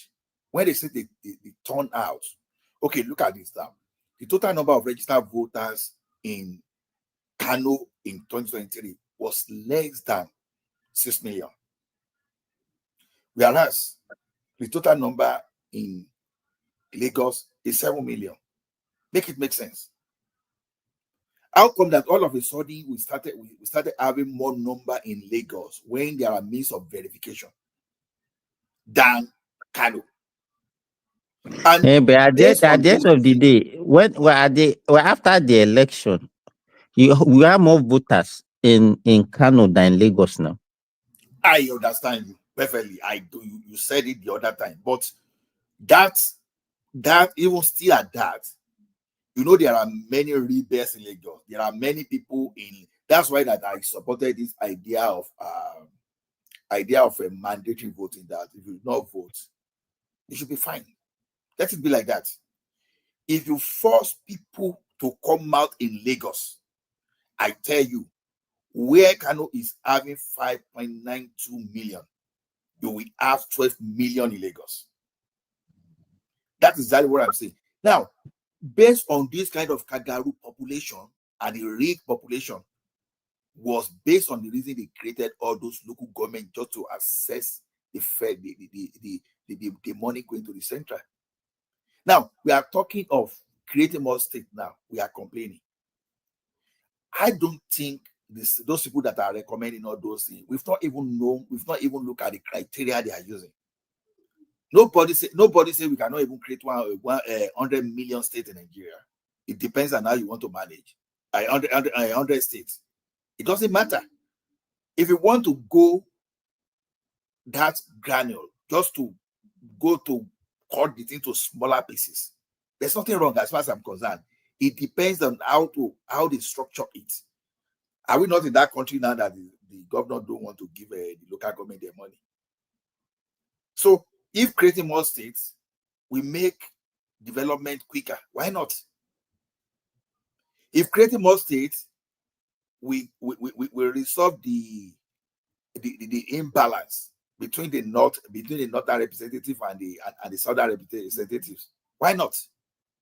So why don't we even let us even look at it? With the present National Assembly that we have, and with what is the political situation, that you think what we are agitating for, that we are going to get it from creation of, we will see what they are going to turn out. If it's going to materialize at all, it's not going to correct any anomaly. You will see it. Let me tell you something. You know, during Buhari, the only thing they were unable to pass was when they were trying to legalize Nigeria, where they were trying to repeal Land Use Act. Everybody knew exactly what they wanted to do. This idea of creating more states, all this you see, it could be as a result of what happened under Buhari. Now, if you are taking Yoruba, like I was saying the other time now, if we have some non-Yoruba speaking in those states, and maybe they're more aligned with people in Delta states, if they want to create them and carve them to where they belong, why not? We can be fair to them, because what's the essence of having Yoruba people in those states, and they will never become the leader of that state? What's the purpose? Nigeria, we are not one. I tend to deceive and say that we are one. It's not true. So why, if you have a way to move some people that belong to certain area to where they exactly belong to, what stop that? But I'm still saying that I've not even heard them out. Let me even hear what they want to say before I will know whether what they are saying makes sense or not. So, well, man, well done. You are saying I not out of skill. Well done. Come back online. You say you wanted to go and sleep, and you are online. This. So yeah, get them answer. You know, Jerry. Oh man, don't vex me.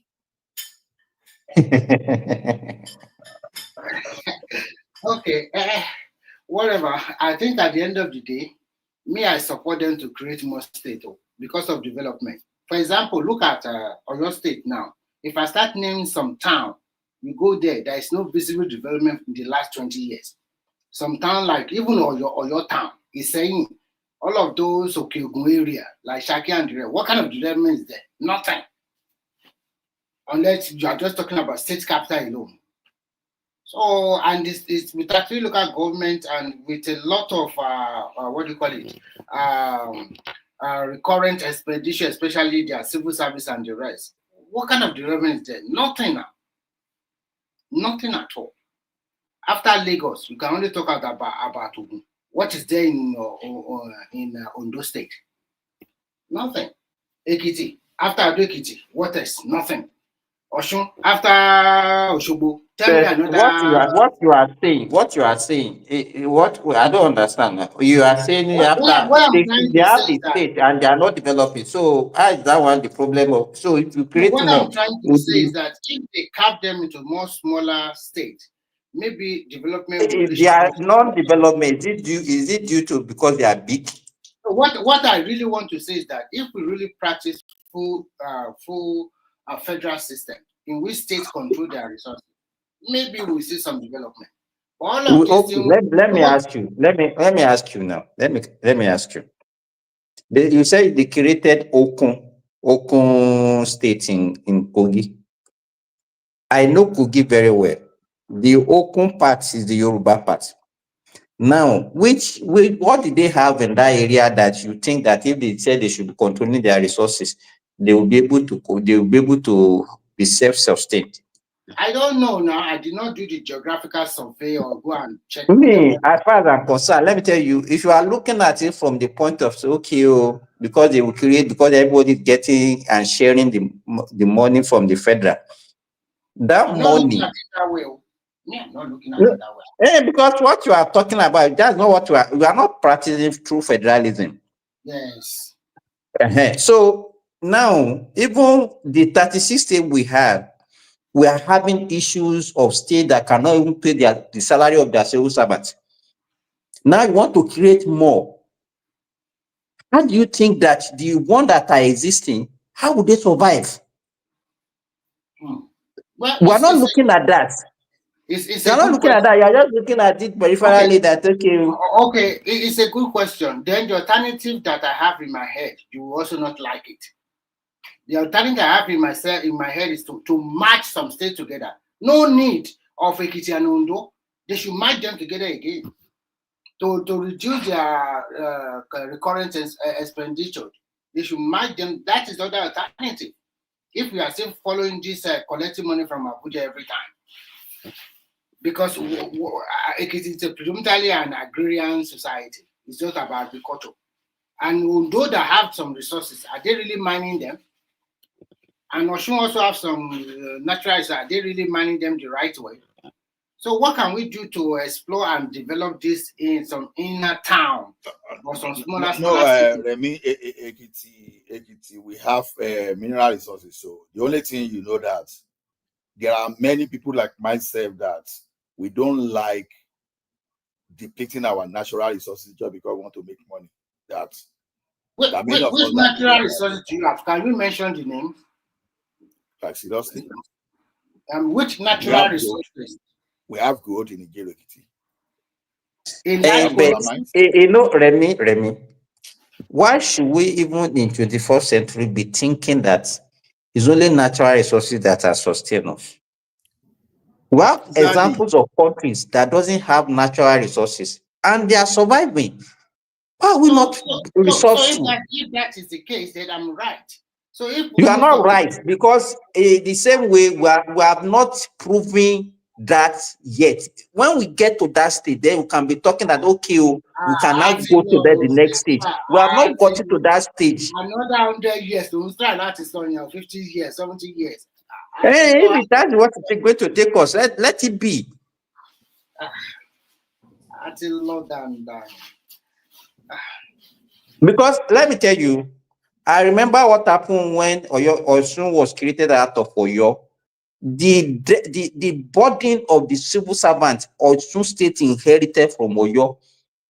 And that was why Akonde that time sacked a lot of civil servants. Because there's no way they can sustain it from the resources that's coming from federal. So if the so-called senators or whatever, they are really thinking, this is not the time to even be talking about state creation. When state has struck up to now, Bati State is still talking about saying the setting up panel to see whether they can pay 70,000. Uncle, Uncle Simba will be telling you. We don't even. You see, like I said, you understand? Discussion is the thing is this. See, I keep saying we've not even looked at the reason, because to me, you know why I'm supporting Remi is that I think what Remi just brought up is very reasonable, and I think we should actually look.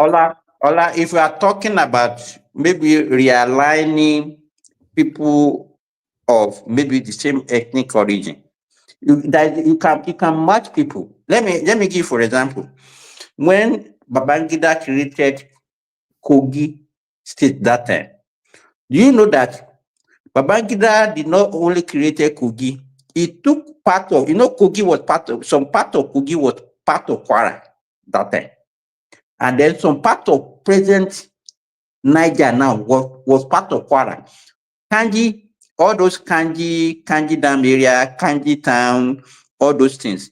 He took them away from Kwara and merged them with Niger. The same thing he did, he took some part of Kwara and merged it with some part of Benue to form Kogi.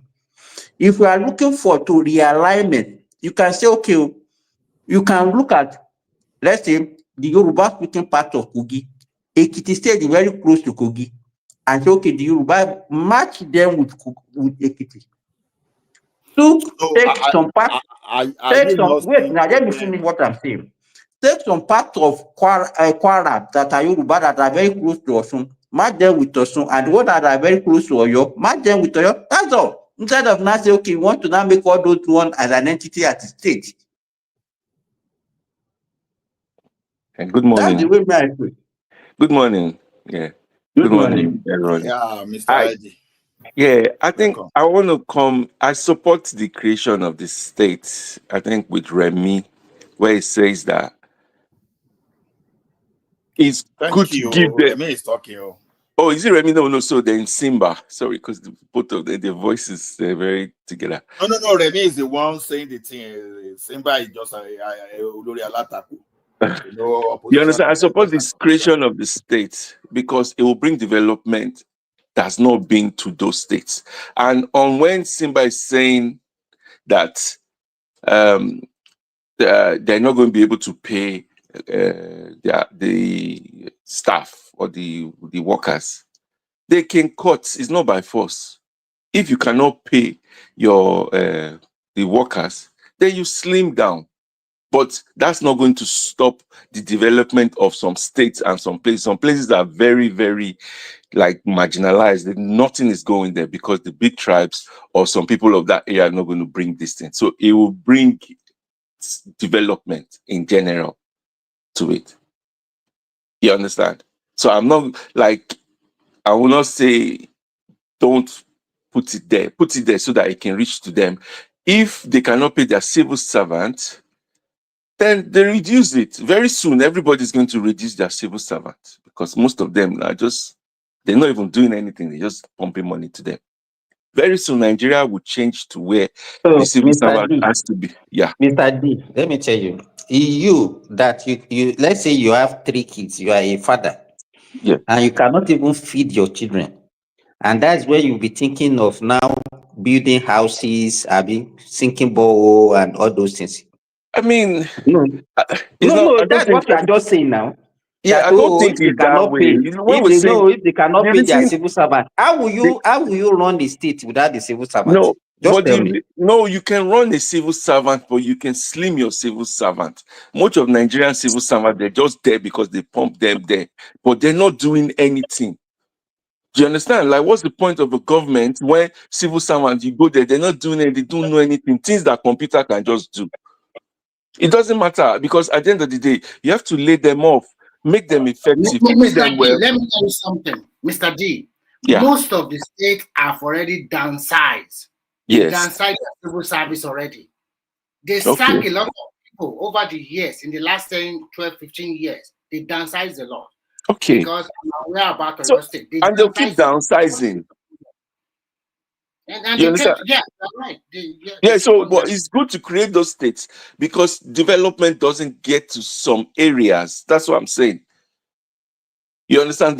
That's what I believe. It's good to create it so that development gets to some areas, so that those people will they'll be part of the say, which is good for Nigeria. Unfortunately, people thinking that Nigeria is going to break up, that one is out of it. We'll go all of them. That time it will be like 50 or 60 people that has to agree. And mostly, if Nigeria is good, everybody will stay together. So that's all I believe. People are also running back to Nigeria from the diaspora already. What are we talking here? Yeah, no. Because the diaspora too are having problem. I mean, for example, how many states or how many countries are even more viable in Europe? Most of these Eastern European countries are not good. Some Western European countries like Portugal, Greece, and Spain, their economy is and Italy in terrible shape. Yes, but even I think it's on a level that you think is terrible. It's terrible. It's not compared to the way we have it in Africa. No. What I'm trying to tell you is this. You have to look at it critically. In Nigeria, we know that they are not giving benefit to their citizens. Everybody works to his own capability and capacity. And you can build a house by yourself. You don't have mortgage on your neck. Can you just sit down in Europe or America and ask yourself, how much do you pay on mortgage, on car purchase, on a lot of credit you have incurred every month? But in Nigeria, most people, they are not indebted that way. They don't need to worry about life. You can build a small one-bedroom apartment. Nobody cares. You are living there. That means your rent is out of it. If you have a deep well in your house, you are not paying for water bill. If you can put solar panel on your roof for the next 10, 15 years, you are not paying electricity bill. All those bills are already been eliminated. Yes, I agree with you. But I think in the future, they need to start charging everybody rent, land rent. Every area will charge as they are developed, in my view. In future. So in future, not now, but in future, if everywhere is developed, because sometimes you need money to manage the area. Do you understand? As a local government, people need money to manage. They need to collect ground rent from every house so that they use to pay towards security. I mean, in future, not now. You understand? Look at the new tax bill already signed to law that will start in January 2026. Can you ask yourself in Europe, you make less than 50 million naira as profit, you are paying zero tax. Can it happen in Europe? They will tax the hell out of you. Yes.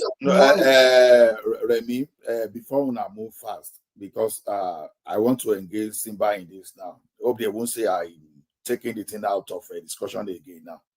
You can go ahead, no problem. I know I'm doing this since every time I'm taking the thing out of a skill. The thing is this. Let me ask you a question. People keep saying Nigeria civil servants is overbloated, right? But you get to schools, public schools in Nigeria, they are understaffed. You go to the hospital, understaffed. Community health center, understaffed. Now, the question I'm asking, you understand? Because because we are not counting police, we are not counting everybody, all those people are part of civil servant. Where can they have too many civil servants and yet we don't have enough teachers? We don't have enough public health workers. So where exactly? I want to get it. So when you are now saying they should now fire, who are those people they should reduce? From where? Reduce more teachers? Reduce more public health workers? No, I think most time when they downside, it's just the people that are working in the civil service, like the secretariat. The administrative purposes, the administrators, So they don't touch them. The teachers are okay, they don't touch them, and they don't touch those people working in the. In fact, if you look at Nigeria, if you go to the hospital, it's still being subsidized. Like you go to general hospital in Nigeria, it's highly subsidized by the federal government also. Because when you in Europe, the doctors are checking you might be free, but you have to pay for the medicine. It's not so free like that. And if you want to copy the system they are doing in this advanced country, that president will not last 2 days in Nigeria. The way they tax in Europe, try to introduce that kind of system in Africa or in Nigeria in particular. That president will not last 1 month. For example, here, our personal income tax is up to about 56%. So the more you make, the more you pay more and more. So, but when you see the system, at the end of the day, I know the system is okay. You give a lot of people opportunity to get what they really want in life and live a better life at the end of the day. But when you look at the associated costs and what you are going to incur living this kind of life, it's not a chicken chain, my friend. By the time you get your salary and then you start paying all those bills, then you know what eats you. But in Nigeria, if you are lucky to set up an enterprise and things were okay for you, you live a more better life than here. Remy, what Ola was talking about, Ola is right by saying that we don't have an over-bloated civil service. But the problem is that we have inappropriate employment. We don't employ where we needed people. Let me tell you, essential services, people, we still don't have enough people there. We talk about health, you talk about educations and all those essential areas. We still don't have enough in those areas. But where we have more than enough is all those administrative, that you see somebody that will even go to work, will not do anything for that day, and just go and play and come back. So I think that was what Akande did in Osun State that time. He sacked all those redundant civil servants. But the team back by backlash, and then he suffered the consequence. Yes. So that or people, they are very rugged people. They are very determined people. They don't like it, they don't want you to come back, they will do everything. In fact, that state, now wow, it's a trouble state. They eat every time now and then. To me, I think what we need to do now is whatever problem we have about maybe all this the way the structure for now. I don't think because let me tell you, all this agitation for more state, more local government is being driven by politicians because of their own selfish interest. And they are the one driving people. Oh, we need it because we are marginalized. We are all this noise. Let me tell you, when I have not seen any development in my own town different from what it was when we were under Oyo State. Don't be carried away by what you see in the state capitals. I think the situation of Osun and Oyo State is rather peculiar. I can't speak for everybody else. I think that the old Oyo State was far too big. Far too big. And I think I mean, there's some states that legitimately need to be maybe, debited up. But there's other states that don't need it. The Oyo State, the Osun State civil servant, there's one man that worked with me. Yeah. For 1 year, he worked in this London here, and he was collecting, what's it called? He was still employed in Nigeria. For 1 year. 1 year, at least that I know him.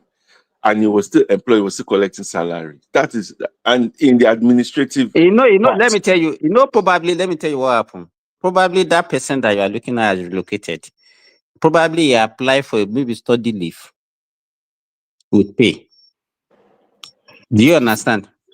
I don't know, but he's not going. He's never ever going back. What people he's do. Never ever going back. Yeah. No, wait now, Mr. D. That's the problem with you. You don't want. It's only what you know. We are telling you I was a civil servant. You understand? People, you can apply. There are so many things that you can do to say, okay, they can give you. You can take leave of absence without pay. You can take leave of absence with pay. You can apply for study leave. Some people can apply for study leave for 2 years, for 3 years, for 4 years with pay. Some we can apply without pay. Do you understand? So some people will just, maybe that person that relocated, maybe got an admission to go and study masters, and he presented that one and said, okay, I'm going on study leave. Meanwhile, he knew that he will never come back, and he will still be collecting salary because he applied for study leave. That's what they do. Okay, I see. Yeah, but normally, what's the normal procedure in the case? Like, what should normally be? Like, if someone is for example, if you're a civil servant in the UK, how can you go to Australia to go and be working, and you, I mean, what's the normal procedure? What should they do? That is what Simba just analyzed to you. The normal procedure in Nigeria as a civil servant is that you can ask for leave with pay or leave without pay. If you are going for longer years, I think there must be a stipulated years you can go with leave with pay, maybe 2 years maximum. But you know, Nigeria Ojoro now, too many corruption, not only in your state, it's all over the country. So sometimes they will go for a longer time and they will still be collecting salary, and they have a kind of agreement with their superior. So they collect this side, they share it among themselves. So do you know, Remy, you remember that the lecturers in the university, they used to go for sabbatical? Thank you. Those one are the worst, okay? So the sabbatical is supposed to be for 1 year, but you discover that you will even be in a department. They will say, this doctor has been on a sabbatical. You will enter for a 4 years course, and you never see that lecturer till you finish. Yeah, some of them will be there outside 10 years and they're still collecting money. So sometimes all these irregularities have to stop. So that is why I always canvass for state resource control. Because the way we are fashioned, sitting down, so lazy, collect the money on the but resource control, if we are talking about resource control, let's say if it is even happening at the federal, you can say, okay, maybe it's too large, that's why they cannot. What about the one that is happening within the states? Yeah, but I mean, so maybe they make it smaller so that they can now manage them properly. It's not because it's big. Forget about all these things that you are talking, Mr. D. It's not because it's big. It's our nature. It's our nature. Forget about it. Even if you like, make it one room. My anger is this. Most of the state government in Nigeria are extremely lazy because they don't need to do nothing. Money will come to them from Abuja, from our oases and whatever we are selling outside there. So they remain lazy. Only few of them are really hardworking. But if there's not such money coming from the central, maybe little money come from the central, where majority of the money are sourced from the state, you will see that people that go into politics with people that have ideas. But now, if you have money or you have a godfather, they just put you there. But if you say you are going to look for money from that state, I bet it, more than 75% of them that are governors, they will not touch that area because it's going to be a hell of a work. That's what I'm trying to say. But maybe Nigeria is not ready for that. So those of them that always protest, they won't protest the right thing. They'll just be protest, release Nnamdi Kanu, release Igboho, we want one nation. Oh, that is stupid, all this stupid, what do you call for agitation. That is not the right thing. The best thing is to continue to talk about building institutions. Like our National Assembly is too big. Why can't we reduce it to maybe we won't have a rep or maybe Senate alone, and maybe rep, we forget it. So, and even the state assembly, they are virtually on holiday every time. They are virtually doing nothing every time. Nothing to do. Have you ever seen any state assembly doing something in their state? Nothing. And they're collecting huge amount of money. So, Mr. D, you can take over. Mr. D. I mean, yeah. So, I mean, I understand. Thank you. I just wanted to ask about so these new states they've created. They have not created it. The Senate has passed it, according to what I read, but I'm not totally sure. They are creating two states from each region. So where is from South? The South, they are creating one state from former Akwa Ibom, and they are creating one state from Ondo, Edo, and Delta. They create one state. That is the South state they created too. Yeah. So what about, I mean, I don't know, but I think that Delta one that they need to split into two where the Anyoma stays in one side. I think. No, they are not creating any Anyoma because all those states in the South too. If you really look at it, which state is even bigger? Remy, that is what Mr. D, that's why he's supporting it now. That is what he wanted. He feel marginalized. Yeah. Because I think, because again, if you go on the argument of that, you create the state so that you have almost about the same people to be by themselves. No, they are not. It's a good argument. It's a good argument to create that. You understand? So I mean, so why do you want to even create if you are if your population is small, because you are like yourself, everybody should just have a state, have you? But okay, so why are they carving from Kogi State, Kwara State? They're carving the Yoruba speaking people together. How do you know that they are carving Yoruba That's people what. speaking together? That's what they.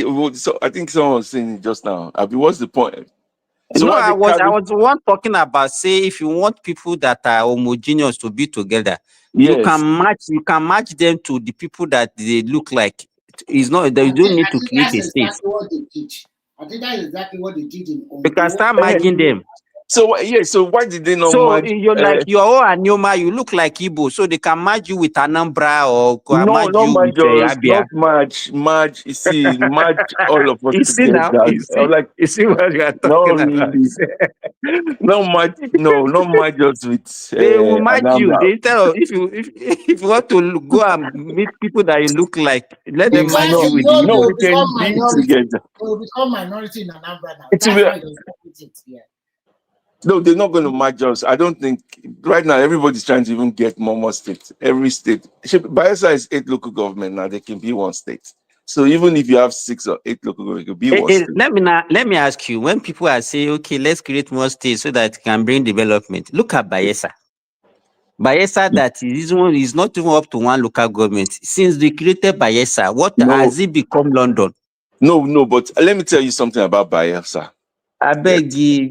No, I just want to tell you something about about even some of the Delta states or all those places. They like it's not easy if like the land that they have there, like Bayelsa is naturally So you want to start disadvantaged. giving, you want to be giving excuses, eh? No, I'm giving you a reason which I see. Because Bayelsa, if you don't they use are in inside water, that's why they cannot it's develop. very difficult, Ross. You have to do. I'm not saying I've been there. For you to have a road in Bayelsa, it has to be concrete, not be like what you do in Lagos, maybe 2 meter. In Bayelsa, you have to do like maybe 12. That's how I think. I'm not into construction. Everywhere, that's the only thing. Everything is like inside water. Okay, let me ask you now. For how long ago has Bayelsa been existing as a state? I don't know. Let's say that even with the allocation that they are getting every month, they're even doing, let's say, every year they are doing just 10 kilometers of road. No, they're even trying. No, in my no, let me finish what I'm saying now. Let's say they are doing 10 kilometers of road with the size of that Bayelsa. Do you think they are for almost 20 years or 25 years that they are more than that they have created that state? That would be more than or 200. Almost they will have created, let's say, done like 400 kilometers of road. Can we go to Bayelsa and say, okay, this is what they have done? Forget about those stories that people I don't even know why we reason like that. Let me tell you. Okay, let me tell you. See, let me listen. Let me. Bayelsa doesn't have. I mean, I went to where Amasoma. It's close to Yenagua. They don't have water. Even if they are constructing water. You know the all water. over the You know place. normal water. Let them be constructing bridges. No, but I don't think even their problem is road. Because there is the difficult terrain, so they just give up. They are not doing anything. I don't. Yeah, is that what you are telling us? view, I don't think the. So what are they doing? So just tell us. Okay, the terrain is difficult. I'm not the terrain is difficult. So why are you giving the excuse for them then? They've tried. They're trying. I think they're trying. Doing what? Try doing what? You said, the terrain is so difficult, and then you now folded your hand. You are not doing anything. They need like rail system. I think because that road, you can't count on the road. Do you get me? I think they need like a rail system to bring proper development. Yeah. Hola.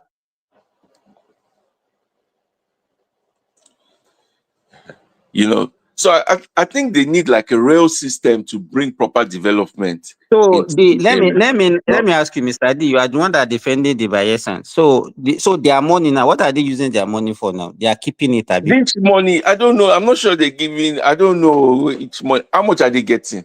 I don't think it's that much that you think. You understand? How all much these states. How much that I think? What do you mean by yes, I don't think it's that much? much. All those money, sir, that you're thinking like is proper money.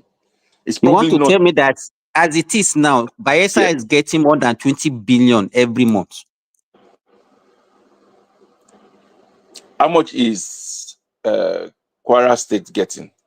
Why are you asking me about Kwara State? No, I want to compare. So, like, I need to compare now. I need to In compare. fact, Kwara You can State say did 20 not get billion. up to 1/10 of what Bayelsa is getting every month. 20 billion can be money that by the time he pays civil servant and pay the money is gone. So It's the not civil enough. servant in Bayelsa, they earn more than the civil servant in Kwara. No, it could be that the amount that they're paying them, and it could be that the What ones is the in population? Kwara. Let me ask you, all these things that you are just giving. You know the problem I have. Wait now. You people, you just like money.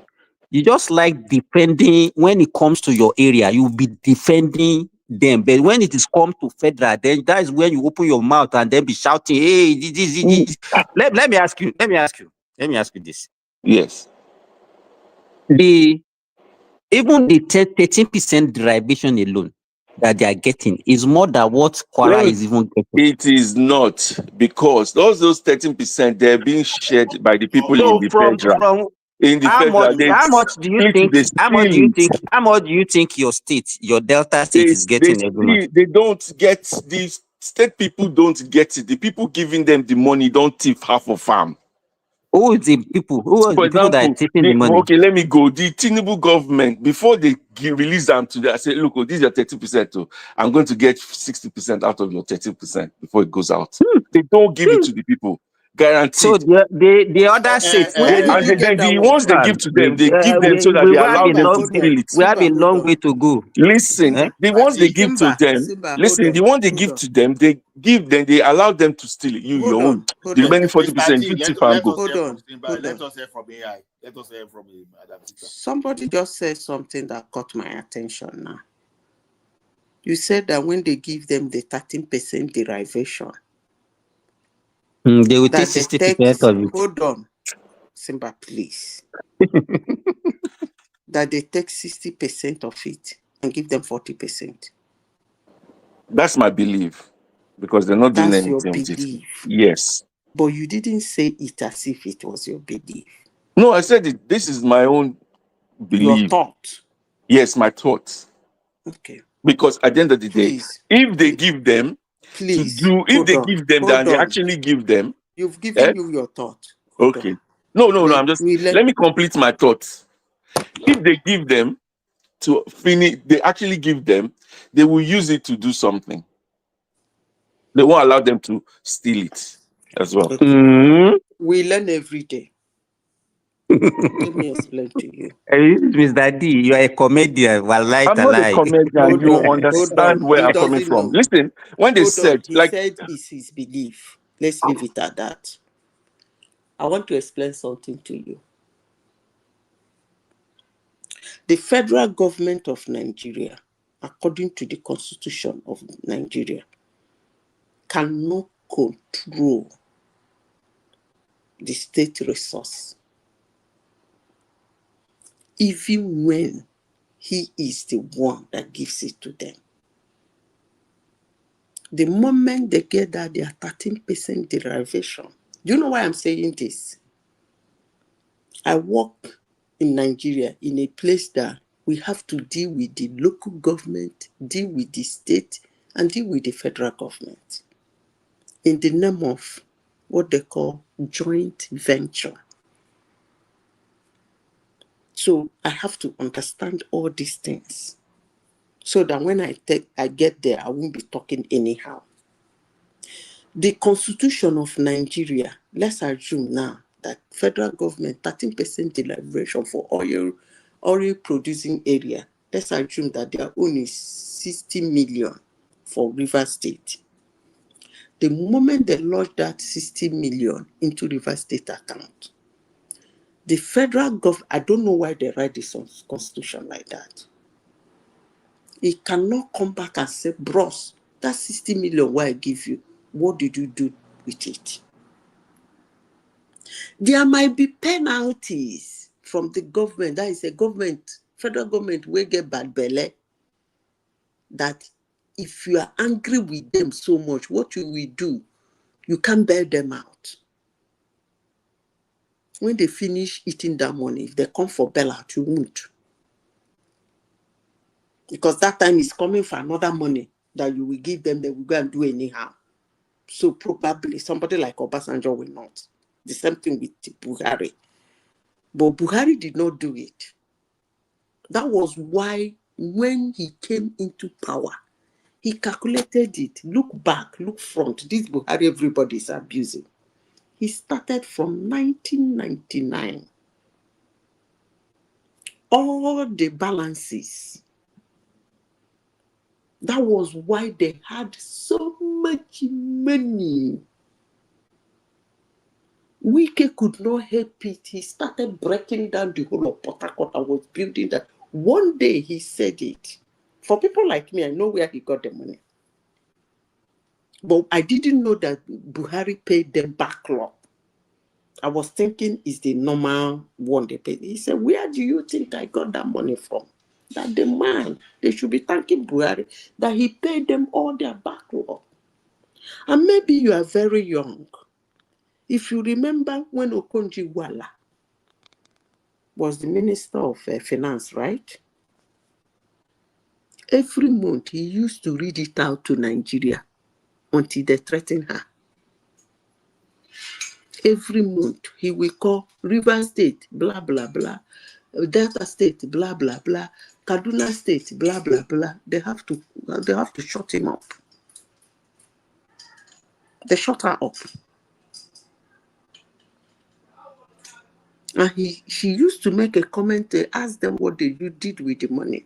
He was exposing them by trying, but Nigerians never reacted because they were not listening. Zita, let me even give you, I just Google federal government allocation. It gave me that of February 2024. Do you know that for that month, February 2024, Delta State got 38 billion naira? Mr. D, are you there? Simba. I'm listening. Simba, you do not even have 38. That one did not include 13% derivation, no. That is their normal NDC that they have been collecting. I did not even, that is just their allocation for February, 38,000. This one that you are giving reason for them, say if they give them, they will have done something. As if, were you not there when Clark was asking your former governor how he spent over almost 300 billion of that money that Zita is talking about, that Wike was using to construct bridges in the River State? Did they accounted for what they use their own for in your state? Okay. Have you asked yourself where Fubara get the 400 million he get in the MBA? No, yes, that free money that I give to them. All those houses they buy in Dubai, worth of almost 2.something million US dollars. Where did they get the money? What was their salary?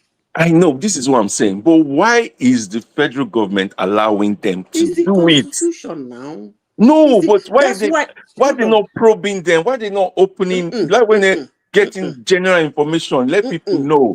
I don't, it's You hands off. understand? Listen, the only thing you know, people know. But the only thing is that you pay, okay, let me give you an example in the United States. He cannot, but the only thing he will do is to all the goodies they get from the federal government outside of their allocation. He will seize it. That's the same thing Nigerian government can do. Because apart from, they will seize when you go and the federal government that can money track how the money is coming out. Yeah. When you go and squander that money and come back to them, they will seize every other benefit like S-Crashia that your state is supposed to get. Those ones are not the one you are entitled to. But his S-Crashia he can give you, federal government can give you to enable you. Some federal government will seize it. They will not give it to you. Because they know that the moment that money enter your hand again, they don't have right to ask you how you use it. So is the what they call how do you call it? Zita, why do we like to be defending the sub-nationalities and our focus is on the federal government in Nigeria? So what's the federal government supposed to do? Is like what? You know how they do subnetting? Yeah. That's how it works. How Miss, like you said, Miss Okonjo-Iweala, did. That's how it's supposed to be. So let everybody They know. are doing it now. That No, this but there's month, not. if you want to know, let me tell you, they are still doing it up till now. They release it every month, what goes to each state. If you don't care, the only thing you care about is Tinubu. Let me tell you, do you know why Okonjo-Iweala actually stopped it? Not because of No, the press. Zita, they never stop it.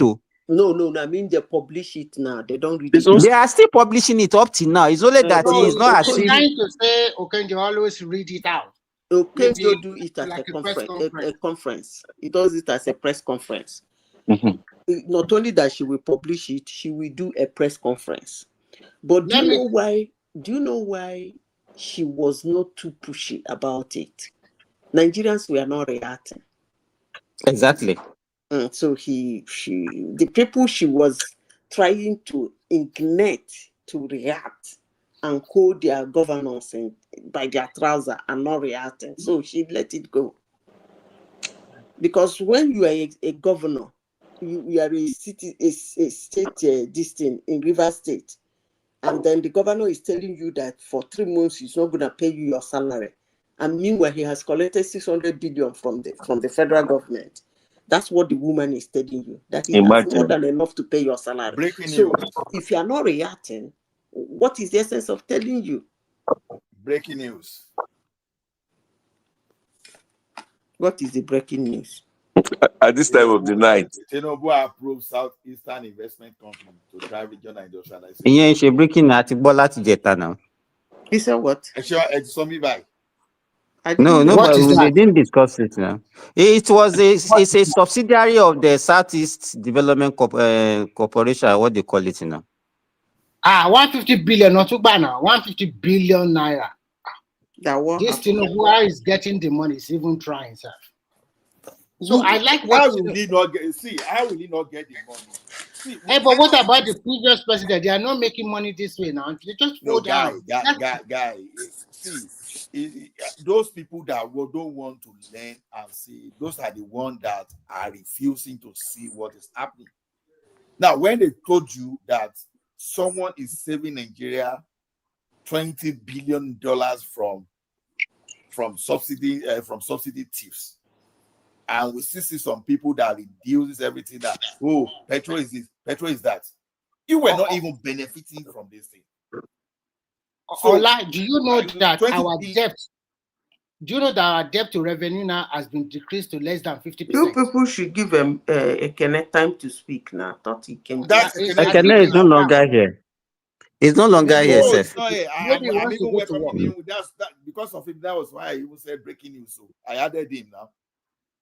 So you added him, but he just stayed briefly and left. Ola, do you know about this one? That our debt to revenue has been decreased to less than 50%. I heard it from that FIRS guy now. He said it's less than 50% now. And states like Jigawa is already debt free. From day one, we've said it here that things like this are likely to happen. Then, from day one, we said people will face some hardship there, but you cannot see the benefit of this reform because it's long term.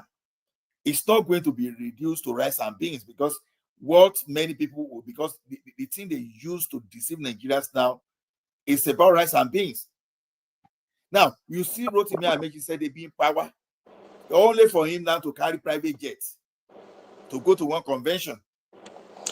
Is it convention? He took private jet to Daura now. He took private jet to Daura 3 days ago. Who is taking the private jet? But I want to say something. If he's done all this, how does this stop it from the next government to reborrow and put the country in the debt? No, for example, like what structures are you going to put? But nobody's borrowing. Nobody's borrowing and putting Nigeria. No. I will even tell him. Or do you believe that nonsense Obi was saying? This is so simple. Number one. No. Don't get me wrong. For you to stop government, can anybody hear me? Yeah. Stop government from stealing money, from misusing public fund, you have to look at some kind of grants, unnecessary grants, and you find a way around it. You legislate and take those grants away. Subsidy is one of it. How did you keep subsidy? Petroleum Industry Act. Now Buhari do that. Credit to him. But you still give credit to Tinubu. You know, Tinubu, when Tinubu got to that place, people were expecting Tinubu to reverse it. You will see there's no way he was going to reverse that. This Naira, this foreign subsidy they removed too, that you are defending Naira borrowing too. Let us see weary that we come there tomorrow and reverse it, because everybody now, that's why the more we shout, the more people understand what is happening. When Buhari got to that place, is people just intentionally, they created that crisis in the forex. You know what it means? That, okay, you were making your money, you were buying from black market, you were keeping your domiciliary. Someone just got to that place. We are trying to reform. You cannot withdraw your dollars. You have to sell to the bank. You were buying dollar, let's say for $200. Ola, let me even tell you what you are just saying now. Let me back you with what you just said. You know, I went to a bank 2 days ago, and the banker was asking me, hey, why are you not using your domicile? I said, I can't use because your own bank doesn't give dollar to people when you come and withdraw your dollar. Do you know what they told me? Access Bank. They said we have plenty dollars now that any money that you want to collect, you can collect. Now, I even tested it. My Naira debit card. Will you believe that I use it to buy something in Dubai? Exactly. No, we were using that on Buhari and Kano. I was using my GT bank card here in Canada. Fact, it's my GT too that I use. It's my GT Naira card. Naira debit card. Came. You know, they created that in Sote that foreign people that were doing business said they were unable to repatriate their money. So they created that thing because in the name of defending Naira, and you are defending Naira, you are giving money to someone, you know, you auction money, you give some people $1 million right from that place without even doing anything. You understand? You were giving someone for 420, he was selling out for 900. Without taking anything, he has already doubled whatever, even without putting any money down. Okay. Those were the kind of crime there. And so we are trying to explain to someone that even this your dollar you are even talking about, because I don't know how someone that is even thinking of how to make a bricklayer that's even talking of how to go to his job and get his daily job and get his money. You'll be talking of dollars, you'll be talking of a past. What's your business? No, but he has to buy petrol now to his work. So guy, those petrol, we are not benefiting. Let me tell you. I understand you. Don't get me wrong. I understand you. But you too understand them why they complain, because everything goes up as well for them. Exactly. It's like the matter between Jacob and Esau. Just because Jacob wanted, Esau was so angry. You know, you sold your birthright. Just give me that side. Don't worry. I give you. You are my senior brother. But, now, see what I'm saying now. If he's done this, but if he's done this, how do you stop the next government from going to that thing? Because remember, for example, if Atiku comes in now, if Atiku comes back now, he's going to go, for example, subsidy anymore. Nobody's going to touch that area anymore. I'll tell you. If Atiku goes back, Mr. D, hold on now. JB, you ask question now. When Aki will make stop fertilizer fraud, subsidy fraud, Buhari came. Is Buhari came speed, they could not reverse it. When we stop all those fraud around there, when they deregulated telecommunication, when some people try to revive Nitel, all those things, what happened to Nitel? Nitel died natural death. Nigeria Airways, they've been trying to revive it since these days. You understand? Are they be able to revive it? So when you put things like this in place and you allow the thing to run for some times, anybody that will be coming there and come and reverse it, you understand? People will be monitoring and the thing will not be as successful as it used to be before. So the thing is this: take the yam away from the barn, put that yam in a good tank. You perforate that tank. At least there's no way a goat is going to eat iron. It's only when you put in just a shrub barn, that is why goat can get to that place. So subsidy is gone. Forget first subsidy is gone. Forget story. Before the next administration we are talking about, probably we will be having, like, let's say about 4 or 5 refineries. Who knows? We never can tell. Ola, let me even tell you what they are doing now in Nigeria about the subsidy. You know, recently, Dangote came out with a scheme that I said, okay, the transportation and everything will be bearing it. You understand? Could you believe that because of that, it has actually reduced the cost of the fuel? They are now, people that are now buying from him are now taking it outside the country. Can you see? Can you see our people now? That's good. So I just want one more question. I beg. What about the steel industry? I believe there's still a racket around that as well. What would the government do on that? Because Nigeria depends on steel, and all the steel is being imported, and only like you have to be, for you, all those steels, you have to be I like think there is something that is still going on about the revamping, the way they want to revamping the Ajakuta Sea complex. I think something is going on, but I can't give you the detail of what is Let me happening there. tell you something. You will see that when you see our solid minerals, you will see that it is the area of limestone that we are getting value from. You understand? And why are we getting value? They allow that. I think they allow that cement in business just for the forces of the market, and they allow private people to handle that. That is why you see today the same movie. I don't mean that we'll be treating that cement and factory like the other solid minerals. Honestly, today that will not be where they are. So why all this money is this? I'm a disciple of give everything to the private people, license it properly. You understand?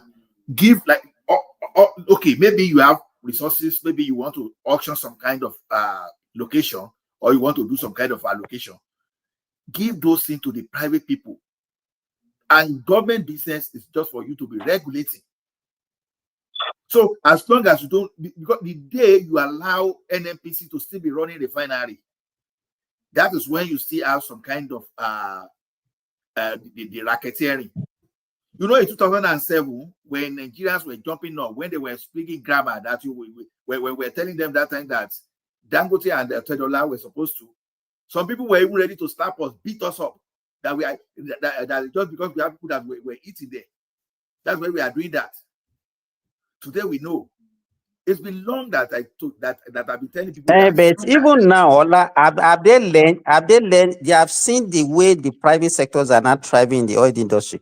Recently, when they talk about privatizing our own refinery, Nigerians are still screaming, hey, why did they want to do that? Hey, they want to sell it to their cronies, they want to sell it to their friends, and all that. Let them even give it to their friends.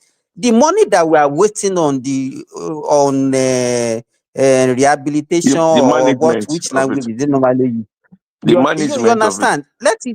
Yes, because it's not useful to us. So why should somebody Nigerian? Why should they not have an issue that this thing they want to even abandon it?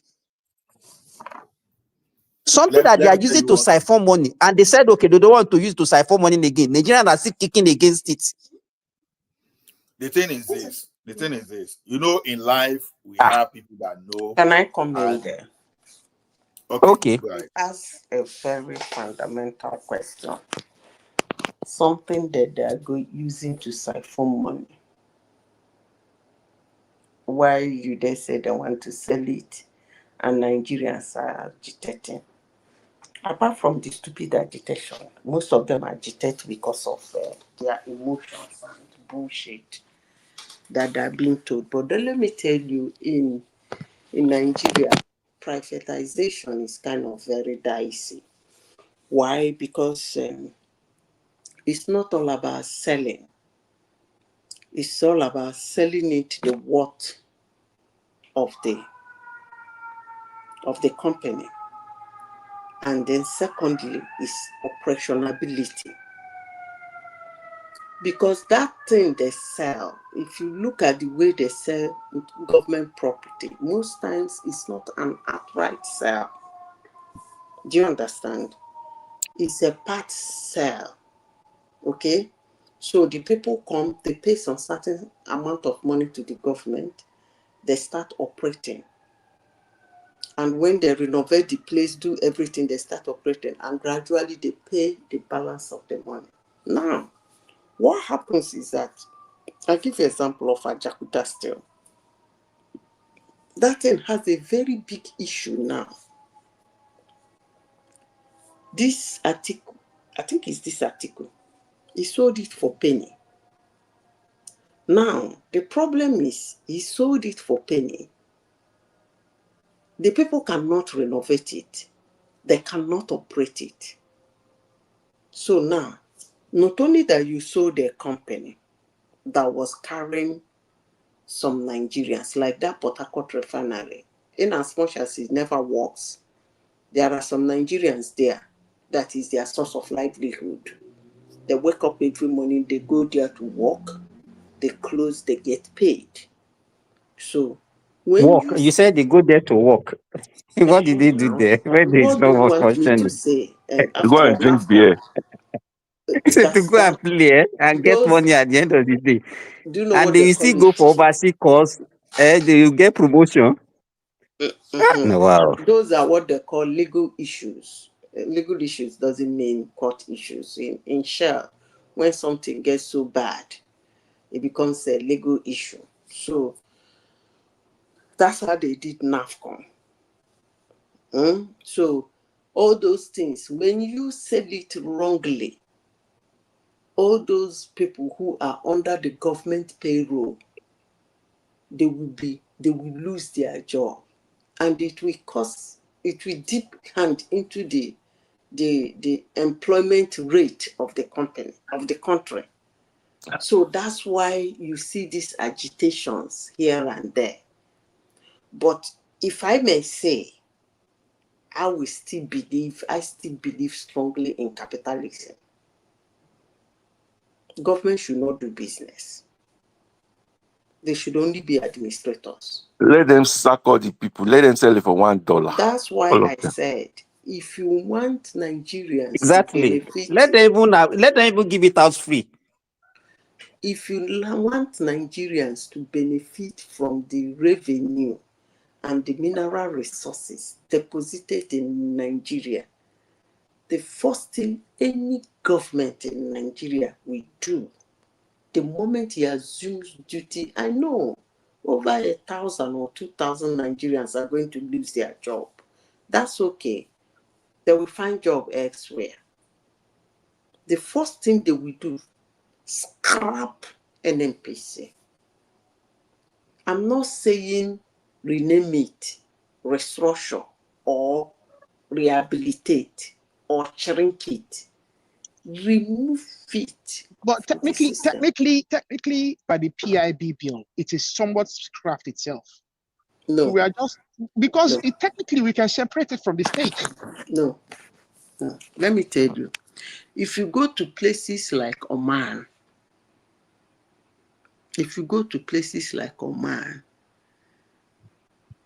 and some places in Malaysia, and I think they are trying to use the Aramco model. That's what Nigeria is trying to use. Those things like Shell, like Chevron, like Mobil, they are not actually called that name in those places. It becomes an institution in that country. It's not going to come as a foreigner. It becomes an institution that we do the Omanese way, okay? Like being operated, incorporating the Omanese way. That's how they function. So, Madam Zita, those companies will not allow it, though, because even the intellectual But that's the way they do it on Oman. I don't know. They will not allow Shell and Chevron. They go high. That is the way, the same Shell, that is the way it is in Oman. So why are you telling me they won't allow it? You see, this is actually the problem I have with Africa. No. Hold on, let me explain. You go for a deal, you make a wrong deal, you turn around and call it colonialization. These things are sit in front, I sit in front. This is my land. This is my oil. Okay. You don't know where the oil is. I will be the one to find where the oil is. I have the equipment. I will get the oil. Okay, now, my land, my oil, your equipment, your finding. Okay, fine. Then, how much are we going to put down?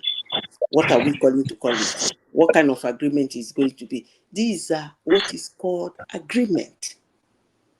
If you are a poor brain or somebody who is sitting on your own side to do those negotiations, it's not smart.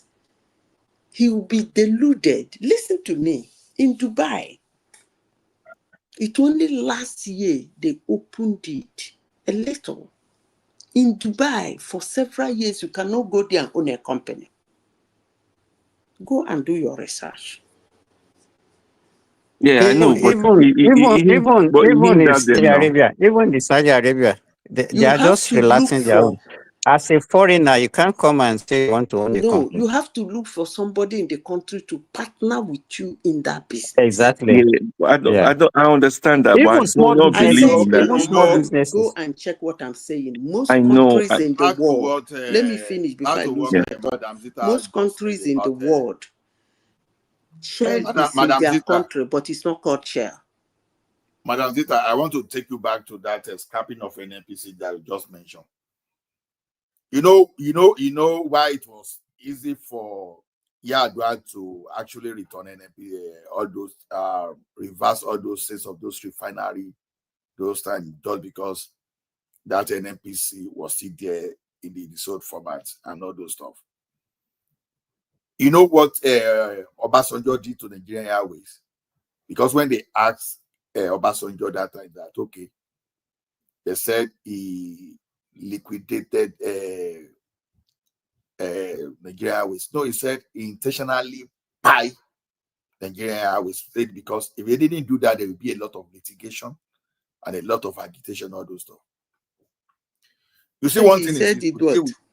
I didn't get it. No, Obasanjo, when they asked him about Nigerian Airways, I didn't revive Nigerian Airways. Obasanjo said they asked Obasanjo why did he allow Nigerian Airways to buy. You understand? So so he said not I allow it. He said I intentionally buy Nigerian Airways. Because if he didn't do that time, they will be holding him back. They'll be fighting, and all these private people that are into our airlines today, probably they won't be there. And at the end of the day, they will still be dragging us backward. No, that is a stupid thing to say. He would have sold it. No, it's because he said there were a lot of debts and there will be a lot of litigation. So the best way is to scrap, so that once as a government, once you so what do you gain by scrapping something? You have to pay debt and mitigations. You scrap it, you pay debt and maybe I will get that lose? interview. So that is a Yahoo country. A Yahoo country. The country will lose. Really? No, the country didn't lose. Do you know how many of that plane that was packed and brought away? Who runs it? If it's his private business, would we have run it that way? Which plane? The plane they've been granted in the United States. They were granting in the United Kingdom that they were not maintaining properly. That was failing safety tests up and down. That aircraft were failing tests up and down. Because that man said when he was leaving, I think he said he left. How many? He said he left 19 ships in the Nigerian shipping line. By the time he came back, maybe he just only meant one. Then he left, I think when Obasanjo was there, maybe he bought about 30-something aircraft. By the time that guy will return, I can't remember the figure of and now. He meant just about 3 of them working. So when you look at that, the guy was not ready to revive that Nigerian Airways. Because if Nigeria wants to see the light of the day, they should delete NNPC. I will keep saying it. I'm not saying renovate. Don't give it a second thought. Don't even think of... Don't allow NNPC to run refinery. Don't allow them to even think let them be a regulator. I'm not talking about allowing anything to allow any. That's not what I'm talking about. I'm not even saying relocate the staff or do anything. All you need to do, no more NNPC. Chikina. You are giving them. No, what we are saying now, there will still be a regulator, right? No. Except you want to scrap it. You are and not get another understanding what I'm regulator. saying. You don't seem to understand. I understand what I'm talking about. Madam Manzi, I understand you, but you can't, at the moment, that cannot happen, no, because how are you going to tell? It's even now that can it's happen. very It can easy happen. to You happen. tell the Chevron or the Listen, Shell let me tell you, people it that is they need to now. come Listen and to me. get Nigeria one has app. DPR. They had Ministry of Petroleum. They don't need an NPC. Listen to me. This is even the time it's supposed to happen very easy. Shut down NNPC. Scrap it from Nigerian system. In total, there is no discussion. This is not relocate the NNPC director GM to DPR. Relocate? No. That's not what I'm talking about. Or say, okay, NNPC will no longer be NNPC. Call them this name. Or divide NNPC staff. Send some to Ministry of Petroleum. Send from Ministry of Petroleum. Send to DPR. Send to. That is not what I'm talking about. I'm talking about if NNPC has 1 million staff, wake up one morning, go to the Congress, negotiate with whosoever, the Senate President, the House of Representatives, let them get you a vote. If he needs them to, if it's going to come from them for NNPC to shut down, then make sure you disturb Akpabio. Disturb whosoever is I don't even know who is the House of Reps now. Let them make sure they get you your vote. The moment the vote is Madam ready, that waiting until Obasanjo did you, they say it was a stupid thing for him to do. The moment that vote is ready, you do Yahoo, then the next thing they will announce that the House is voting for the scrapping of any. That is if he needs House to do that anyway. I don't know how they came about anyway. House will be Nigeria will say, scrap NNPC before you know, we get it. Boom, you announce. Give them 1 month to take their personal belongings and vacate that building. Then what you will do, you know those federal government girls' college, federal government boys' college, government college Wuse, federal government college Abuja, you give them that building. Let them partition it, make it domestic. It's the same one easier to say now. That's not a big deal. You know, listen to me. You see me where they here. You see me. After working with Shell, if Tinubu give me the power, give me the vote. If he needs if he needs a house to pass it, if he promised that he will get the vote, all I need him to do is to announce it. Leave the job for me. I go clean that place, sweep them, arrange them, carry all their pepper. Listen to me. The Northerners no go agree. What's this man's name? This woman that died. This NAFDAC woman. Akinyele. Dora Akinyelu. You see, I've seen they burn those fake drugs in those days.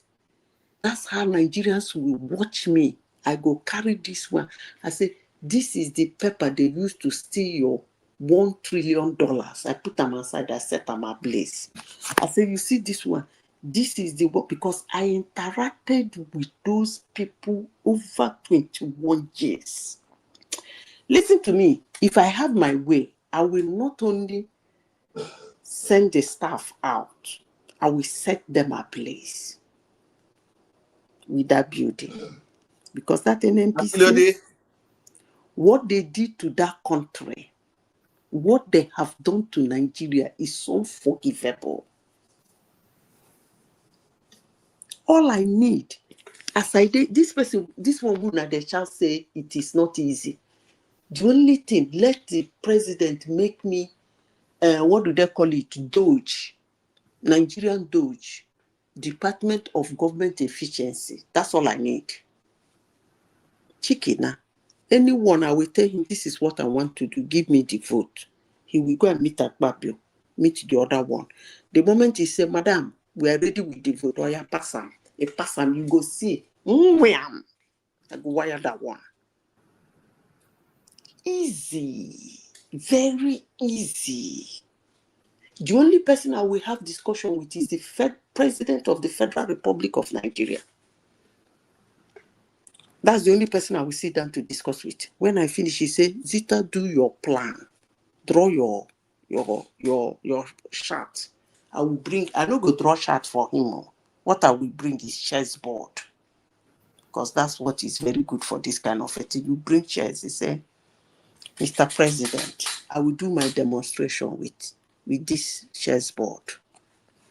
Let's do. You know how to play chess? He said, no, I'll first of all introduce it to him very well. Then I'll say, if you move this one like this, this is what is going to happen.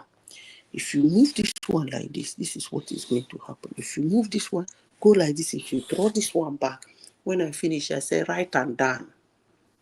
Saying, if I don't get it done, wire my head. He said, I said, believe me, all I need you to keep it to yourself, go get the vote. If he's the one that need a house to push me, to give me the authority, go and get the vote. Don't discuss it with anybody. Then if he's the one that doesn't need the house, all I need you to do the announcement, leave the rest. I will come like a witch. Where? Nigeria will have a breath of fresh air. I mean, they tell you. Then we have jobs.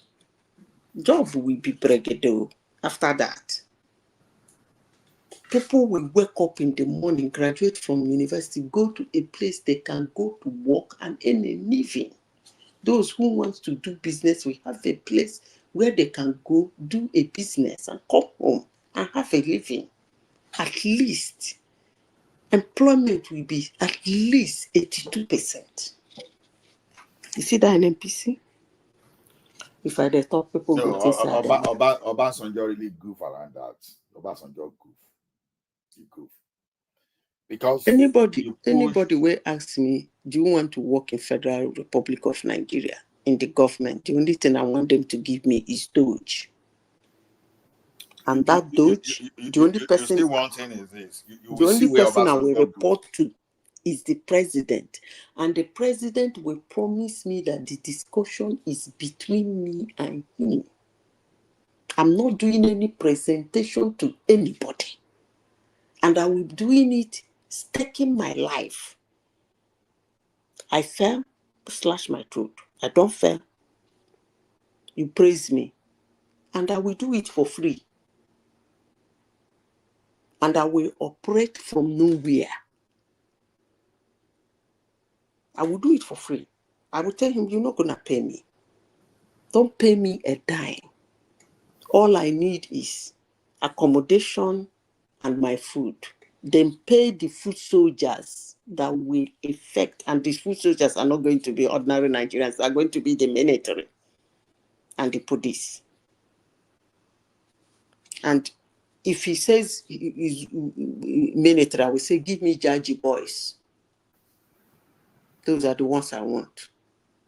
The Jaji boys. Open the gate of Jaji. Those are the people I want. So the moment you see why I feel that Obasanjo really grew from that NNPC. Now, if the guy did not remove, I think a scrap subsidy on diesel in 2003, and he saw how that problem was resolved. If he had done the same thing, is it Obasanjo that removed subsidy on diesel? Yes, now. Yes, now. He did it in 2003. I thought it was Jonathan. No, it was Obasanjo. Because Obasanjo removed it. The fuel price went to 87 then. You understand? Per liter. So when this he was leaving, you understand? So I didn't mean that he did the same thing that if he had done the same thing on gasoline as at that time. I get to even that state of that refinery in 2007, probably they wouldn't have. That subsidy was the reason. You know, these people by the time they are agitating Nigeria to keep all these things. You understand? They give some of this. They are seeing all these brown envelope journalists. They will write sweet story and they will convince and confuse Nigeria, and the poor one that are suffering the consequences will be the one be fighting for the oppressors. When I finish, Ola, the only thing I will tell the president, you see this thing, at the end of the day, all anybody needs is license.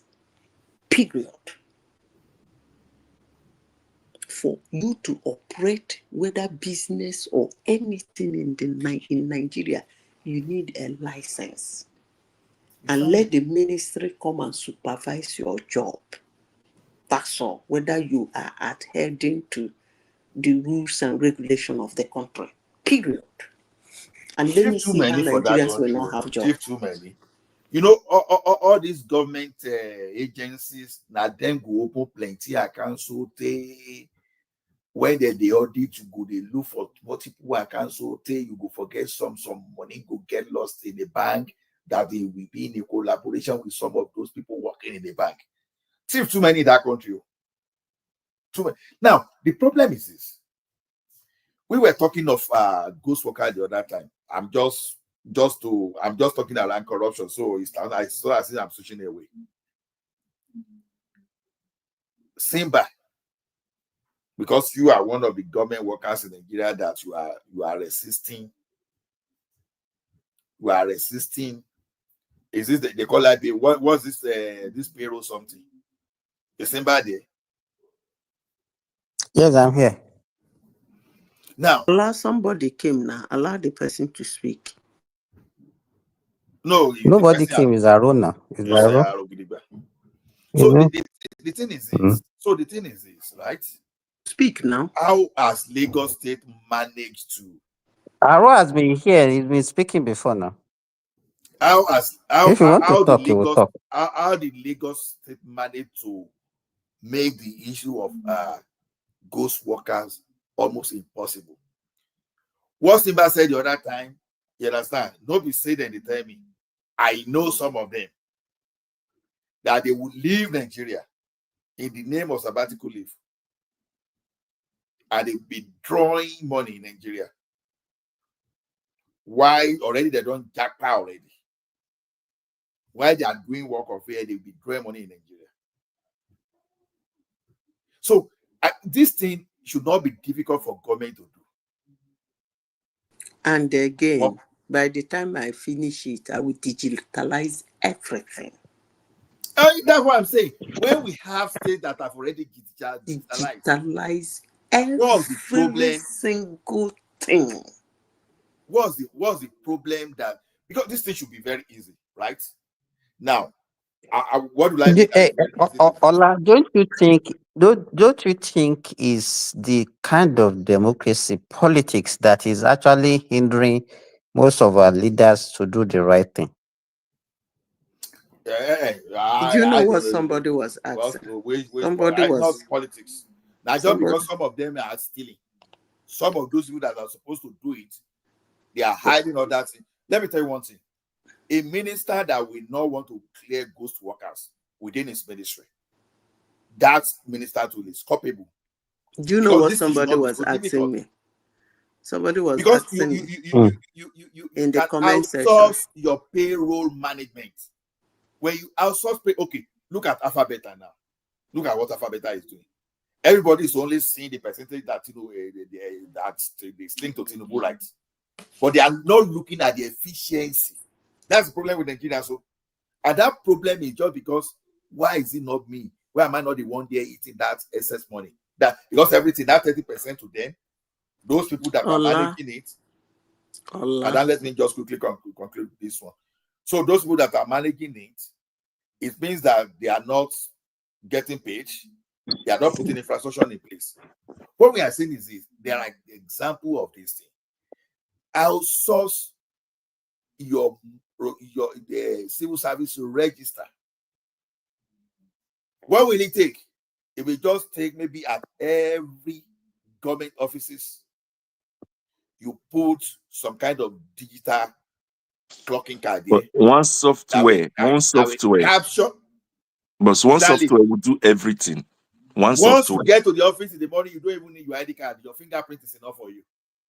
So there won't be a situation whereby someone will be giving you his ID card to help him clock in.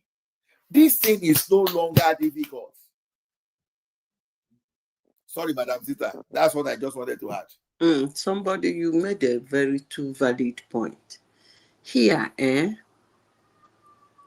Here, I see technology I run.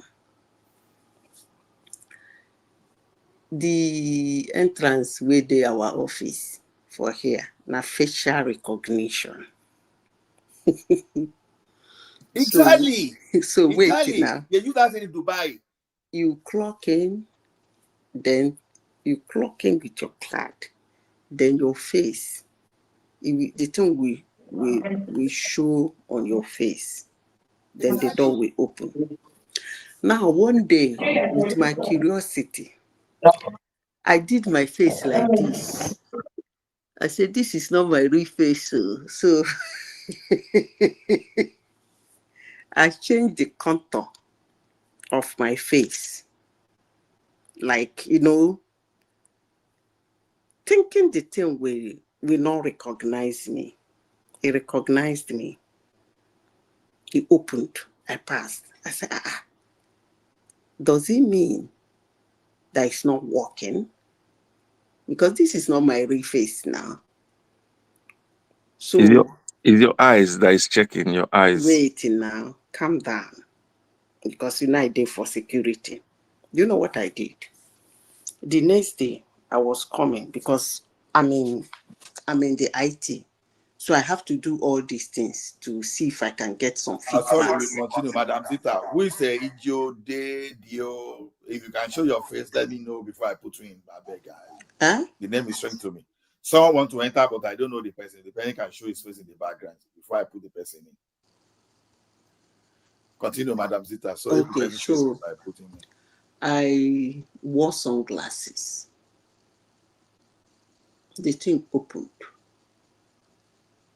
I came again. I told the people that this place is one of the most technologically advanced place in the world. I wore sunglasses. The thing opened. I wore glasses, like normal medical glasses, but it wasn't medical, but the way it opened.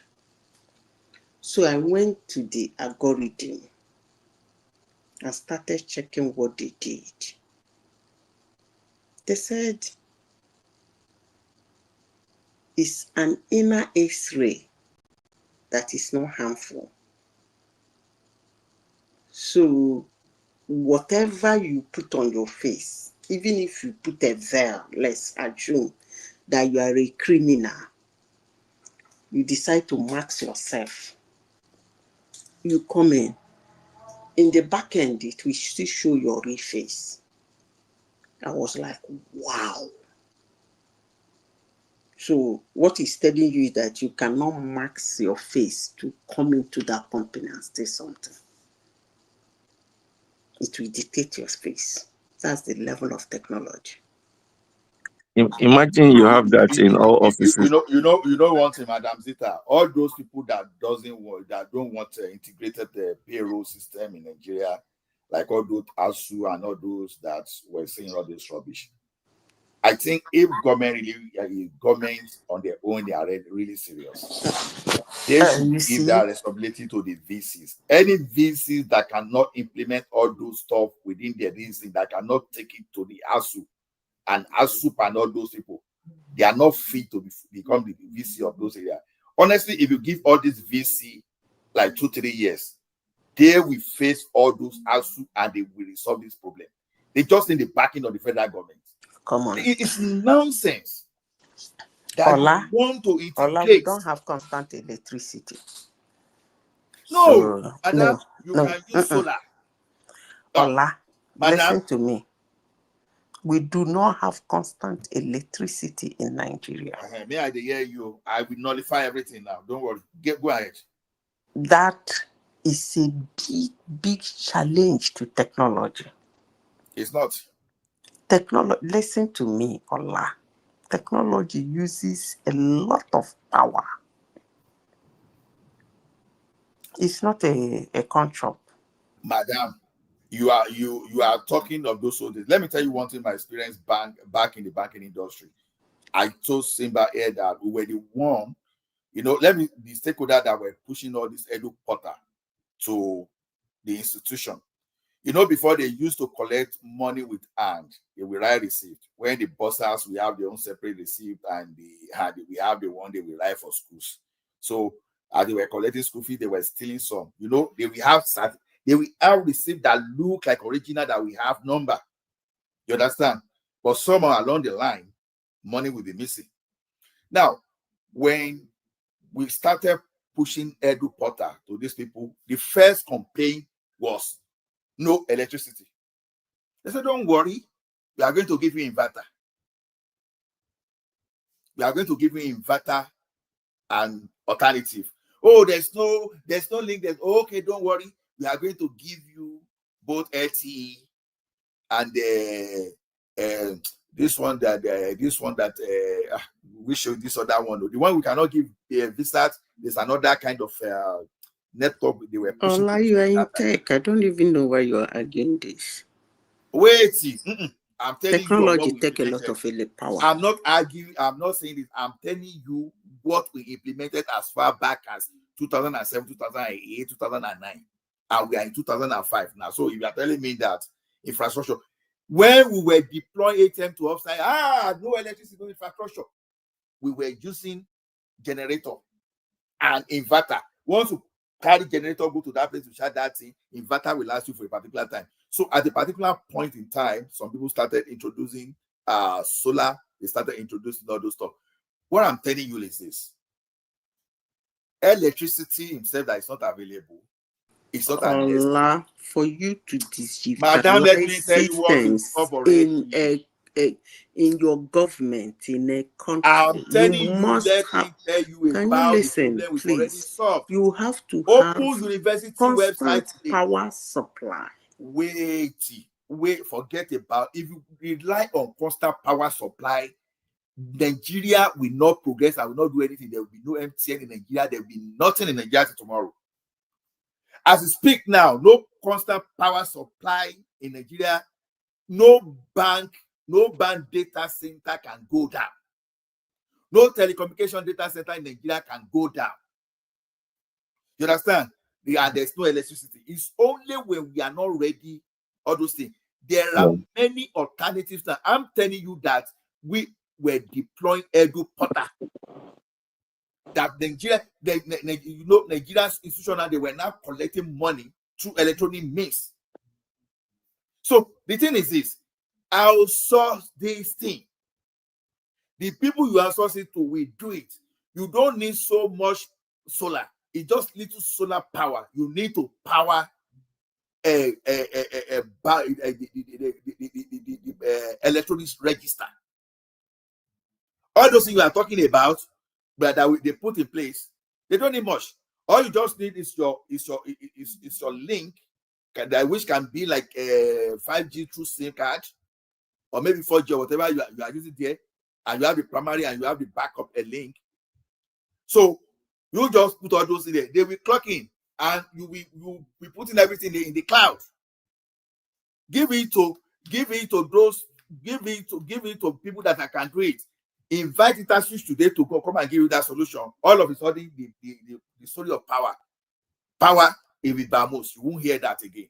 It's only when we don't want to do anything, we will find 1,001 excuses why we cannot do that. There are schools today that have power, they have solar in their school. I remember back then, there's this ABU ATM that time. Power. We put generator and we put generator and inverter there. We put primary and backup. Was functioning. So the thing Ola, you know, I will never speak this way you are speaking. The question, no, madam, I'm still telling you. Lagos State government, when people were saying there was no power, when they decided to do it, they were okay. They were generating electricity on their own to power their ministry. All those schools that you are saying there's no power, there's still a particular point. There are still some time they on the okay. While I was in school now, they said there's no power. Even there's no power that they were saying anyhow in the evening, they will start generator by 7 o'clock and they will switch it on by 12. That's if there was no light at all. Those periods, whatever generator you are firing within those periods or during the school hours, they were enough to charge your inverter. They were enough to charge your inverter. During those school hours, there was no electricity. You see spiral those VC, rectors, and all those things. They were still using AC. Part of the light they were using, what I'm saying is this, it doesn't cost much unlike before, today, to have solar. And the solar energy that those solutions will consume, it's not that much. They cannot do. Today, people go to school with a solar calculator. Do you know that the size technology as small as size of solar calculator can do this biometric thing? Ola, when you finish talking, I will address what you are saying. No. See, when you are done talking, I will address what you're saying. Within my feet. When I told you this, I know exactly what I'm telling you. I'm not just guessing. I'm not hypothesizing. This is what is in motion. The question, okay, ask yourself one this thing. Was it when Lagos State was introducing Oracle, was integrating all these agencies in the electronic platform, why wasn't power be an excuse for them not to do it that time? Because they did that one even before they even make any attempt to even say they want to bring Aaron to Nigeria, when federal government was not allowing Aaron to run. And the one they did after, all those private IPP they did after, they were even using that to run offices in Lagos. What I'm saying is, the federal government, the government, when they are complaining about all those electronics register to monitor stuff, they are not ready to do it. They are just not ready. But Ola, most federal agencies in Nigeria, they are using solar now. They have 24 hours light. That's what I'm saying. I'm telling you, madam. Because I went to do my passport in Ilori. The immigration office I was there by 9 a.m. I left 11:45 in the night. It was 24 hours light. There's no light failure there. All the roof, it was all solar. All their roof in that immigration office. You see from far, you see all their roof. It was all solar. The mass solar panel, all. I was there from Monday to midnight. The Milk Agency, they have a solar there. Yeah, honestly, you are right. Exactly. Yeah. So, like I said, what they need to do is this: just give this thing allow, like they allow banks, they allow inter-switching transfers. When you finish, you tell me you're done. I will address what you're saying. They started to deploy Edu Portal for school. That's how some schools that didn't have websites before they started having websites. Otherwise, some schools in Nigeria will not have websites. There was a time too that people will find it difficult to get their transcripts in Nigeria. Until some guy brought initiative, they started approaching all those schools before now. You will go to some schools, 3 months you'll be processing your transcripts. They're telling you, okay, no light. When lights come, we are going to run this through computer. But when private people enter into that transcript business, oh my goodness, use one of those agencies today to apply for your transcript. You will get your transcript within 4 or 5 days. But all those excuses there, no light to no light to type, those things. So the thing is, when you allow people to do this thing, the problem of ghost workers in Nigeria today, this problem is not difficult to solve. The thing is, the government is not willing to solve it. Every government, including schools, they should have a register system that once you come to that office daily, it clocks you. If you are not there for 1 week, 2 weeks, then you should explain. You should not be paid. Not only that, you can't be paying someone that have been out of country for a year.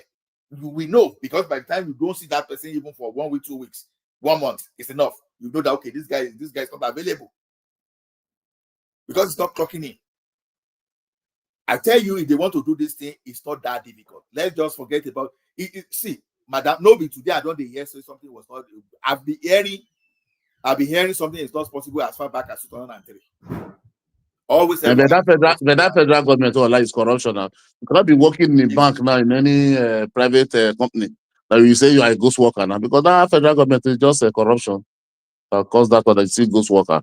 You understand? That one is just normal corruption that they do by themselves. Because like one guy that was in Spain, he was a policeman. You know, he was in Spain for about 10 years, was still receiving salary. And it was not in service. So, but I said, how? He said, because there is a guy there that take part and give him parts of the salary when they come. You know, so that Nigeria is just corruption. Not that they didn't know that they are ghost worker. It's the Madam corruption. Zita, I want to hear your point too. That's your point. I did wait for or your side of what you think, please. Okay. You see, I didn't say it's not possible. What I said is for you to operate technology, you must have constant power supply. Because technology does not start and end with operations. Ola has been concentrating on operation. Hey, Minister of this, they have solar system. They go there, they will use their solar system even if there is no light. Hey, these people, the contractor can use their generator. That is oppression. Right in their office, they can operate it. Whatever you want. But when it comes to monitoring, what if there is no light on the other end? The person you want to monitor. I was even surprised Ola was saying that because he's in tech. What about the people you want to monitor and control that are other end? When I mean the other end, I'm talking about the Nigerian citizens. That's why those things are not effective in Nigeria. Yes, you can walk into immigration. They have solar system inside their this thing. They don't do them for you. Something happened. You look at the number they gave you. You want to trace that number. That phone is off.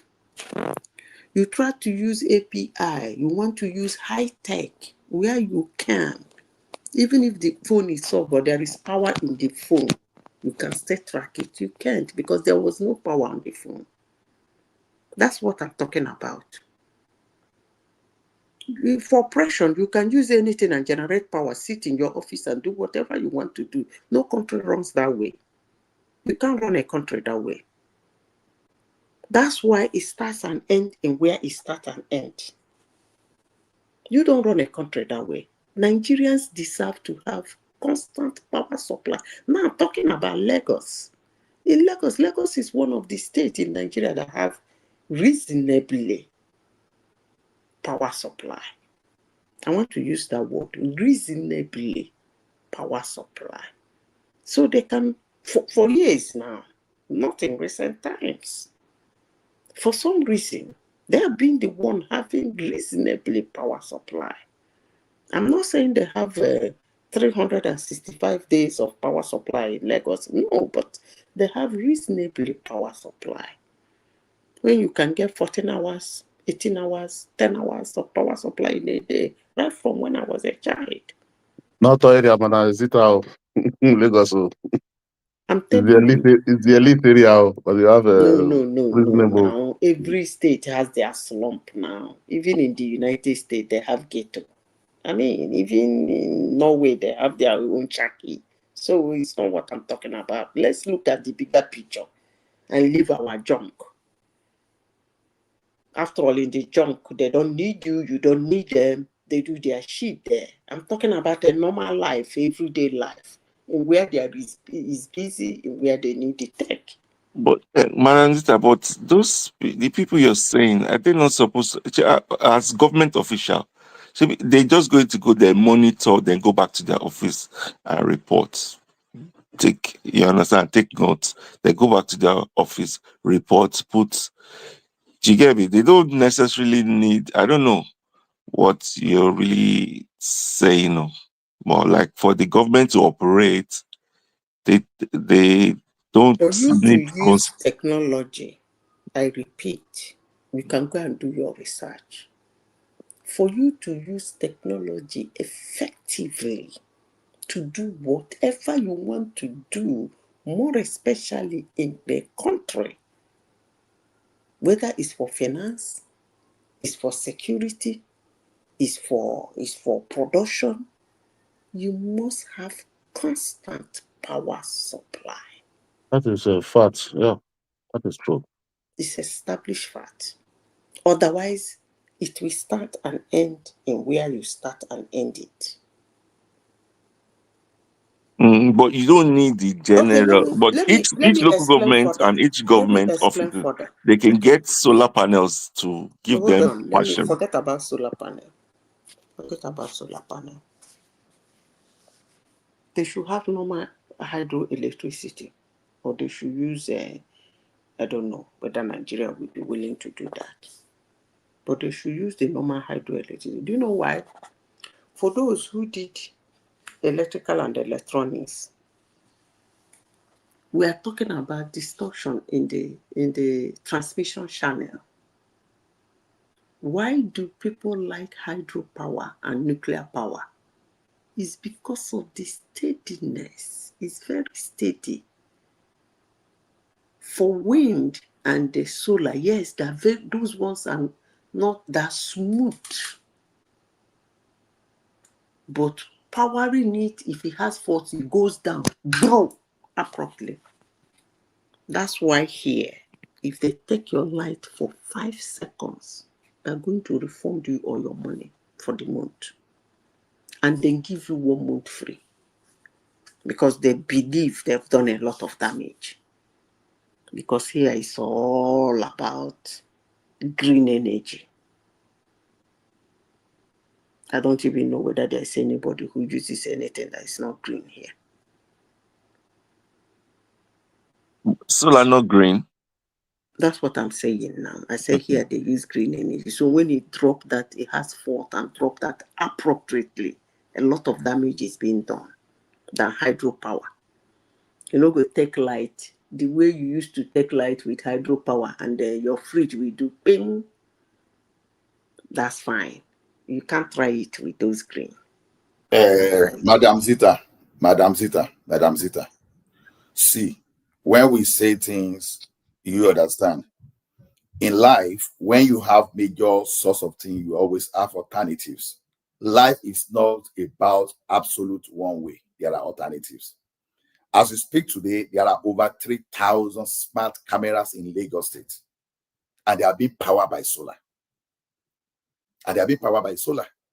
So if Lagos State is waiting for the day they will have, then Nigeria will have 1,000 megawatts of electricity, then the security and all the enforcement they want to do, then we have to wait that 100 years before we get everything.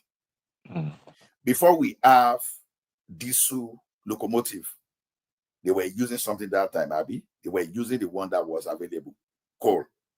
Later they moved to diesel. Later they moved to electricity. Even as we speak today, some are still using diesel power. Just like Lagos now, Nigeria now, because people are doing electric rail, so Nigeria has no power, so we should not go to diesel. There are many ways to get to the market. Nigeria we are talking about today, there's no power. You find POS everywhere. You want to withdraw money from some people, you still go to that place and you give them their card and they give you money. How are they doing all those stuff? I'm not saying Nigeria should not have power, But it should never be an excuse. Okay, we've started this thing over time, where people give excuse that, oh, because are of you power, actually kidding me on this thing you are saying? So solar system is not power. Let me land. Are you kidding me? Let me land, please. Lever brother at a particular point in time, they ran out of Nigeria, they said, because there's no power, right? We know power will make things cheaper. But we have some like Dangote, we have some like Cement, we have some these people in Ibadan, this tech or whatever. People were actually generating their power because government had an alternative that time. Because Obasanjo government was giving subsidy, was waiving charges for any power equipment in excess of 1 megawatt. So the thing is this, I've told you, I'm not just talking, I'm talking of what we did out of experience. Those days when we were deploying offsite ATMs, although it may not be 24 hours functional, it was this story of this no power. But we did all those things successfully. Ola, sorry. You are Madam Zita. Both of you are saying the same thing, but in a different way. Madam Zita is saying power is key to all nation for development. You are saying yes. But that should not be because there is no power. It should be an excuse for development in Nigeria.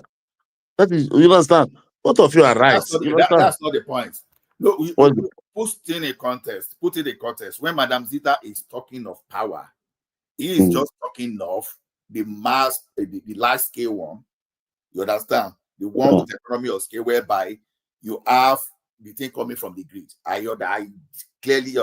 This is about contesting. Otherwise, when I say solar, she should not be opposing it, because a solar too is a source of power. Yeah, but what you are saying your solar is just to be in there.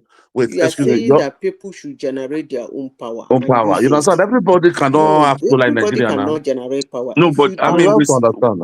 But what he's saying is the government official. If you do it like that, your tech will start where it starts and end where it ends. That's not even the point. Yes. Are the barbers waiting for electricity to come today before they run their shop? What I'm saying is this: why I agree, I acknowledge that those things are important. So we should not allow that thing to waste 50 years of our life. I shouldn't even be doing this argument that people in the country should be generating their power. We should not do anything. That's what I'm saying. Honestly, Ola, I shouldn't be discussing this. No, you cannot say people should be generating their power. That is not. He said that's an option. Do you understand? If you're a big industry, for you to do that, and we're talking about the government operation. Government operation. No. For government operation, which again goes to the government officials. The government operation they have to already. Okay. Madam Zita is telling you for the old. He's talking for. Okay. Let me make a final comment. Let me. Sorry. Let me come in. Discussing with you people that humans living in a country should generate their individual power. They shouldn't, because the country cannot afford electricity. We should buy the idea of people should generate their power and do what they want to do. I'm not going to discuss. No, but what you are talking, we are talking about government agency now. I said why I will not discuss that. As I said before, and I want to close it at that. For you to run an effective technology, you need a lot of power. But Lagos State, what Lagos State did, it is not something somebody will stay in his barber's shop and put his generator and generate his own, and somebody in ministry will put solar on top of his roof and generate his own, and mama that has restaurant will buy a big plant and generate his own. That's not the kind of power I'm talking about. So you people can continue to say what you are saying. People talking of control or IPPA to control all these civil servants that are stealing government money. They are stealing time. They are stealing money. But I'm saying, in fact, the money they will save is even more than what they will invest in electricity. Exactly. I said outsource. Lagos State generates power for all their ministry. And so, what stopped federal government from doing that, and even No, the federal state from government is doing doing that? it too. Simba, federal government is doing it too. I'll give an example here. You understand? Federal government is doing it. You And go to all those agencies, majority of them are now solar. Not, it's almost about 6-7 years now. This thing started. When the immigration office I went to, they have solar. This is their new building now. The new that this one near that polytechnic site. The new building, all is solar. All the You plant, all mean the the roof. federal secretariat in Ilorin? No, immigration office. Because That's where I went to do my passport now. that is where that's like almost 7 or 8 story building. No, not that one. They're not Is using that that where one you again. went in Ilorin? No, they're not using that one again. They're not using that place again. They have new one, a new brand one. They build. They're not using that one. I think it's possible. All you need is a software, and the software is connected to cloud. And even with your phone, you can still do what your computer is going to do to work. Mr. D, I even know about this thing. Let's just come straight. I understand what you're saying, and I you see, when you want to install those things, the first language that came out of my mind is this: outsource this thing. It's not. I'm not rambling. If you assuming that I was given this opportunity today to. So when you say outsource, how do you mean in the government operation? Okay, what do you mean like, outsource? okay, like Alphabeta now that is managing infrastructure for tax collection and e-governance in Lagos State. It's a form of outsourcing because number one, Alphabeta brought that technology they were using. They put infrastructure for collecting tax, software, everything for tax administration. That percentage by people were shouting that, oh, they were painting all those things. Those are kind of maintenance that would go to Alphabeta. But when our people are using sentiment to analyze, sometimes they tend to confuse Nigeria so that they drive their agenda. Right. So, sorry, Mr. La, in this Alphabeta, I'm coming to that outsourcing now. Okay. Don't you think that this Alphabeta, for example, like, okay, yes, you've brought the people, then following up, is that not supposed to go directly? Is the government not supposed to start collecting the taxes from those people that you brought? Don't you think there should be a change of structure on that? You are not getting the points. You are not getting. I mean, I just diverge on that. That can be that's different from. Let me tell you something now. This is a government. I gave an example of what we did while I was in the banking industry. Now, out of when they ask you to go and mobilize deposits, there are different ways you can mobilize deposits. One is to provide a solution for you to collect revenue. Another thing is to go to the market woman and start begging her, please bring money to this thing. When you stay with me, the time I'm going to find loan for you to run your business. A lot of ways. Now, for revenue, for us to drive revenue, different ideas started coming. Okay, these schools, they were collecting their money by just one person will be there, be writing, everybody will be on long queue, all those stuff. It started by saying, okay, let's be doing this thing. We give you teller in your school and be writing. And teller will be said that we'll be bringing bullion van and be taking the money. It graduated from that point that, okay, why do we even need to put a teller in that school? Let us give you an electronic platform, electronic banking platform, so that even students can go there, use their mobile phone or log in through the internet and pay their money directly into that school account there and go those things. So they partner with different people in the industry, InterSwitch, eTransact, and those people that are players in the industry. Now, banks started encouraging, you understand, all the institutions now to have websites. Some schools wouldn't have even had website at all. They tried that so that, okay, it is very easy now too, because the accounting is not easier. Before, one will be writing his own receipt and be writing for school, be stealing this. You don't need to do it. Online, immediately you can even know what your school is generating.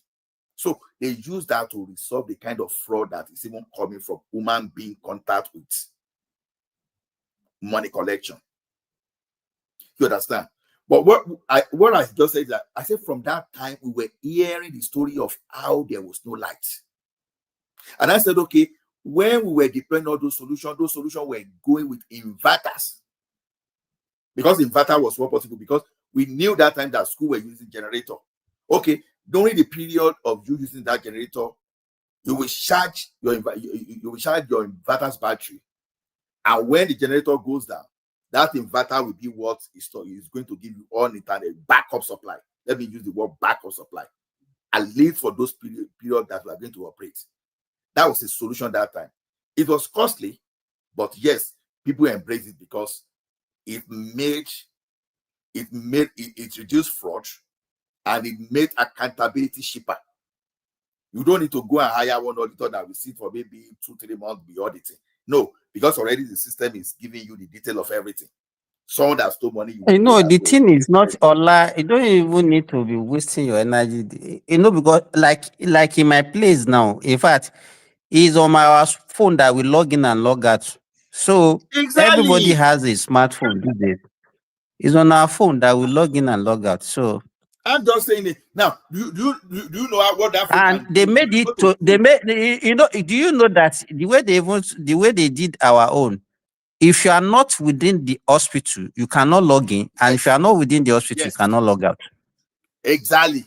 You don't need because it can detect it has a perimeter that it can locate. Is that geolocation? I wish it's using Google App resources, Google Map resources. So when you are within that place, it knows me as a techie. And they will ask me to go and work somewhere. If I log on maybe 3 kilometers of that place, they will say, "Oga, you are logging on when you are not on that site." They will know. There's a cycle of feed nation. When you pick job there, and this one you cannot even if you are not within the premises, you cannot log in at all. It will not even you can't even log in at all. So that's why I said when you outsource this thing, those people you outsource to, they will give you that solution. The solution exists. So that's why I'm saying that everything. I understand. I think, Mr. Ola, when you're giving us this thing, when you're saying outsource, they don't need to even outsource. It's within them. They will just get someone to monitor it and put this software and system. You know, Mr. D, let me tell you, you cannot hand over. Let me tell you this. No, you can't hand over things to civil servants. Let me tell you this. They will not manage it well. You know, all of them are the same. Okay. Let me give you, for example, let us even leave Lagos. That people are giving example of. The alpha beta. Let me give you, for example, Kwara State. When they are using Kwara State internally high inland revenue service, that's what they used to use that time. They are making like 150-200 million monthly internally generated revenue. And the people that were there, if you see the way they are living large, but immediately they got a private enterprise to come and be collecting those revenue. Do you know that within that period it surged to 2 billion naira? This thing was about 10 years ago, surged to from 150 million to 2 billion. Now they are making like almost 6 billion, 7 billion. Exactly. So if that one I say want to collect 10%, let's say they want to collect 10% of 2 billion and compare to 150 million that you are making before, Mr. D, which one will you go for as a businessman? Yeah, I mean 10% is fine. 10%. Yeah, 10% it's fine. Is fine. So why you know? Let me tell you, we have to be careful the way people that want to be stealing our resources will come online and then they will not be be telling us things that are not actually factual. In Nigeria, all of us look at politicians. Politicians if you want to get 30%, let me give you for example, Mr. D, 30% of 2 billion. How much is that? That's too much now. That's what I'm saying. No, it can't be too much. When you are before then, let me tell you, before that, you are generating 150. Somebody is not generating 2 billion for you and want to collect 30%. You said it's too much. At the beginning, because they find a lot of work. But for example, if they've already registered, they already have them, they can't continue to be taking 30% of what's supposed to be going to the states. That's what people are saying. I understand what you're saying. For better fees, then. They should negotiate. That's what I think. I'm not saying. Bunch of people. Because even, yeah, that's what I think. No, But no, 30% Mr. is D, too Mr. D, outrageous. you are making a big mistake. Mr. D. Let me tell you something. You know, Can there was a you- time when we were collecting 100, not on us. We call it not on us transaction in the bank, in the bank that time, when we were collecting 100. People think, oh, this bank, they are ripping us off. No. If you know how much we pay per, you know, there is a band. Maybe if you are processing, let's say, 2 million transactions, there's a band. When you move to 10 million, there's a band. So, per all those transactions we're paying, the switching company, they were collecting money. And those people providing that switching to, those people that develop application to, they were getting their money. So now you are paying for the cost of even putting the infrastructure there, and you are paying for the cost of maintenance as well. So when you look at those people collecting 10%, you look at now, 10% is what we are looking at. We forgot that those people, they are big in technology. Someone developed the app for them. Don't forget that they will pay security, cyber security people before, so that one row will not hack into your system. You know what it means when they hack into your system? It costs you more. So it's better for you to pay for security people to secure your system than to say you want to do a row. All those things you see, it costs a lot. So now people will be saying, no, okay, these people are collecting 6 billion. No, you people are not collecting explaining 600 it million. to him in a business way. Is Let that- me explain. You are not explaining it in the business terms. Okay. You see what is causing this trouble in Nigeria is when people don't understand what business is. See, there's somebody that asked that question. Is it Mr. D who asked that question? It's me that asked that why are they collecting 30%? Okay. I believe it could have been smaller. Let me tell you, nobody will come to do such a business with you and tell you that he will collect. I will be a contractor, and you outsource this business for me, and then I'll be collecting 30%. That's not how businesses are being agreed upon. The way they do it is they will tell you, we will be making so amount for you every month. Listen to what Simba said. He said they were doing 150 million. They outsourced it. It's an agreement. He said, we are making 130 million. If you give me this job, I will make 1 billion for you. Are you kidding me? Give me this job. Then you sign. If you make 1 billion, that 150, percentage of that 150 we used to make before will be your own. That's a good deal. Whether it's 15%, whether it's 10%. So now, listen, some will write the agreement in a way that as I generate more, I too will make more. In essence, every extra 1 billion I add, 1% will add to the original percent I get.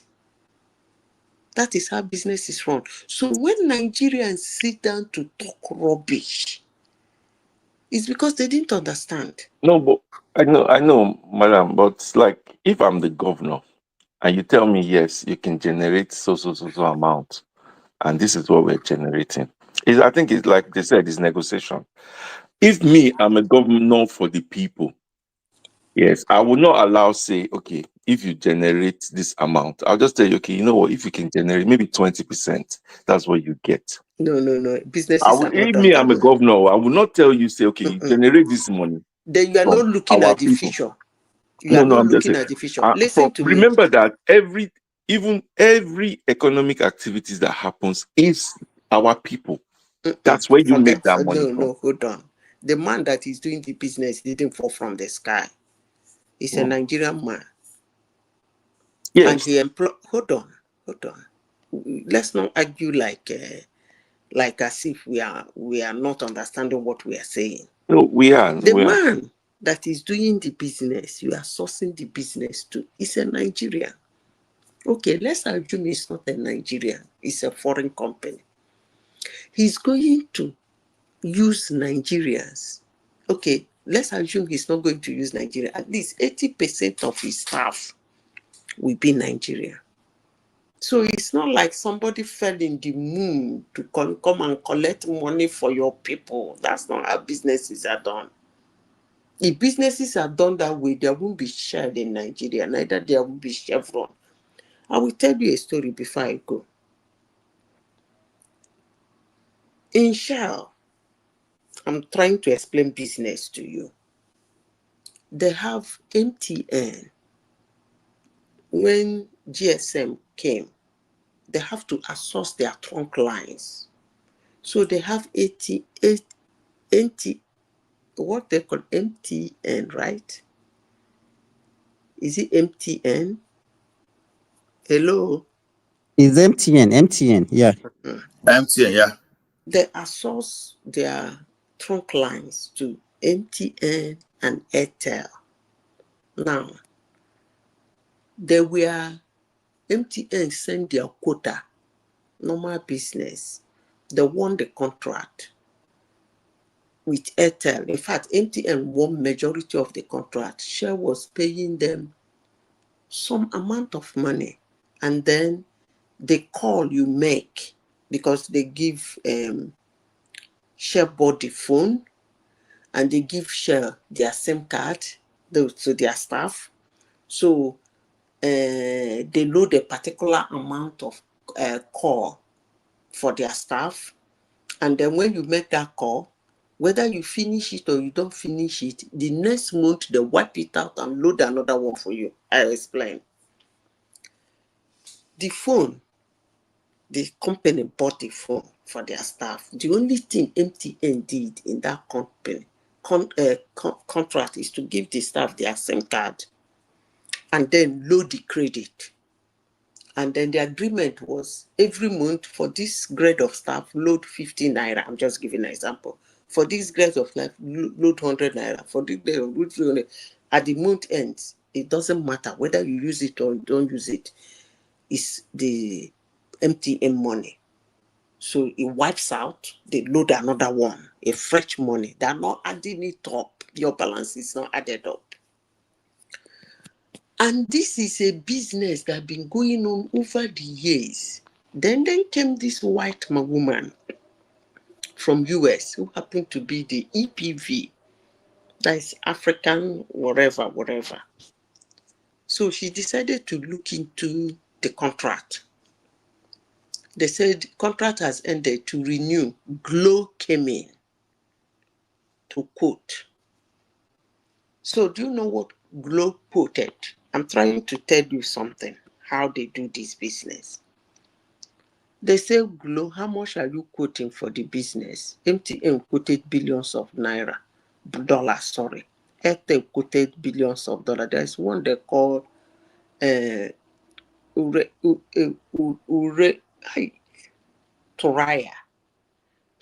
and one other one. Quoted.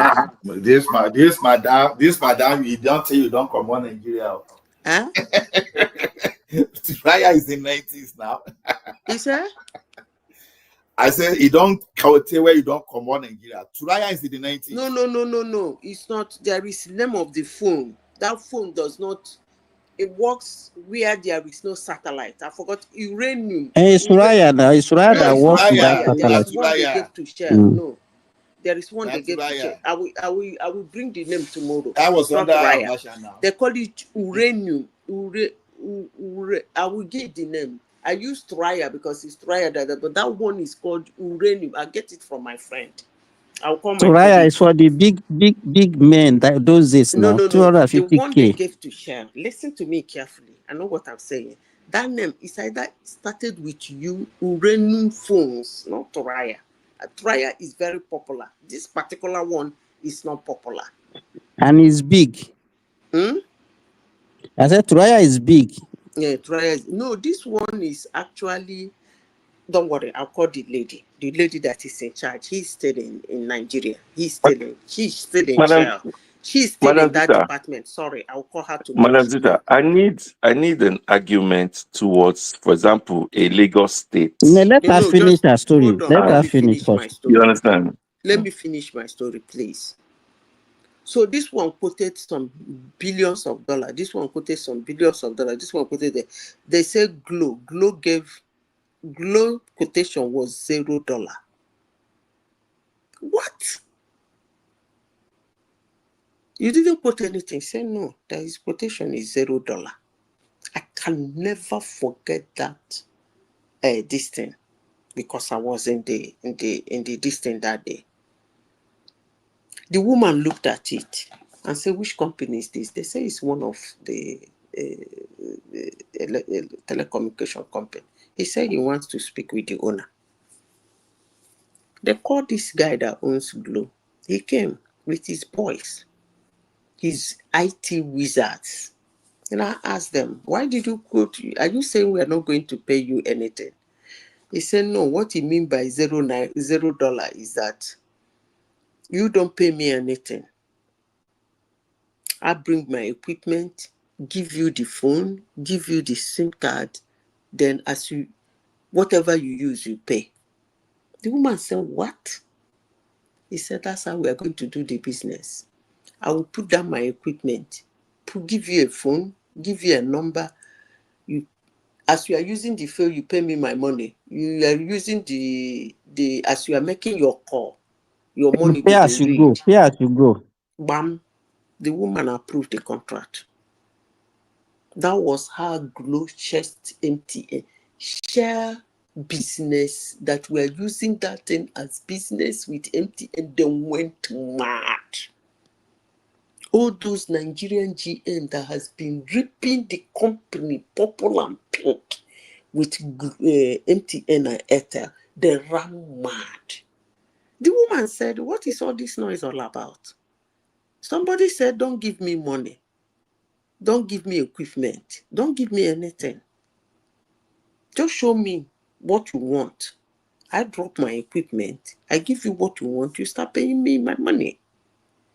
Yeah, but didn't you think that might actually cost more? That is the deal now. Okay. But nobody is going to no, Zita, you think that that deal can actually cost them more? Which one will cost them more? It costs them more, but it's more transparent. Yes, so it's like you're having a contract. Are they not giving? Wait, sorry, Mr. D. So how are they subscribing for the staff? Are they giving them money to subscribe on their own No. Because It's before it's the company that are paying. People are just using it free. Now, how did they pay? How did they pay Hold for on. what they In use? Shell, they say if you are a manager, you get iPhone 5 Pro. Okay? If you are a manager, you get iPhone 5 Pro. You choose between if you are a GM, you choose between the highest iPhone or the highest Android. You choose between Android and iPhone. So anyone you choose, the company, your airtime for the month will be 400,000 naira. Then, I don't know how much is this now. So what Glow will come? Glow will come with a brand new of that iPhone.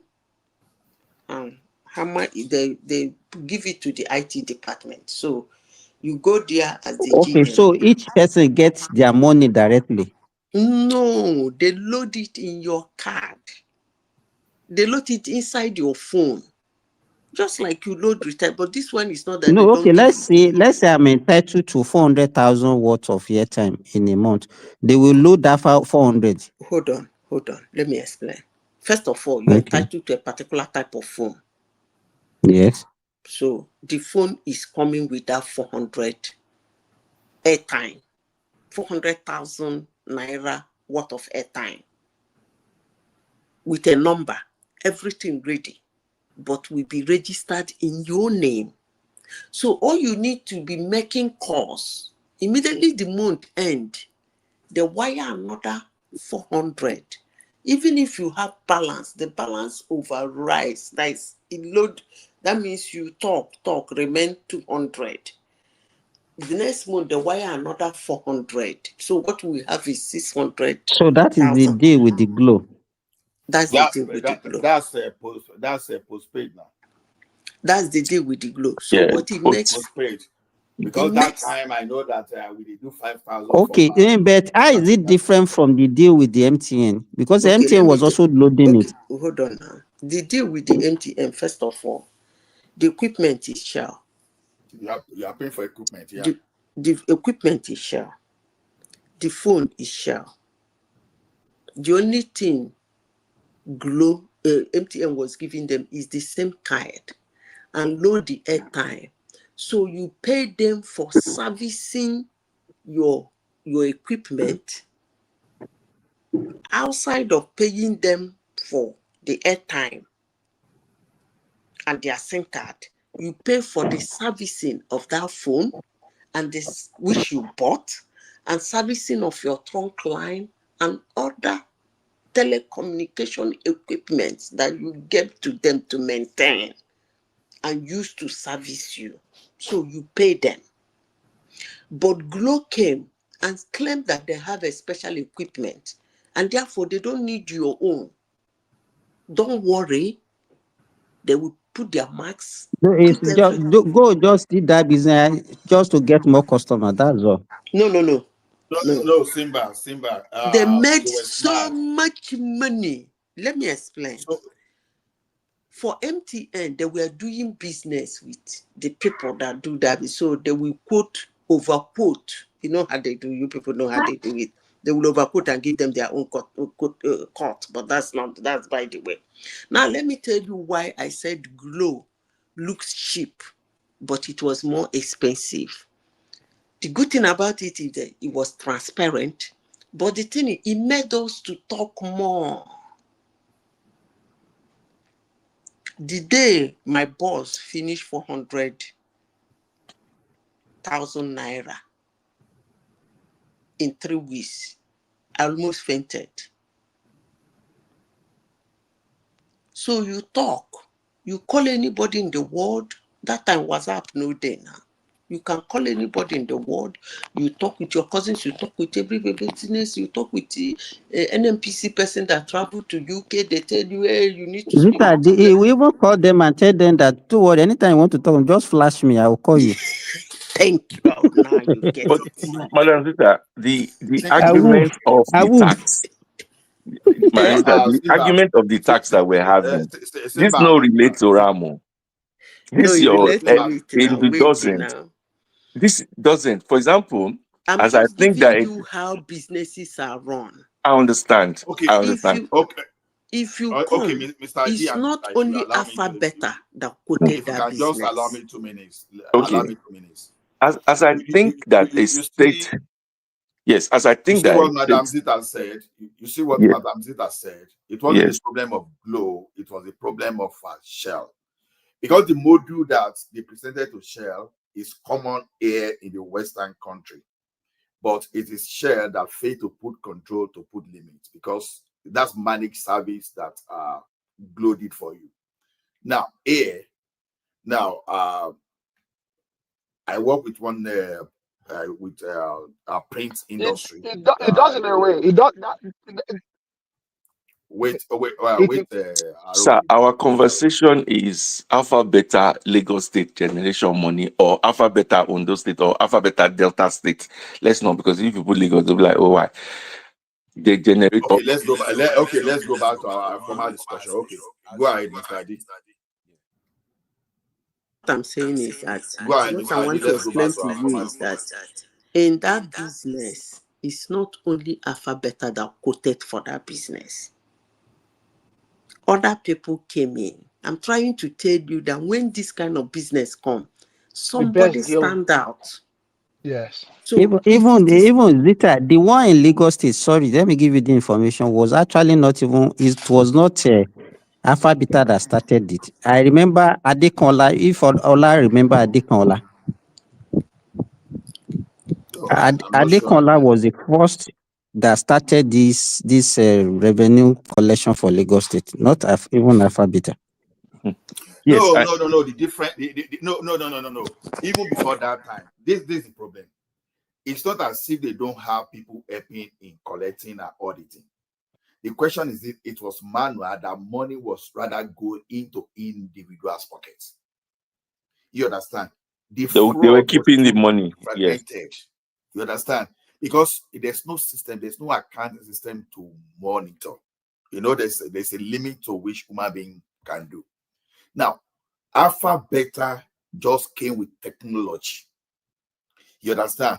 Now, Simba may found one kind of accounting system today. You partner with Microsoft or with Google or with one big tech. Now, if that's okay, you go to that place. Okay, do you know that this system exists within Google? If we let you see your revenue be a real time, and we let you, instead of you paying a PW one accounting firm and spending this thing, you will be seeing your money real time. I'm just giving an example. So they presented electronic solution. You understand? That's just the basis of that. Now, Alpha Beta is not just running, because people think that Alpha Beta will just go to a Ikeja shop. Oh yeah, bring your money. No, it just put infrastructure in place.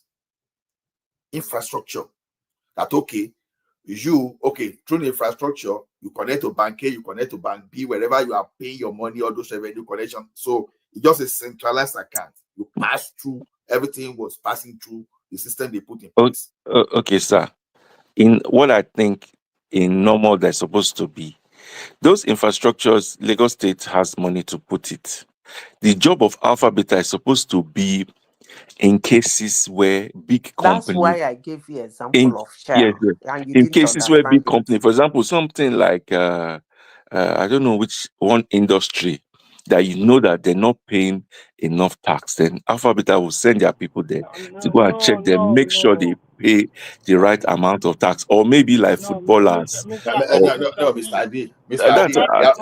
That's supposed to be their job. No, Let me just They are not. They are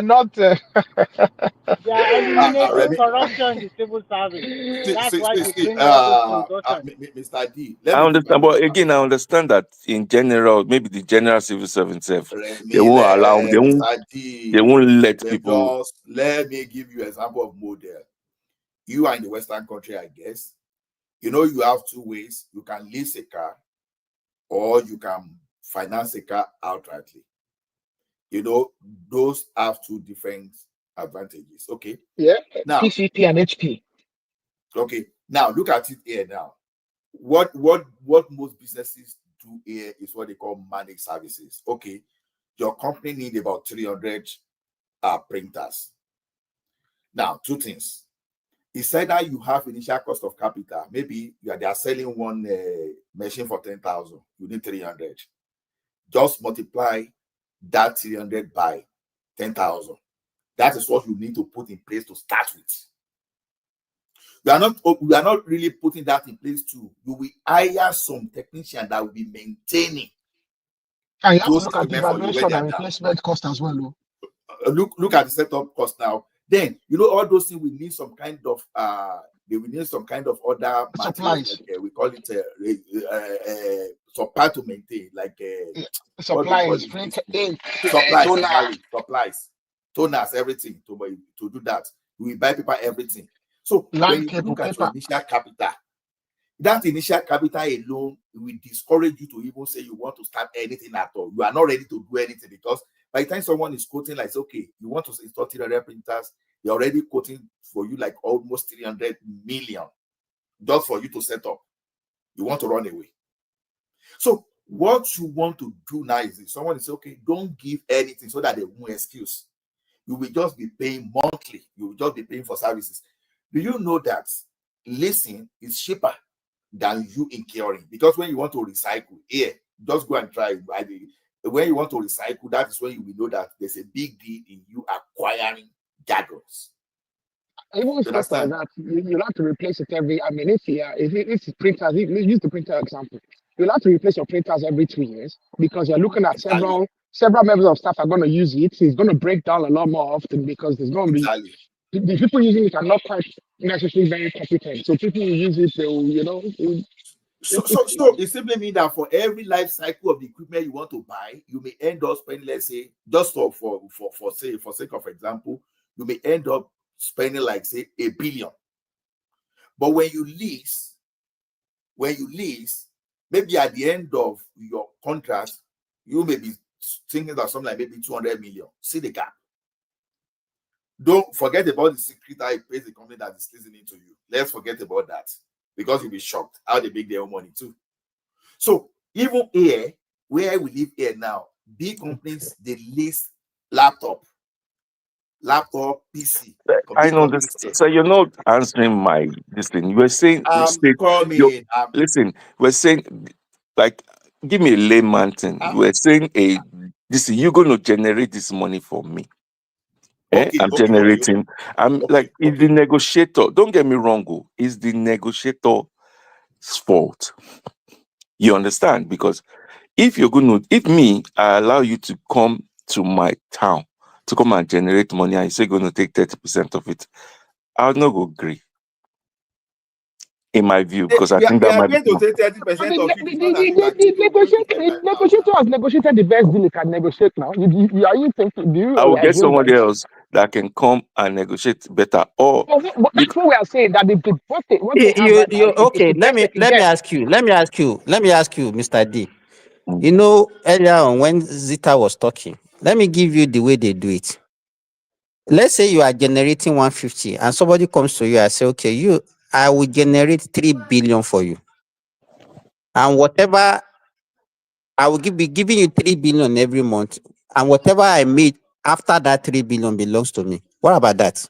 I will not, me as a person, I will not agree to this kind of deal. You're different. People are different. You are not ready. You are not ready. You are not ready to go government. Listen now. I understand. I will tell you that if you generate 3 billion, you're taking 20%. And let's keep it at that. They will not even tell you they are going to take percent. They will tell you that they will give you that 3 billion. Whatever they make after that 3 billion, wait now, that whatever they make after that 3 billion belongs to them.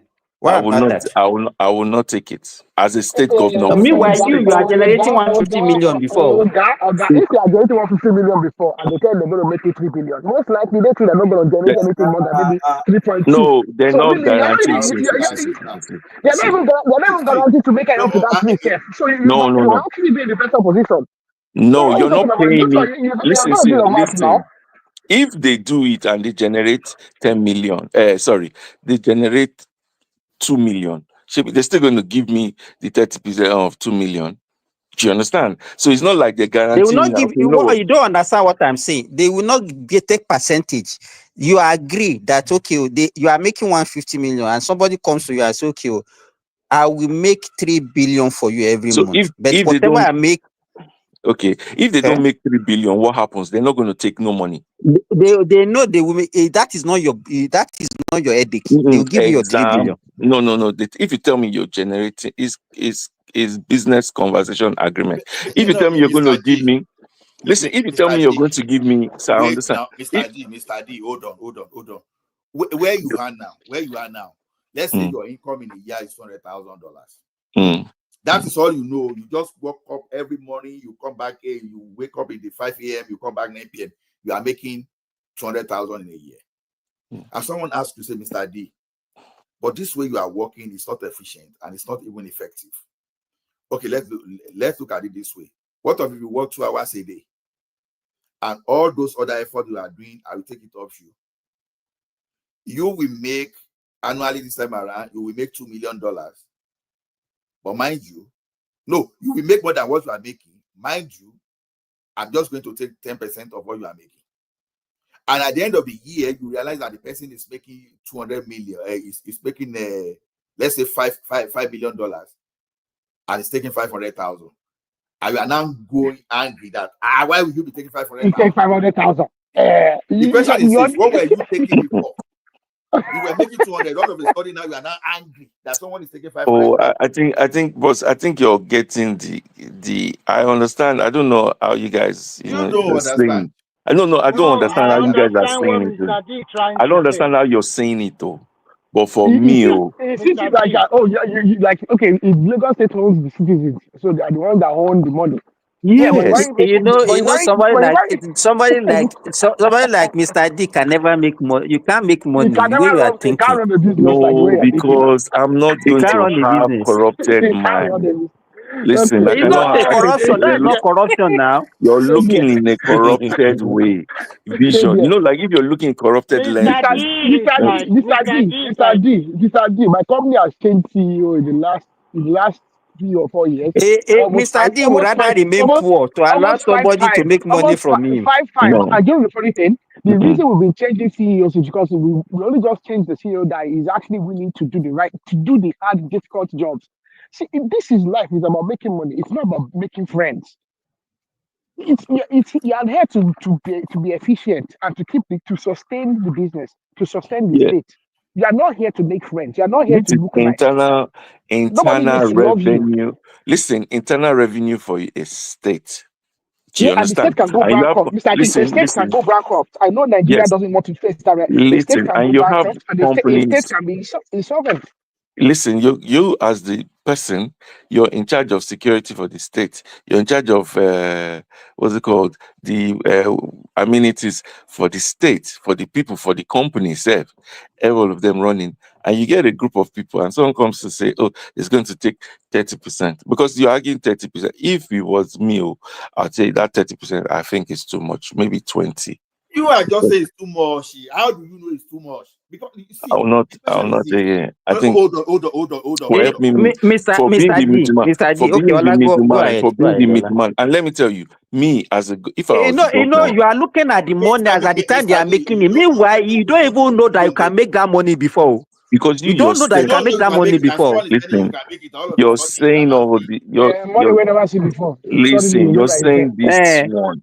That's what I'm saying. You're saying this because even the person that is doing it doesn't even know that it's going to make that much money. That's why let me tell you something. It's The day that you understand, nobody knows. So it's sensitive. you got to back big my profession for campaign. I will come out there and campaign against you. Me, I just Why?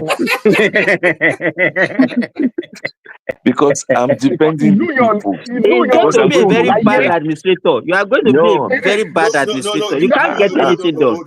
Don't get wrong. I'm going to come from. We are from Delta. I'm going to defend the people. I'm going to defend.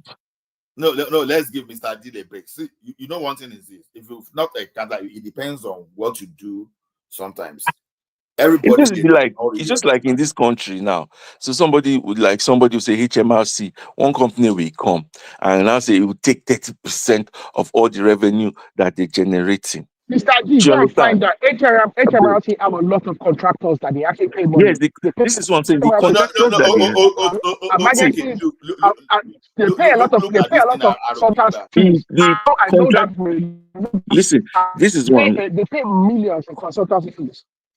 The percentage they give to their consultants to go and get money is when those people go extra mile to get the money. For example, if a football company, some of their contracts, have a baseline. They have a baseline, then they have a performance. They have a performance support. For example, if a football club, yes, and this football club is generating and they're paying so amount, and they send a contractor, they go check their books, make sure they're paying the right amount that they're supposed to pay. We have information that maybe they're transferring their money.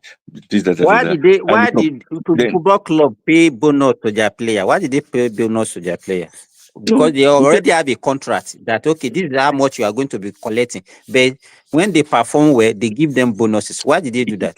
Yes, when you perform well, but the tax that you pay to the government is standard. Forget about just a question. Why did they pay bonuses? It's not part of their contract now. If you're making, but this is like, let me give you, for example, Chelsea won Club World Cup recently, and they decide to give £350,000 You're giving to each player. You're giving the wrong example. We're talking about tax revenue collection for a state or a local government or whatever. It's just like you have local governments in Lagos. I just give, and you tell them, say, okay, look, each house now has to be paying maybe 100 naira or 100 or 1,000 naira.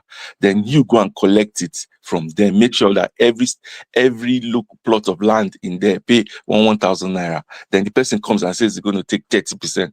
I'll say no, take 20%, because if you do that, you have been using some people to collect that same money before, and you are not getting. Them 20%, Mr. I'm not giving you. You can even give them 1%. No. Wait. Mr. D, you are free to make an offer. They are free to make a counter offer. Let me. Okay. Yeah, but Ola. Okay. But listen, I think you see the difference of what we're saying is if you have Mr. D, hold on. Let me yes. tell you Can I say something also? Now. Even in Canada here as we speak now, depending on the volume, the average annual maintenance fee for any software you supply person is between 15 and 25% only. If I give you software now, maybe you are driving something and I say I want to charge you annual maintenance fee, I charge between 15% and 25%. That's for you. Maybe if you're a bank, I give you maybe a bank. Okay, this is my software for you to run your application, or maybe I might have Flex giving you Flex Cube, or maybe I have another one give you Finis or whatever, Finaco, all those stuff, and that's okay. For this, I'll be charging 25% of all the transaction that goes inside. That's not true, sir. Software of all the transactions that goes inside that system. You didn't listen not 15 to 25%. You didn't listen to me. Okay, what is I'm saying? Even if I supply you the software alone, let's assume like one man platform now is using let's say StreamYard. Let's say I give you this platform, you are not buying. Yeah, I give you, and now be saying okay, for you are using my software. This software cost me 1 billion. The cost of this software, but I'll be charging you 25% annual maintenance fee. It simply means that when you have bug, when the thing goes down, when someone wants to attack for update everything, I'm going to be charging 15 to 25%. Of what do you mean? I don't understand. Is it 25% of all the transaction that goes? It's just like you have a supermarket, a software that takes everything. I don't understand what you're saying. We're talking. I say even for supplying the software only. I'm not even talking of transaction now. For a state revenue tax collection software shouldn't be. You could get even all these companies abroad, they'll make it for you. Well, I think we should move to another topic. You understand? I know, but I know that you're just defending because it's Ashiwaju. It's not a matter of defending. That's why you don't see it wrong. That mindset that you have, that is why you don't want to understand. Is that mindset that you have that doesn't want to understand? It's not only Ashiwaju. There are so many states that are doing that, and it's not the one doing it. I gave you an example of Kwara. Ashiwaju is not the one that is doing Kwara now. So why are you talking like this? Simba, if you have that kind of mindset, you will not be able to understand what we are telling you. We understand. No, it's not like that. Mr. D wants a company that will just collect like a simple 5% or 2%. So that can rip it. But at the end of listen. But at the end of the day, you can never find a consulting firm like that. Because that 10%. No. Okay, let's say Remy. I've not been talking. Let me finish. At the end of the day, your state income will never improve. And at the end of the day, people will boot you out. Make me a governor. Make me a governor, and I'll. They cannot make you a governor with this kind of mindset because no, you don't know. Listen, make me a governor. Good. They can never pick you. Make me a governor, and you see, and I'll prove to you. Listen, before you are made a governor, listen. Before you are made already, a governor, you are already failing. Before you become because you're having you cannot make a good governor. The way I'm not going on that anyway. We're not doing. Just look at it. You are making 100 million, and somebody said they can make 3 billion for you. Do you know the percentage? No, as you are just 10% commission. You are trying to because okay, I want to give you something. If you don't make me 3 billion, what happens? They will make you your 3 billion before they come to you. They know what they are doing. No, but if you don't make your own problems to make 3 billion for you every month. So if you don't make me 3 billion, then you're not taking anything. Listen. Before they said 3 billion, they already know they make more than 3 billion. There's a reason they said they are going to take percentage. No, it's good. They make zero. You think they will just come without doing their own due diligence? They will have done their own due diligence before they come to you for that proposal. Let me tell you. You think they will just write a proposal? Me as a person, listen, no one is doing that. If I know that we can make 6 million, you now come. How will you know? How will you know? I know that we can make that money because if you're in government, you will not be making it since. You've not been making it because you know that there's some hindrances in there. Then why don't And you go and sometimes, do it by yourself? You can make the money. If it's Why on don't resolve the you leave them? hindrances, no, don't you go ahead and sometimes resolve the hindrances? That would be that's cheaper, something. don't you think? So, like you said, According to sometimes those hindrances could be like if you give it to the government, which you said, like people in the civil service, they will still do the same. Might as well just contract it out to people. Then get a good rate. You do not owe the solution. Someone brought the solution to you, and you are saying this thing. You can't dictate. Someone brought this, you do not have the solution, and someone brought And the that solution. and this I brought my solution to and you, and let you me want to tell dictate you, to me. this your You know, this the way he's talking is the same way people will say, why did you remove subsidy? Why can't you fight the corruption in subsidy? Mr. D knows the truth. It's just because no. he's Obi On blood. That's why he's saying all these things. On this case of People be subsidy, done this in Anambra State. Mr. D will be out here on defending this, it. listen, we have any other thing to say?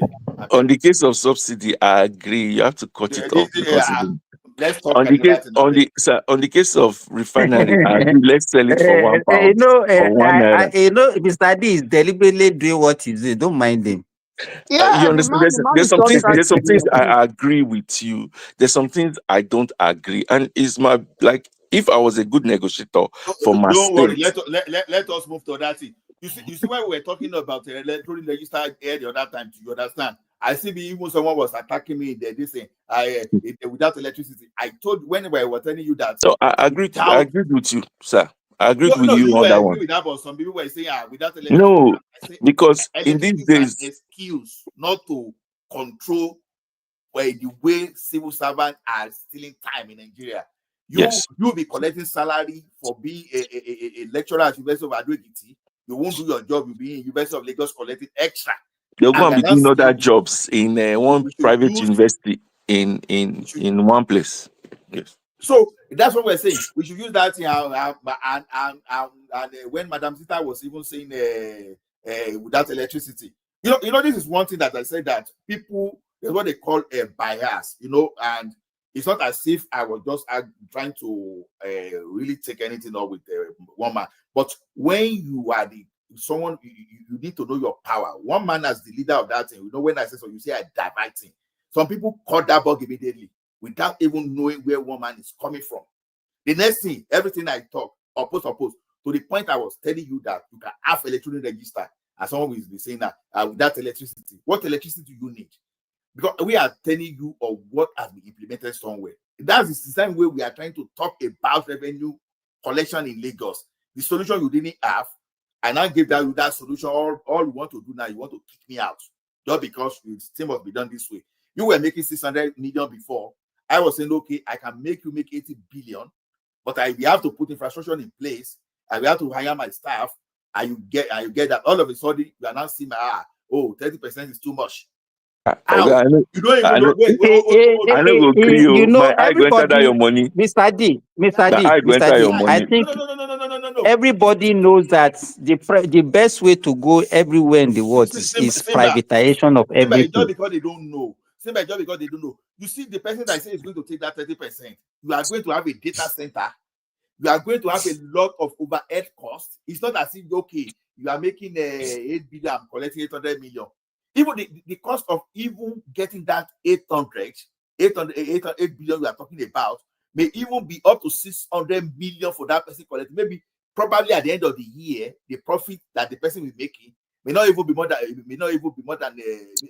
maybe like 1 million of it. No, and remember, even on top of this, as a company working on that, listen, one more thing, as a company, so I want to say one something. Hold it first.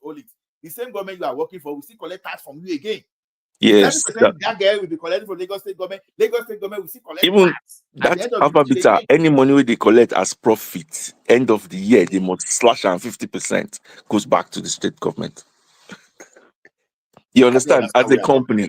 So like, if you're a company, because you're helping us collect money. The workers of Alpha Beta will still pay tax to Lagos State government too. Yes, even the company you will incur costs for internet, you will incur costs for servers, you will incur costs for software. Even the cost goes to that.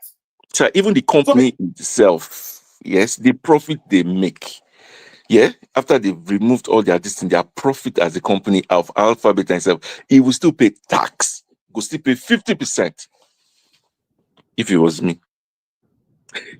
Do you understand? You can't make a tax You law have for a the single person. tax A tax company law, is a you can't company make tax law that you're for giving it. one No, person. no. The tax company is a company under the state.